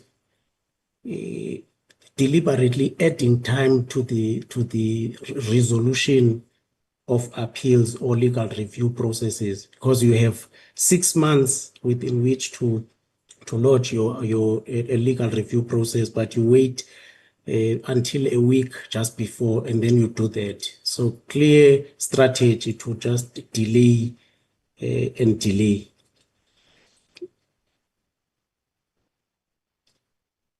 The review of the EIA report and decision on the EIA on the EA application it's about 4 months. Of course, because it then there's a review of the environmental impact assessment and all the specialist reports.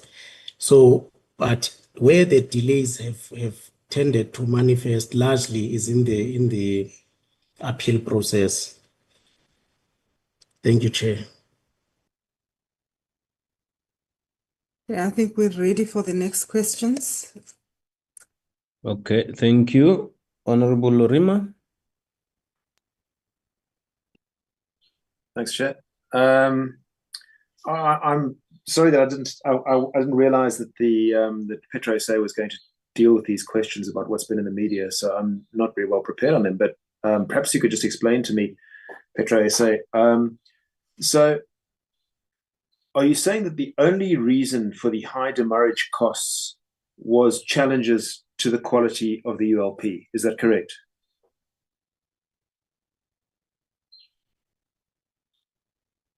Ms. Magadla, please just engage. Thank you, Chair. I delayed because I thought maybe there was more questions.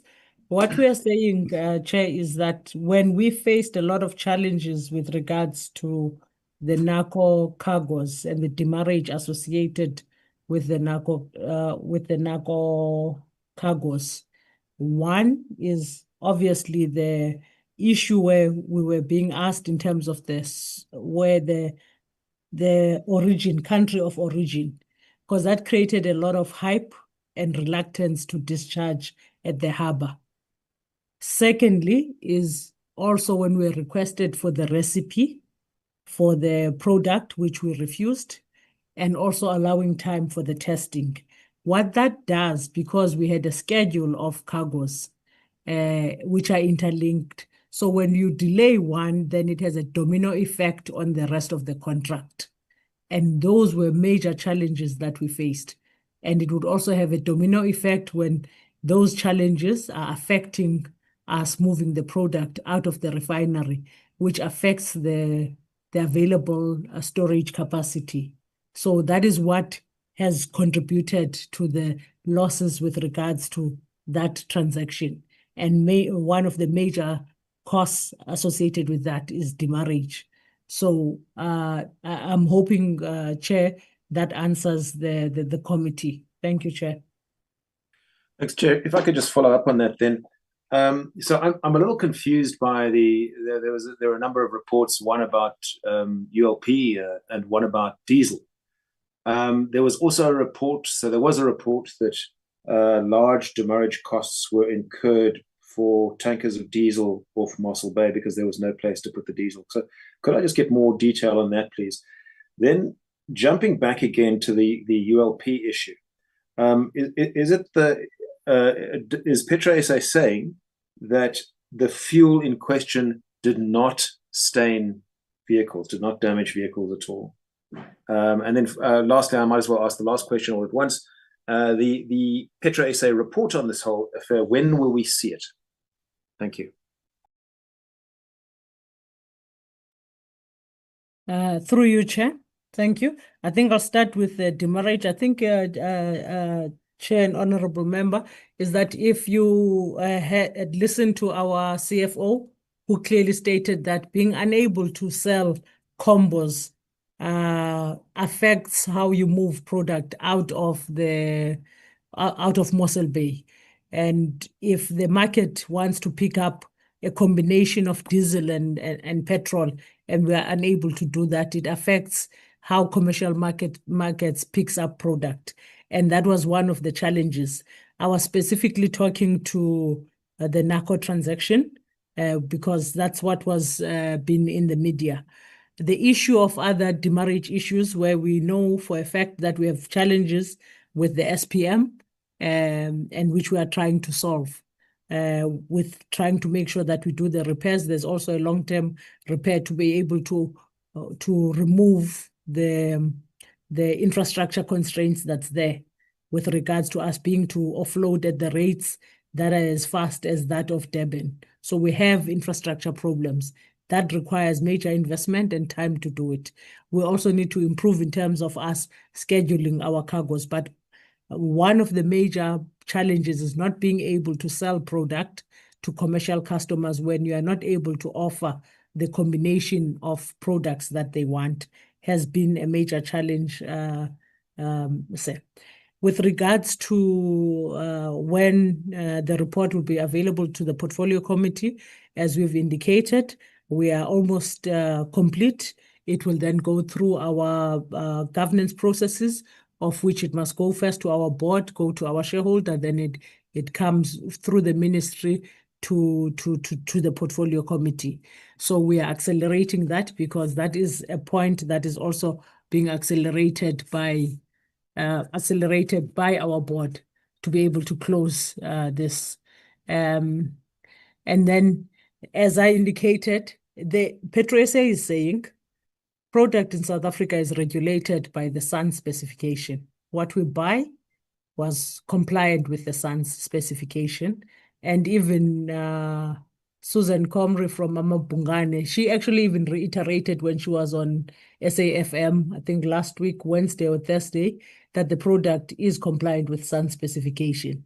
There is insufficient evidence to say specifically for that you can isolate that staining to this particular product. And that's all PetroSA is saying. Thank you. Thank you. In my list, I had Honorable Manye next, but I can see his hand is down. No, Chair. I'm here. But I don't know why it's down. Can I proceed? Yes, you can. Thank you, Chair. Yeah, I must say these two presentations are actually quite depressing, to say the least. So what I'm going to do, Chair, here, I'm going to start with PetroSA. And with PetroSA, I've got about 5 questions, but each of these 5 questions has got about 10 probing sub-questions, which I'm not going to go through in the interest of time. But what I'm going to do, I will flag the 5 questions and maybe give the flavor of the sub-questions. And then the rest I commit to submitting in writing, and I'm hoping that within 7 days we'll get full responses. The first one, Chair, I think it talks to what seems to be, in fact, based on a lot of what Mabungani had done. I must give them credit for the great work they've done. Touches on issues that one could group into maybe legal breaches, governance collapse, and procurement misconduct as an overarching heading. The first one, in terms of unlawful appointment of NACO energy and procurement breach. One question there is to say, on what legal and regulatory basis was NACO energy appointed as a diesel supplier and a blending contractor to PetroSA? What was the legal Recording basis? stopped. Why is the recording stopping now? Can you, Honorable Mani? Yes. So if you read our group, Recording in progress. indicating that all the time she's been kicked out, and when she gets kicked out, the recording stops. So she's going to give somebody else hosting rights so that it does not happen. Can you please?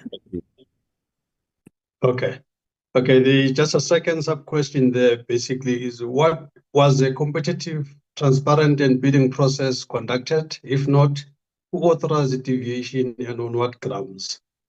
Just to give a flavor on the first question, there's 10 more others, but in the interest of time, I'll proceed to the next group. The next group talks to the override of credit risk controls and credit policy by CFO allegedly. So the first question there is to what was PetroSA's credit committee resolution on NACO's application to be converted from a cash client to a credit customer?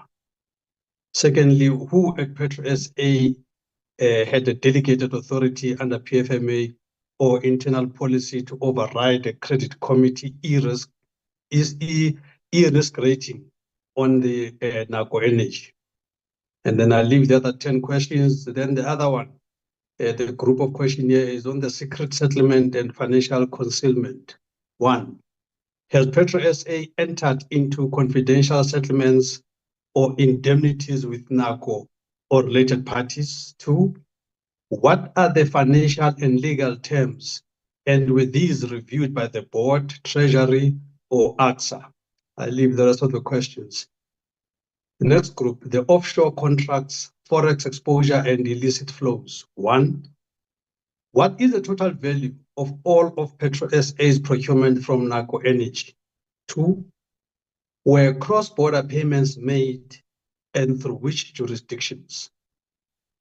Then the last group is to deal with issues around governance collapse and ministerial complicity.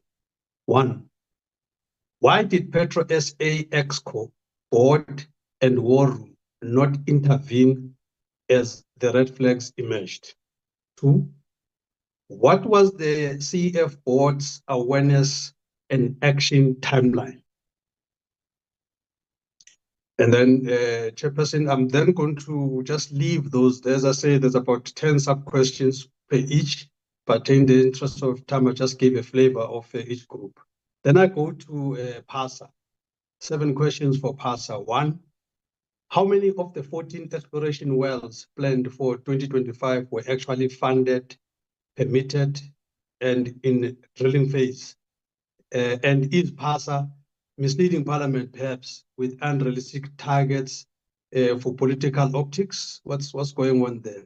Secondly, on the Karoo shale engagements versus environmental risk resistance. Question, why is PASA pushing forward with shale gas drilling in the Karoo without publishing any independent environmental or social impact consultations, despite historic public opposition and litigation?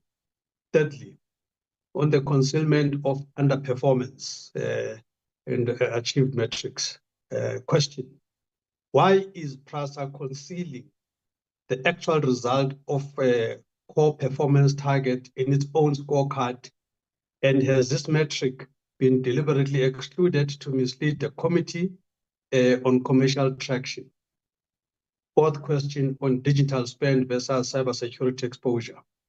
Question, based on, in fact, on slide, I think 67, where PASA claims only 60% implementation of its ICT strategy, despite digital platform and licensing automation being core to its mandate. Question is, what ICT contracts were issued to deliver PASA's digital platform? And have there been any incidents of cybersecurity breaches, non-delivery, or overspending concealed from the Auditor General of South Africa? The fifth one, financial sustainability claims versus revenue depletion. Problem side 68 to 69, where PRASA states the 60-40 self-reliance model. Why is PASA projecting financial sustainability when its reserves are depleting and it has not disclosed funding plan? And is it misrepresenting its viability to avoid audit flags? What's going on there? Last but one question, on the failure to disclose ministerial directives or Section 54 approvals. Has PASA submitted any of its upstream expansion and shale gas initiatives for formal PFMA Section 54 approval from the Minister of Finance? And if not, is it operating unlawfully outside Treasury oversight? Last question, on the regulatory capture or political interference. On slide 65, PASA boasts legislative input into upstream petroleum frameworks, but lacks detail. Question, what safeguards are in place to ensure PASA's legislative inputs into the UPRD Act and fiscal framework are not subject to political interference or regulatory capture by private sector operators seeking exclusive exploration blocks? Chairperson, let me conclude by saying I think even if they respond here at whatever level, it's not going to do justice. I really think that I want to make a strong recommendation to the committee that we do call these institutions back, but specifically, and then not call the others, just these ones, that we as we do, we escalate this thing to SCOPA for a joint hearing, and we summon or rather ask for the CEF board, the CFO room members, Petro SA board, and the entire EXCO, SANPC board, and EXCO to account about Petro SA trading activities from 2021 to date, because this thing is not a flash in the pan. And then lastly, also to be invited, Chairperson, Petro SA internal audit, risk and compliance, and CFO must really come and present all the internal audit reports to joint SCOPA and this committee. Yeah, Chair, those are my recommendations, but I'd be interested to hear high-level responses on this, and I undertake, Chair, to submit all of this in much more comprehensive detail. I'm just trying to save time here. Thank you. Thank you, Honorable Mani. Honorable Mani knows the rules. There is less than a minute for PASA and Petro SA to respond. And I will stop them because I have laid the rules even of the record, but he understood that he may need to get them in writing. Is it fine if you get all of them in writing? Because I can see the seconds that are left, you won't get any response on any. Honorable Manye, is that okay? No, that's fine, Chair. Can I just get perhaps a confirmation from the Chair that they will make the, if I submit today, I just get just a confirmation that within 7 days as per the standard that they will respond.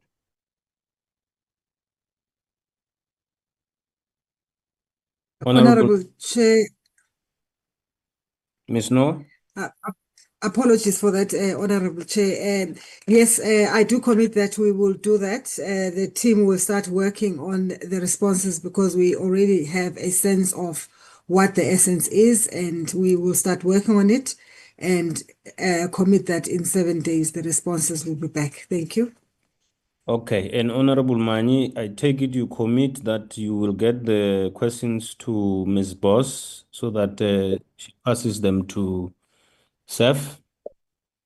Yes, no, most definitely before the sun sets, the questions will be there. Thank you very much. Honorable Selepe?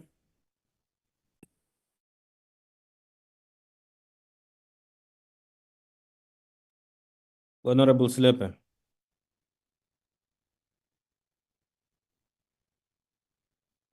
I will pass Honorable Selepe because, can you unmute Honorable Selepe? Okay, I'll come back to you. Honorable Zungula? Thank you, Chair. I'm here, Mandibuli. Chair. Yeah, it's fine. Let's allow Honorable Zungula to continue. I'll come back to you. Thank you, Chair. Greetings to yourself, the committee, including the department and the entities. Chair, I think on the issue of Petro SA, I'd like to propose that let's have a separate engagement where we can thoroughly scrutinize what has been happening, because the manner in which we are handling it now, I don't think it does justice to what we ought to do as a committee. And then for PASA, I've got a couple of questions. I'd like to ask them all at once, and then maybe they can respond. The first question, Chair, is regarding the acting post, which is for the CEO and the CFO. How long have they been acting, and when do they see that permanent appointments will be made? Secondly, the second question is in relation to the exploration projects. Are there any that are in place? And are there any environmental factors that have been taken into account so that there is no litigation that may come to seek to block any form of litigation on the account of the environment?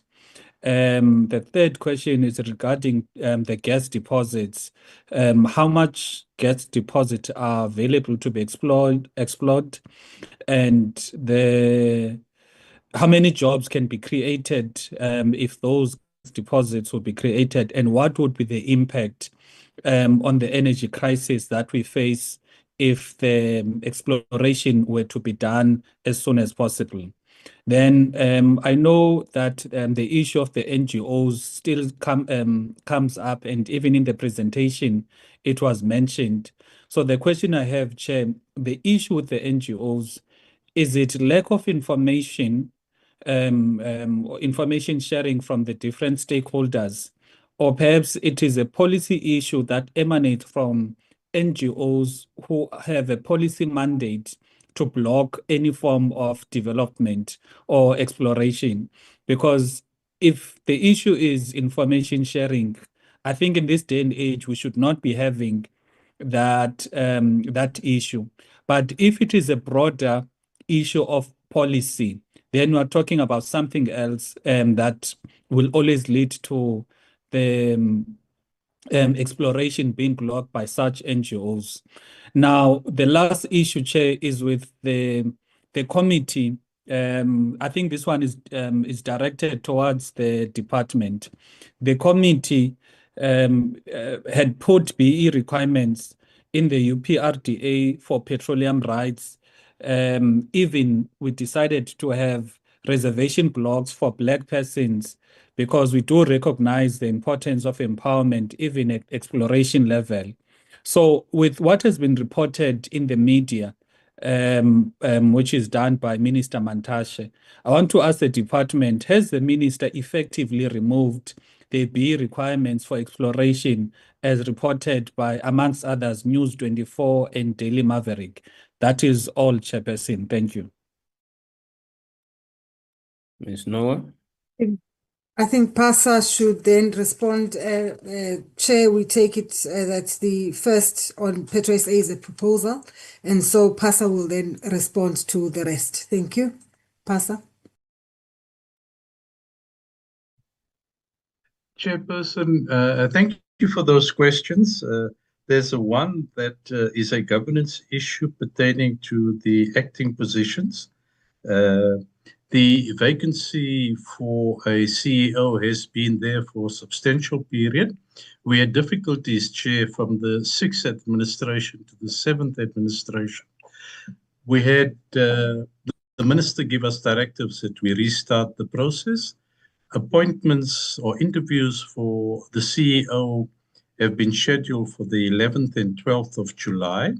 As soon as we are done with that process, we'll submit names to the shareholder, SAF, for onward transmission to the department and the minister. With the CFO position, Chair, we are in a bit of a quandary. As highlighted in terms of our financial situation, the board felt it was prudent that we continue with an acting CFO until a CEO comes into place substantively, assists us in ensuring that there's additional funding that comes online, so that when we do make the appointment, Chair, it would have been with the assurance that we are able to discharge our financial obligations within the PFMA, not budgeting for what we are unable to source either from ourselves or from the department. On the more technical issues, Chair, I'm going to ask for the CEO, Dr. Saidini, to come in regarding the projects, etc. Thank you very much. Thank you, Chair. There are several projects that one could say are underway, or at least would have been underway if the environmental authorizations in terms of the planned activities were not appealed and therefore still under being processed. For example, we have several blocks where off the west coast, largely Orange Basin, where the initial geological studies have been done to a point where submissions were made or applications for environmental authorizations were made to drill a number of wells. I think as explained earlier, we've got about 5 blocks off the west coast, ranging from a block called Deepwater Orange Basin, Northern Cape, Ultra Deep Block. These are blocks held by, for example, Total Energies and partners, Qatar Energy. These are blocks held by Shell, for example, and joint venture partners. There's a block that's held by Shell and Total Energies and PetroSA, also off the west coast. There's another block. So there's at least 5 blocks which have the drilling of wells planned as in terms of the work program, technical work program, as commitments as well as contingent upon success in terms of the initial wells to be drilled. So are there any environmental issues that could hinder those activities? Yes, indeed. Those activities are current. Nothing can happen in terms of those that planned drilling until the environmental authorization decisions have been taken, and hopefully that decision is not taken on legal review. So there are active blocks held by operators or petroleum rights held by operators with clear commitments in terms of exploration activities. And that also includes activities by multi-client data acquisition companies, which are these companies that I think I've earlier mentioned that one of them is, for example, waiting to contract a seismic acquisition vessel, which vessel should be starting work in the next open window in terms of seismic acquisitions in the country. The other question relates to what's the resource base? What's the resource base in South Africa in terms of gas? I think that resource base we estimate to be 60 trillion cubic feet of prospective gas resources offshore South Africa. That's multiples in terms of gas, the 1 trillion cubic feet gas that sustained operations at the gas to liquids refinery in Mossel Bay for over 28 years, since 1992 to 2020. There's also prospectivity onshore, which we estimate in excess of 200 trillion cubic feet. And some of that gas, for example, there are gas discoveries in Mpumalanga, not far from where, for example, the existing infrastructure in terms of the Romco pipeline, the Lily pipeline that are currently supplying the northern market, that's faced with this potential gas cliff. There are discoveries there. I think there's an estimate of 6 TCF in terms of contingent resources. There's further exploration that's happening in the Free State, for example, actively. So I think in the main, Chair, okay, then there was a question in terms of the back push by NGOs. Is it largely because of lack of access to information, I guess, or is it a broader mandate issue?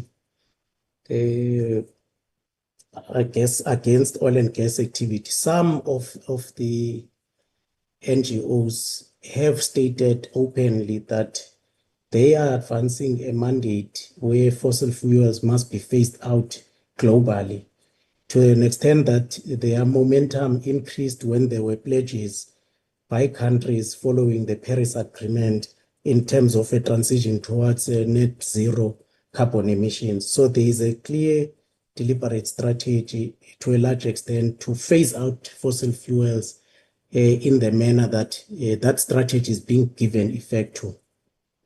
Thank you, Chair.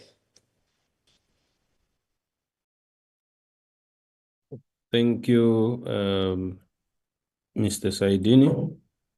I take it, Ms. Noah, those were the questions. There was no question to Petro SA, there was a suggestion which I'll speak to after when I wrap up. Yes, Chair. I think the only one is the BE targets that were referred to the department. I don't know if the DG wants to talk to it.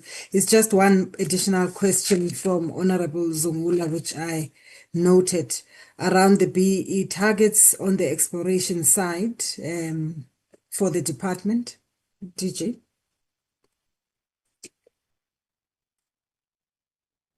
Can I come in? Yes. Okay. No, Chair.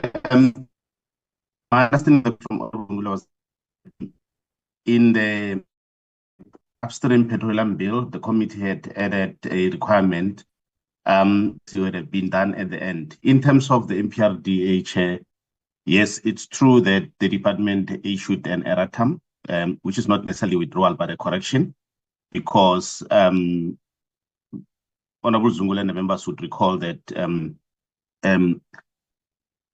on numerous occasions at the portfolio committee, the minister has always emphasized the point around the fact that the department position is that there is no need to insist on BEE at exploration in the mining sector. But obviously, at a point of licensing, once the resource has been proven, that becomes a requirement. And this has always been the position of the department. In the drafting, this is one of the areas where somehow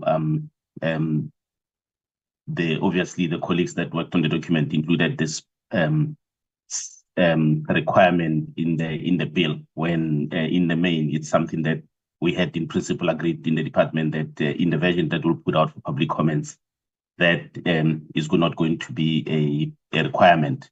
But I think the point I want to make is that the bill is out for public comments.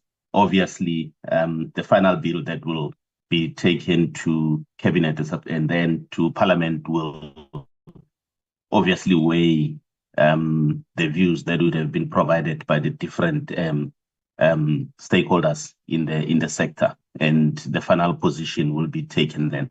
But for now, yes, the department has issued another attempt to clarify its original position on the matter when it comes to exploration, BE in relation to exploration. Thank you, Chairperson. Back to you. Thank you, DG. Honorable Slepe. Thank you, Chairperson. My questions to Pasa. Pasa, mention the strategic risk of global shift to clean energy sources that hamper the developments of upstream petroleum industry. In the 2023 and 24 annual performance plan, PASA failed to present a position paper to the board on the energy transition and climate change. The reason given to this committee was that the service provider appointed required a new approval as the cost of exceeded the 500,000 budget. Has this paper been completed and presented to the board? If so, what strategies has this paper recommended to PASA? Has any of these recommendations informed any PASA targets of the financial year in order to address the risk identified? Are there appeals only environmentally concerned? Are there other reasons provided to appeal exploration?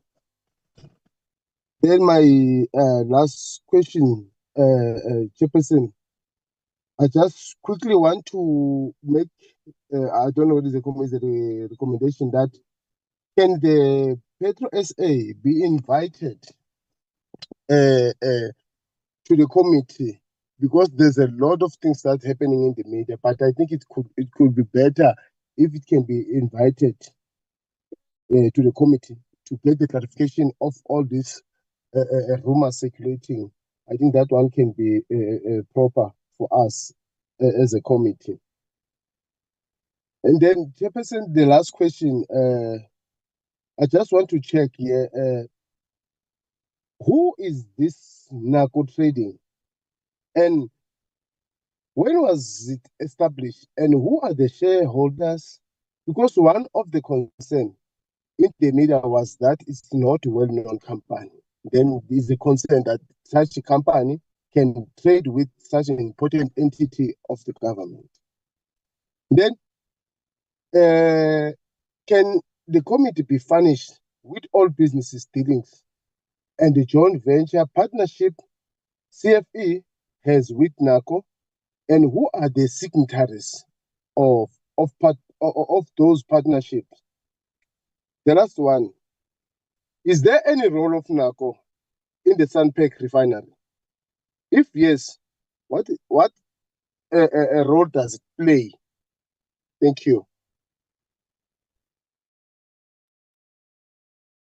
Thanks very much, Honorable. Thank you very much, Honorable Chair. Let me ask Pasa to respond first. Thank you, Chair Noah. Honorable members, the climate change paper has been provided to the board at our last meeting.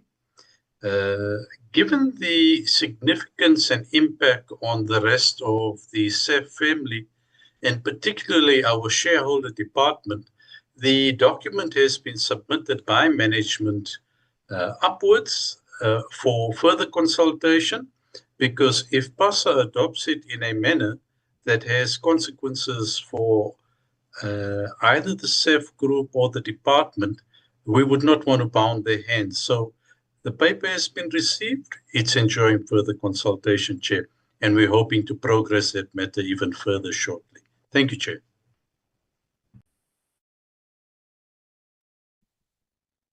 Dr. Saidin, anything to add? Yes, Chair, perhaps a key outcome of that paper is a proposed standard operating procedure in terms of climate change assessments, because some of the environmental authorization appeals have been leaning towards there has been the climate change impact has not been assessed. So this work has led to has recommended a certain approach in terms of climate change impact assessments for the country. But like the chair said, there is a process of consultation internally in terms of the recommendations that are coming out of that paper. But we've also, through that paper, learned of strategies such as carbon capture and storage for enhanced oil recovery, for example, in the context of oil and gas, that you can actually capture carbon dioxide, re-inject it into depleted oil and gas reserves, or even where the pressure is low, and that can enhance the recovery of oil and gas as proven strategies that have been employed elsewhere in the world. And the fact that renewable energy sources can be integrated in oil and gas, for example, with offshore production facilities, you could have wind energy, for example, powering oil and gas installations that are offshore. Thank you, Chair. Thank you very much, Chair. Could I please hand back to you, Chair, and with the Petro SA under the basket of returning to the committee and dealing with the issues comprehensively. Thank you, Chair. Back to you. Thank you, Honorable Ms. Noah. Honorable Nchabele.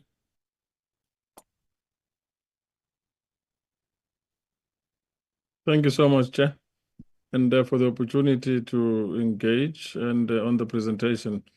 The presentation was quite extensive, and we should appreciate the effort. But what I would really like to maybe engage upon is some of the issues. Most of the other pressing and concerning issues have already been asked by my colleagues. But I just wanted to maybe go through one or two other questions that are additional to this. I think the CEO, from PASA side of it, as well as Ms. Magadla, there was a question of BEE mentioned as to the fact that there was a non-qualifying, opportunity where, PetroSA couldn't qualify because it didn't have a BEE. I just wanted to understand, maybe I'm a bit lost. Why is the government entity expected to hold a BEE status? And it says that they're sitting at level number 9, BEE status.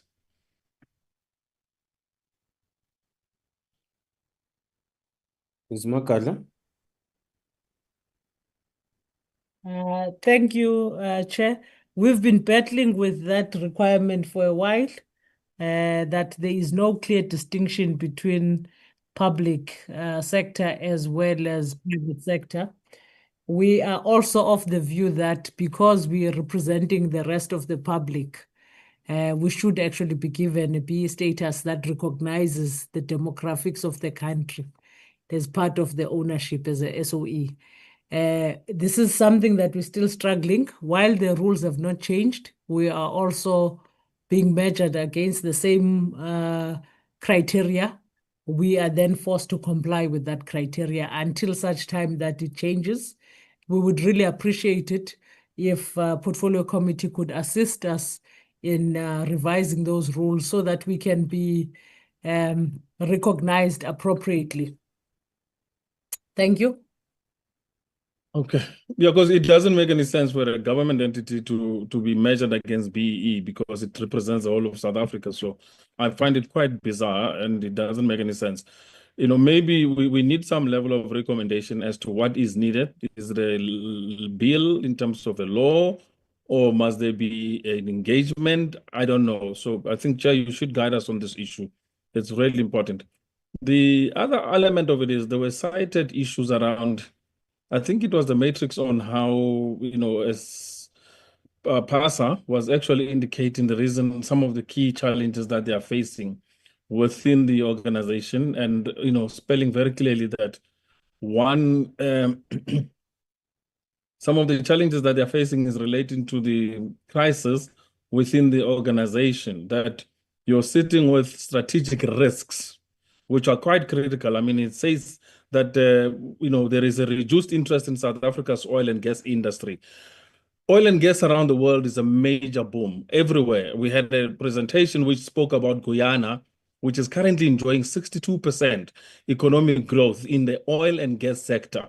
Yet South Africa does not have any booming oil and gas sector. Instead, we are currently doing 100% importation of oil and gas in terms of lubricants, petroleum, diesel, everything that we are consuming in the country. Yet we've got huge reserves. I just want to understand, why is it that we would say that this is a strategic risks, that there is no, or there is a reduced interest in South Africa's oil and gas?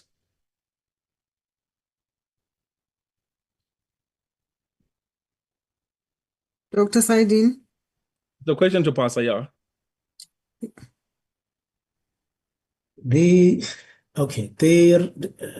Let me make an example.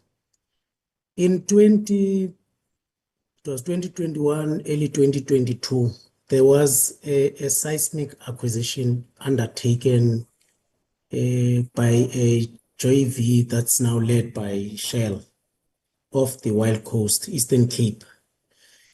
Seismic acquisitions cost in today's money, or today's in terms of rates today, about R1 billion, 50 plus million US dollars. That seismic acquisition was stopped while underway. So you stopped, or an investment of close to R1 billion was stopped while underway through a court interdict. That was late 2021.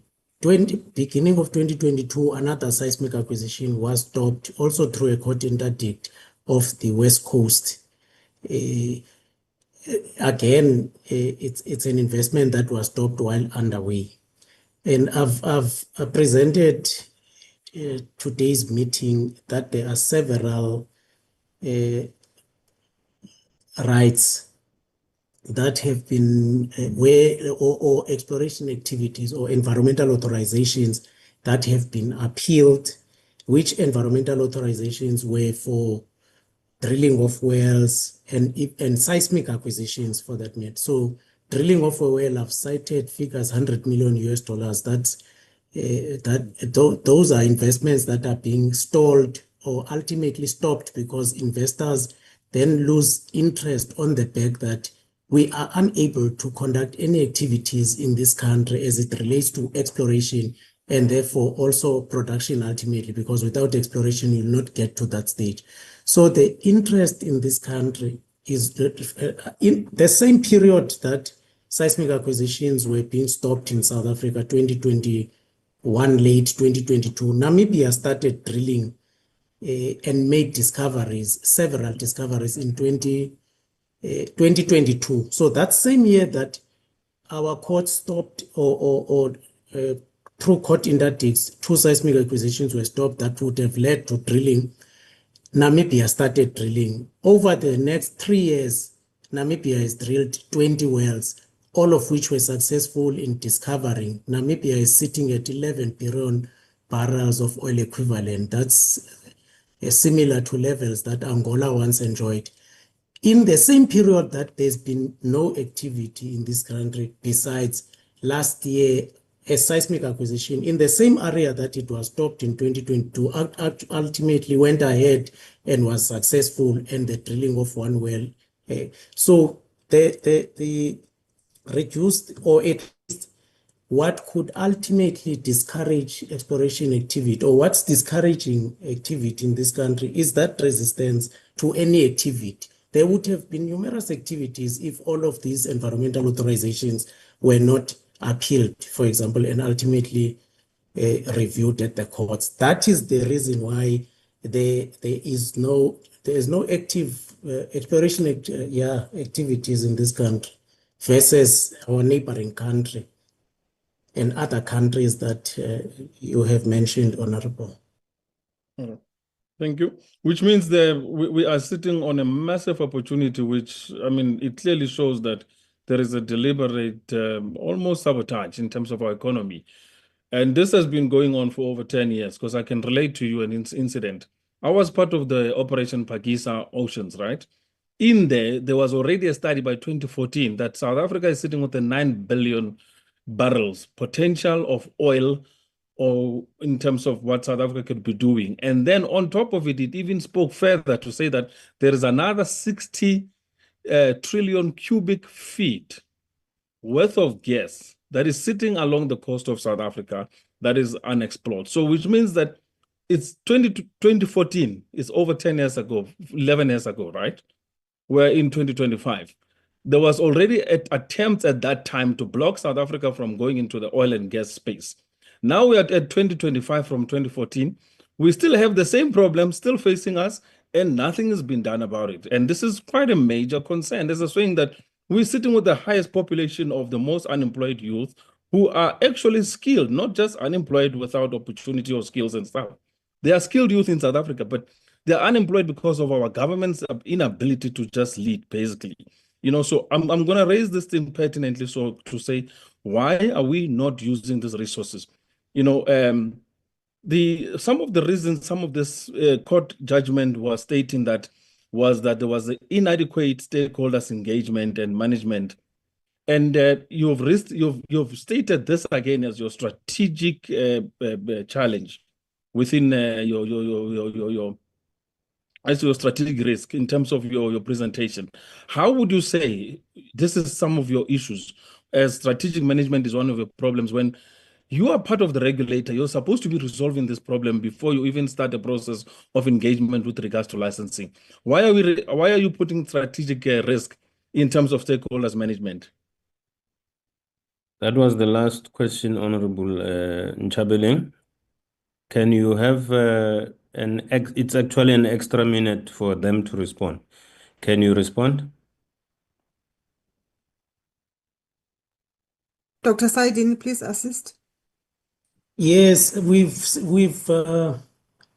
have this in our strategic risk register because it's an area that we really want to closely manage, in the sense that now that we know what some of the gaps were in terms of stakeholder engagement, for example, we are actively trying to close those gaps to a large extent by also observing the public participation processes associated with environmental impact assessments and guiding operators, because these are done by environmental assessment practitioners on behalf of operators.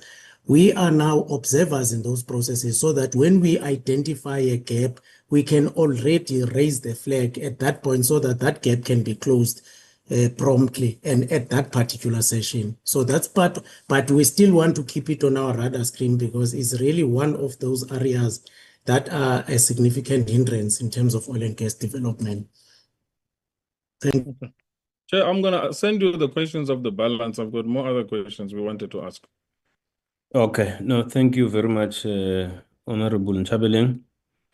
Honorable members, I think we are agreeing that this session, with especially on the part of Petro SA, was not sufficient. And that's why the chair of SEF was saying, allow us to give you a snippet of what is happening in the media so that we don't wait for them to table a report or we call them on these specific matters, but we engage with them at that level of a snippet. And I think, and I believe we have done it. What I will ask SEF to do, Ms. Noah, is that you must be able to indicate to us within 5 days how or when can you be able to table a report to the committee. That will be influenced by your timelines to take it to the board, the stakeholder, and so forth. So you must have an idea of when is it possible for you to bring it to the committee. We would want to interact with it as you've heard the sentiments of members as soon as possible. But we'll give you time to indicate to us when you will be ready. I think it covers the sentiments of honorable members to say there must be a point where we get a report comprehensively on this issue. The second issue was raised, directed to me on how I must give direction to on the issue raised on the BEE requirements for a state entity to compete,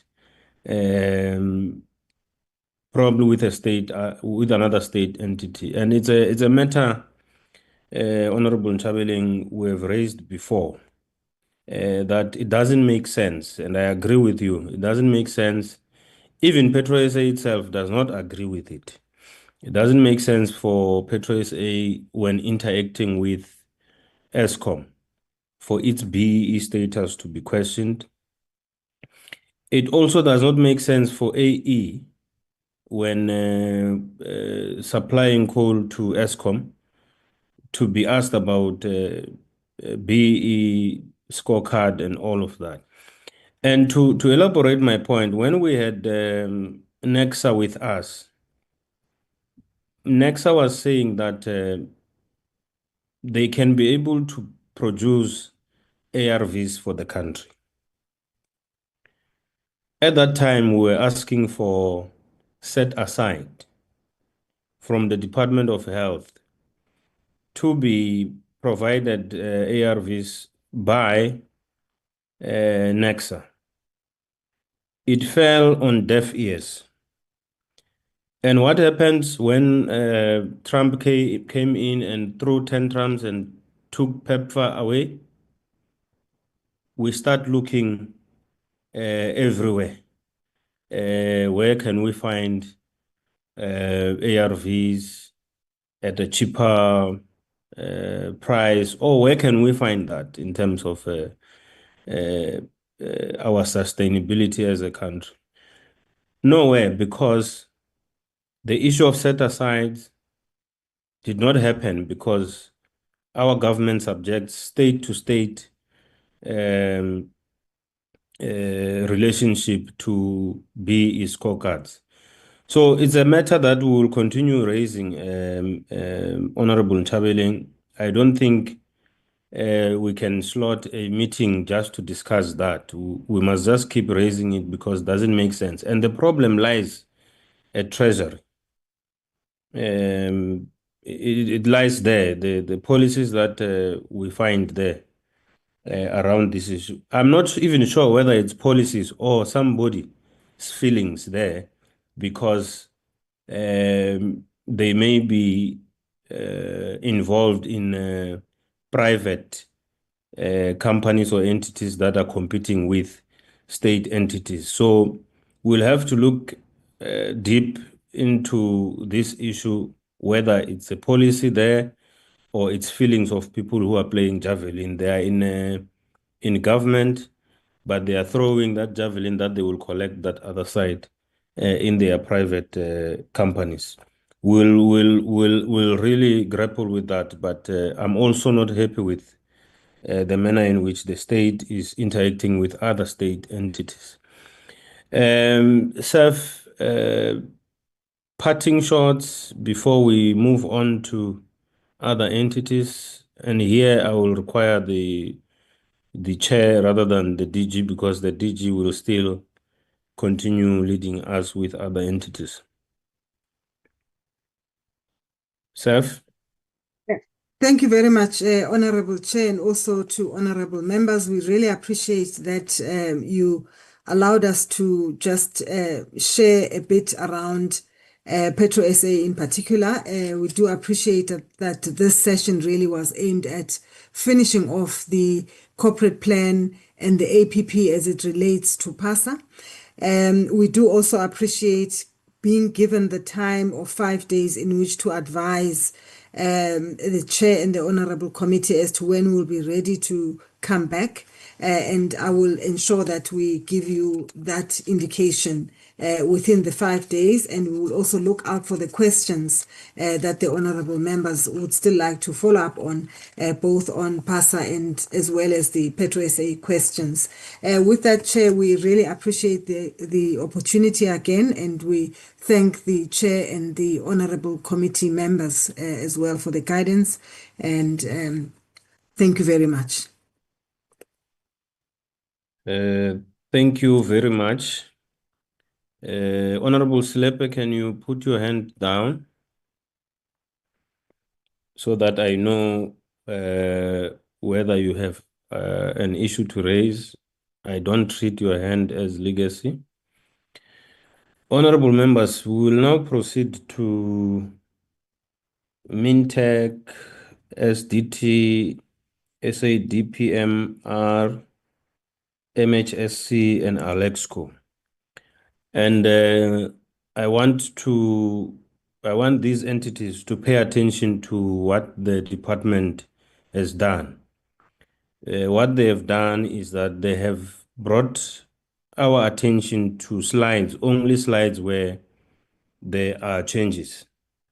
And where there were no changes, we understood that the presentation made in the Southern Sun still remains. And I think we must proceed as such, avoid repetition. If there is no changes, just say so, and we proceed to the next entity. Over to you, DG. We are going to Mintek now. Yes, Chair. Chair, I Yes, can and indicate just before you continue, I see Seth is asking to be excused. Yes, please be excused.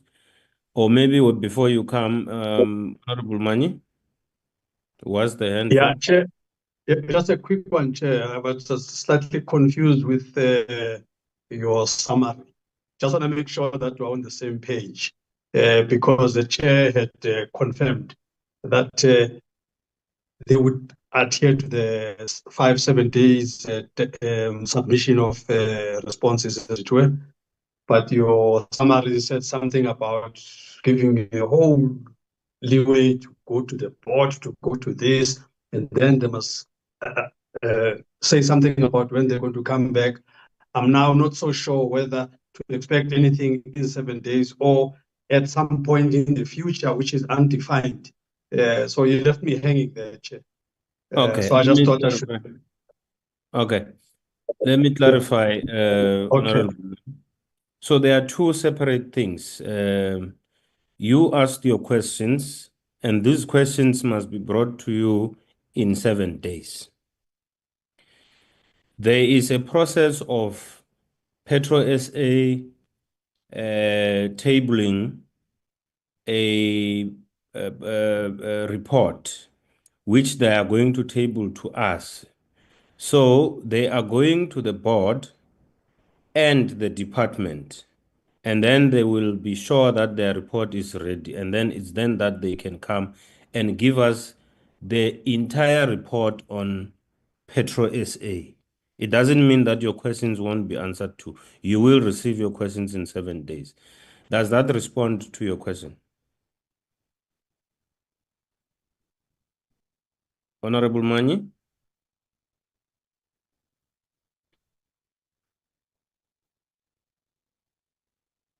Honorable Mani, you are muted. If you can unmute.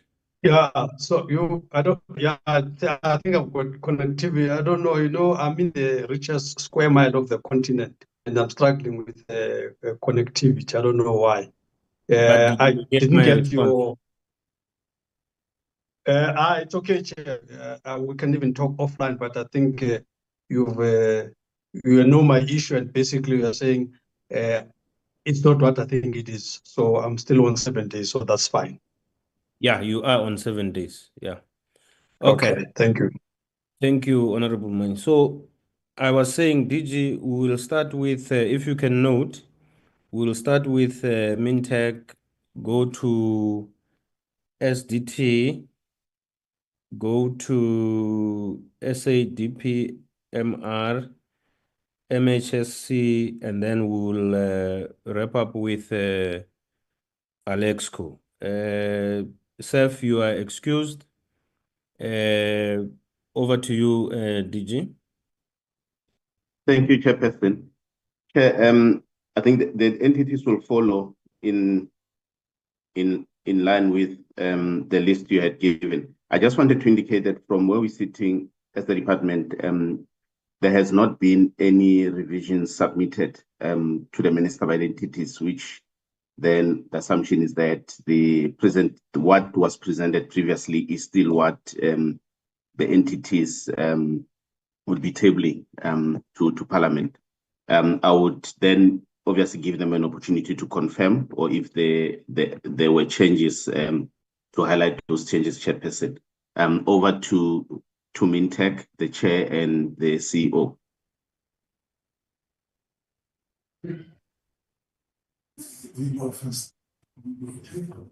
Okay, Honorable Chairperson, honorable members of the committee, DDGs, chairs and CEOs of entities and other colleagues.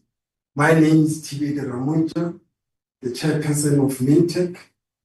I'm here with the CEO, Dr. Ulifu Mutuku, and the executive managers of Mintek, Prof. Govenda, Dr. Papo, and acting CFO, Ms. Pretorius. Our planned activities and budget have not changed from what was presented on the 22nd of April. So I'll take guidance from the chairperson on the way forward. Thank you.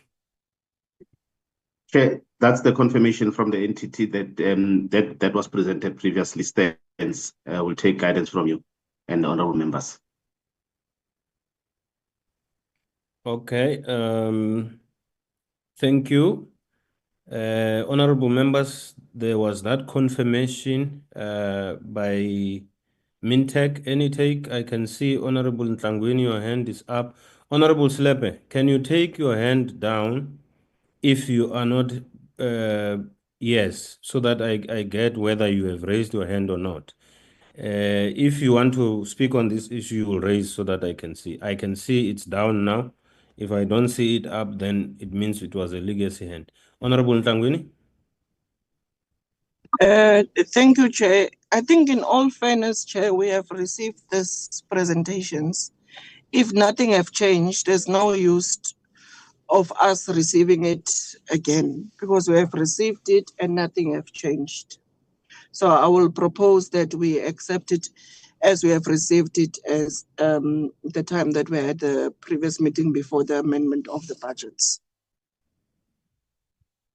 Thank you, Honorable Ntlangwini. I support your proposal, but I will want us to proceed with confirmations on record, just to say nothing has changed, nothing or something changed. What is it that changed?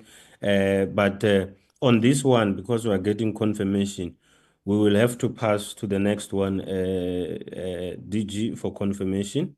Honorable Ntlangwini, your hand must be down, please. Thank you. DG. Chair, no, thank you. We will then move to FDT. For them, we have not received any changes as the department. We will allow the chairperson and the acting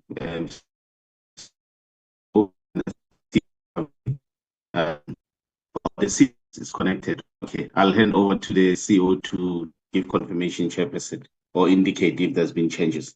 Over to you, Madam Sab. Good afternoon, Honorable Chairperson. Good afternoon, honorable members of the Portfolio Committee. Good afternoon, DG. Good afternoon to the CEOs of entities. As the State Diamond Trader, our presentation is still the same. Nothing has changed. We have not made any changes, Honorable Chairperson. Thank you. Chair, that's the confirmation. I hand back to you. Honorable members, I am taking it we are not engaging this thing. Is there anyone who wants to say something? Going twice. One, Honorable Mani and Honorable, okay. Honorable Mani, was your hand up? Yes, it was up, Chair. And Honorable Nchabeling?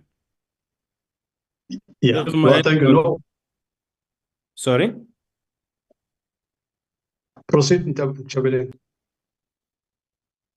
And continue. So I just confirm my hand was up. Okay, Honorable Mani, can you? Chair, thank you. No, mine was just a quick one. In your previous summary, Chair, a point that I'm not sure how you covered it. My recommendation for, I've made a long recommendation there for a joint SCOPA audience for the entities as listed in my submission. I didn't hear how you concluded on that recommendation. Thank you. Honorable Mani, you are abusing the platform. We are on State Diamond Trader now. Do you want to speak on State Diamond Trader?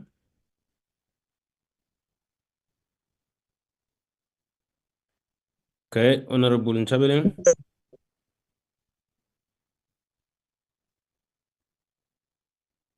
Thank you so much, Chair and DG, as well as Chairperson of Alexkor. I think I received an email in respect to one of the companies that is currently in a legal battle with Alexkor. And the email was a complaint email to say that there was a misrepresentation of their company, VMS, I think it's what it's called. And as a result, the Vast Mineral Sands Pty Ltd. And as a result, they are stating that the facts that were actually reported about their company are factually incorrect. And as a result, they needed that issue must actually be vented. And this matter should be brought to attention of the Portfolio Committee, as well as to Parliament in respect to the report that was actually received. We had an oversight over last weekend, and in the VMS was mentioned several times. As a result, it brought about a whole lot of questions in that whole process. So I just wanted to clarify, because I'm not sure about this particular report being discussed. Does it include the VMS matter related, or this is the overall department? But if it does, I think it's something that we just need to, be aware. There's a letter that is out, and I think it has been already sent to the chair as well. We just need to understand further clarity on that issue, because it's now starting to raise, headlines now. Thank you. Without responding to SDT, I doubt that that issue will feature, because here we're dealing with annual plans of the department. So if you have an issue to raise with SDT, dependent on time, you probably need to have it submitted to them for the response, or we make time for them to come and account on the matter. But for now, I don't think we are dealing with that. But let me not stop them. Maybe it's an issue that they can respond to you now. And if it is, they can go on. Chairperson, I thought the matter that was raised by the honourable member is in relation to Alexkor, which is still coming. It was not on SDT. Maybe at that point in time, if they want to respond. Yeah, I'm saying the point was that it was raised to Alexkor. They know the issue, but it was in relation to SDT, which is allegations for now. And I'm saying if they don't have a response, because it won't feature in their presentation, like they are saying, the APP has not changed, meaning we did not interact with it in the previous tabling. It can't change now and be there because it was not there when they presented. But I am saying, without me sounding like I'm shielding SDT, if they do have a response, because the allegation has not been outlined by Honorable Nchabeleng. He just says there is a letter that he is getting and all of that. So I'm clarifying, Honorable Nchabeleng, that it won't appear in the report. Are you fine with that, Honorable Nchabeleng, that we find a different way of dealing with it? I'm happy, Chair. Thank you. Thank you very much. Honorable members, I take it that the report is still agreed to or as tabled in the past. Can we move on to the... can your hand go down, Honorable Nchabeleng? Can then we move to the next one?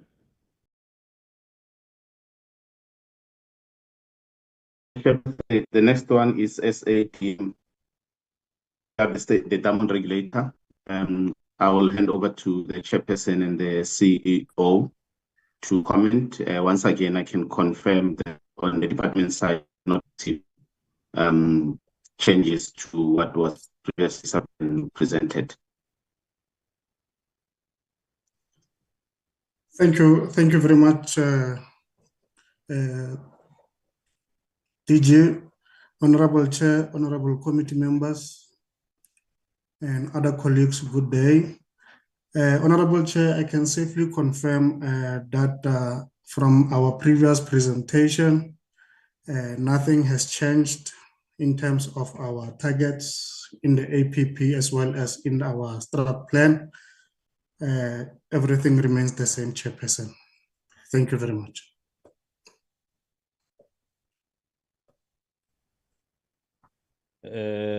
Honorable members, nothing has changed. Is there anyone who wants to say something? I'm going twice.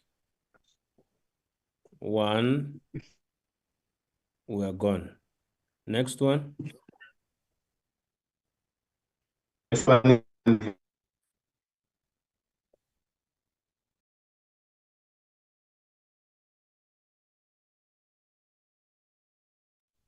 Okay, I think the DG had some problems.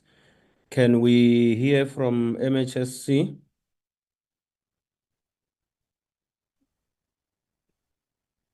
Good afternoon, Chairperson, once again, and honorable members and the DG and the colleagues. In terms of the Mine Health and Safety Council Strat Plan and the APP, nothing has also changed from the last presentation. Thank you. Nothing has changed from MHSC as well. Any comment from anyone? Going twice. One. We confirm there are no changes. Alexkor. DG, you are back. I'm calling Alexkor now. Yes. The person is in the meeting.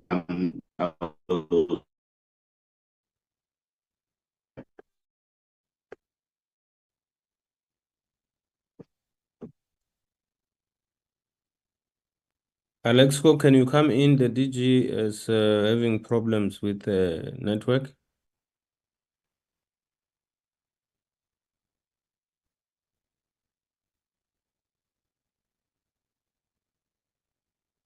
Miss Peter?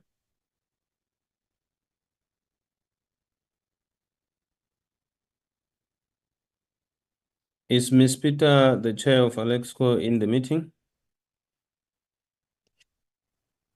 Good afternoon, Chair. It's Vian Basson speaking, acting CEO. Ms. Peter was in the meeting. I'm not too sure whether she's not has left, but she was in the meeting. Are you able to confirm whether what you presented before is still the same? Yes, Chair. What we've presented before is exactly the same as what we've got in this particular presentations with regards to the budgets as well as the KPIs. I can confirm that. Thank you, Chair.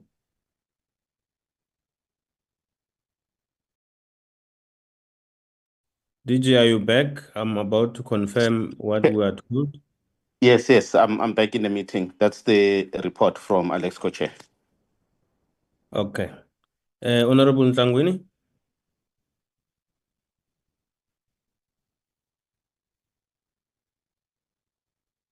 Honorable Ntangweni, your hand is up. Can you please unmute?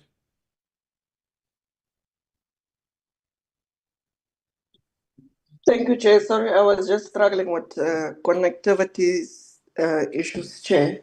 I just want to check with Alexkor, as we were there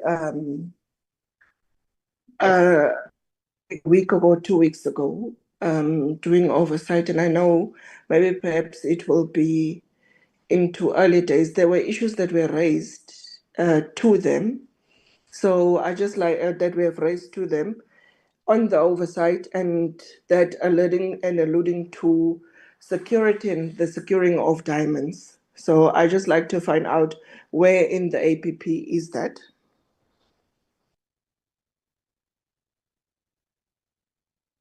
Well, Honorable Ntangweni, it is what they presented before, and we have made findings that we are going to make a report and recommend. Can we allow that we give instructions as per our report to the minister to make sure that Alexkor adhere to security issues in their functioning? Is that acceptable? It's acceptable, Chair. Thank you. Thank you very much. Honorable members, Honorable Mani raised this, an important issue about the questions that he has directed to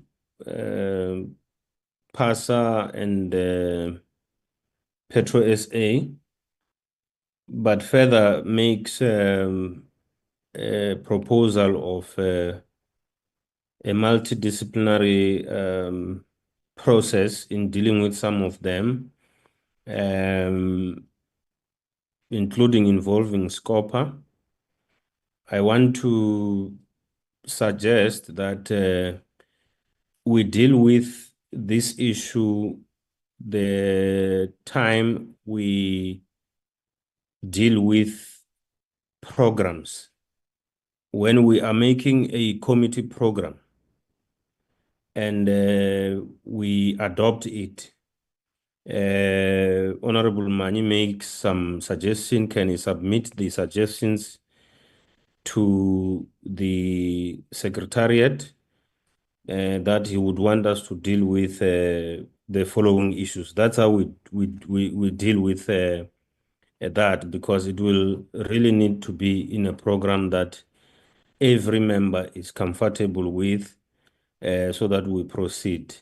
And it doesn't clash with the directives of Parliament through the chair of chairs, because what happens, Honorable Mani, we get directives from the chair of chairs to deal with certain focus areas. So we try very hard to, within our portfolio, to adhere to that.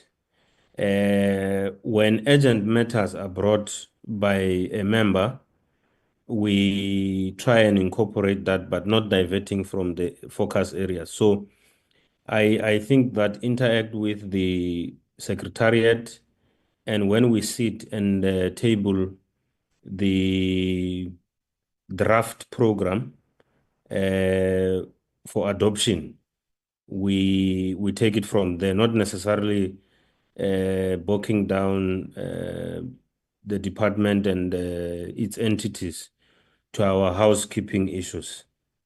Is that acceptable, Honorable Mani? No, it's fine, Chair. Fine. Thank you very much. I can see, Ms. Peter, you have your hand up from Alexkor. Yeah. Apologies. I just got cut off as I was about to speak to you, and I believe Mr. Basson would have given an indication that there were no changes to our presentation. However, when I logged back on, I heard you speaking about security elements, because I was just going to ask Chairperson to please repeat that point if Chair doesn't mind, please. Yes, Honorable Ntlangwini was saying, when we came to Alexkor, we raised issues about security. Where in your APP are those issues, because are they incorporated? And I'm saying that was an oversight discovering that we are not happy with the security that we have seen there. And it will become our findings on the oversight, not on the APP. And we will make recommendations then on what the minister must do with our concerns in Alexkor with regards to security. Is that clear? Thank you. Thank you very much. Chair. Thank you very much. Honorable members, Ms. Boss, are there any what do you call this? Do you want to make announcements if there are? No, Chair, there are no announcements. I think that was the last item of Alexkor. We're just dealing with the APPs and budget. Thank you. DG, parting shots before we close the meeting? No, thank you, Chairperson. I think from my side, nothing much, Chair, except to say we want to thank, obviously, the committee for indulging us and allowing us to present our proposals here. We obviously look forward to the report from the committee insofar as the plans that we have presented and the budgets. We have also noted the many issues that were raised by the members.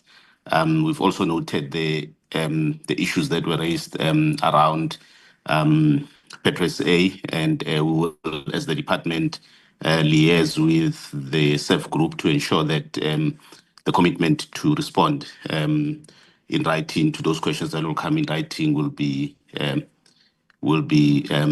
adhered to and in the timelines agreed to in this meeting. Otherwise, Chairperson, from my side, thank you very much to you and the members and the entities for being here today to present to the committee.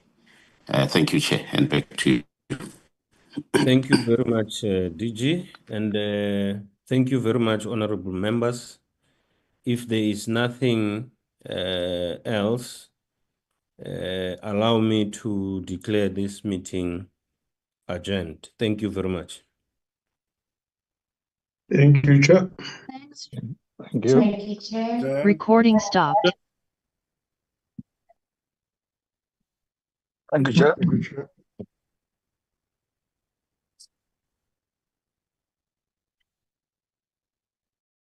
Thank you, Chair. Siyabonga, Sihlalo. Yes, yes.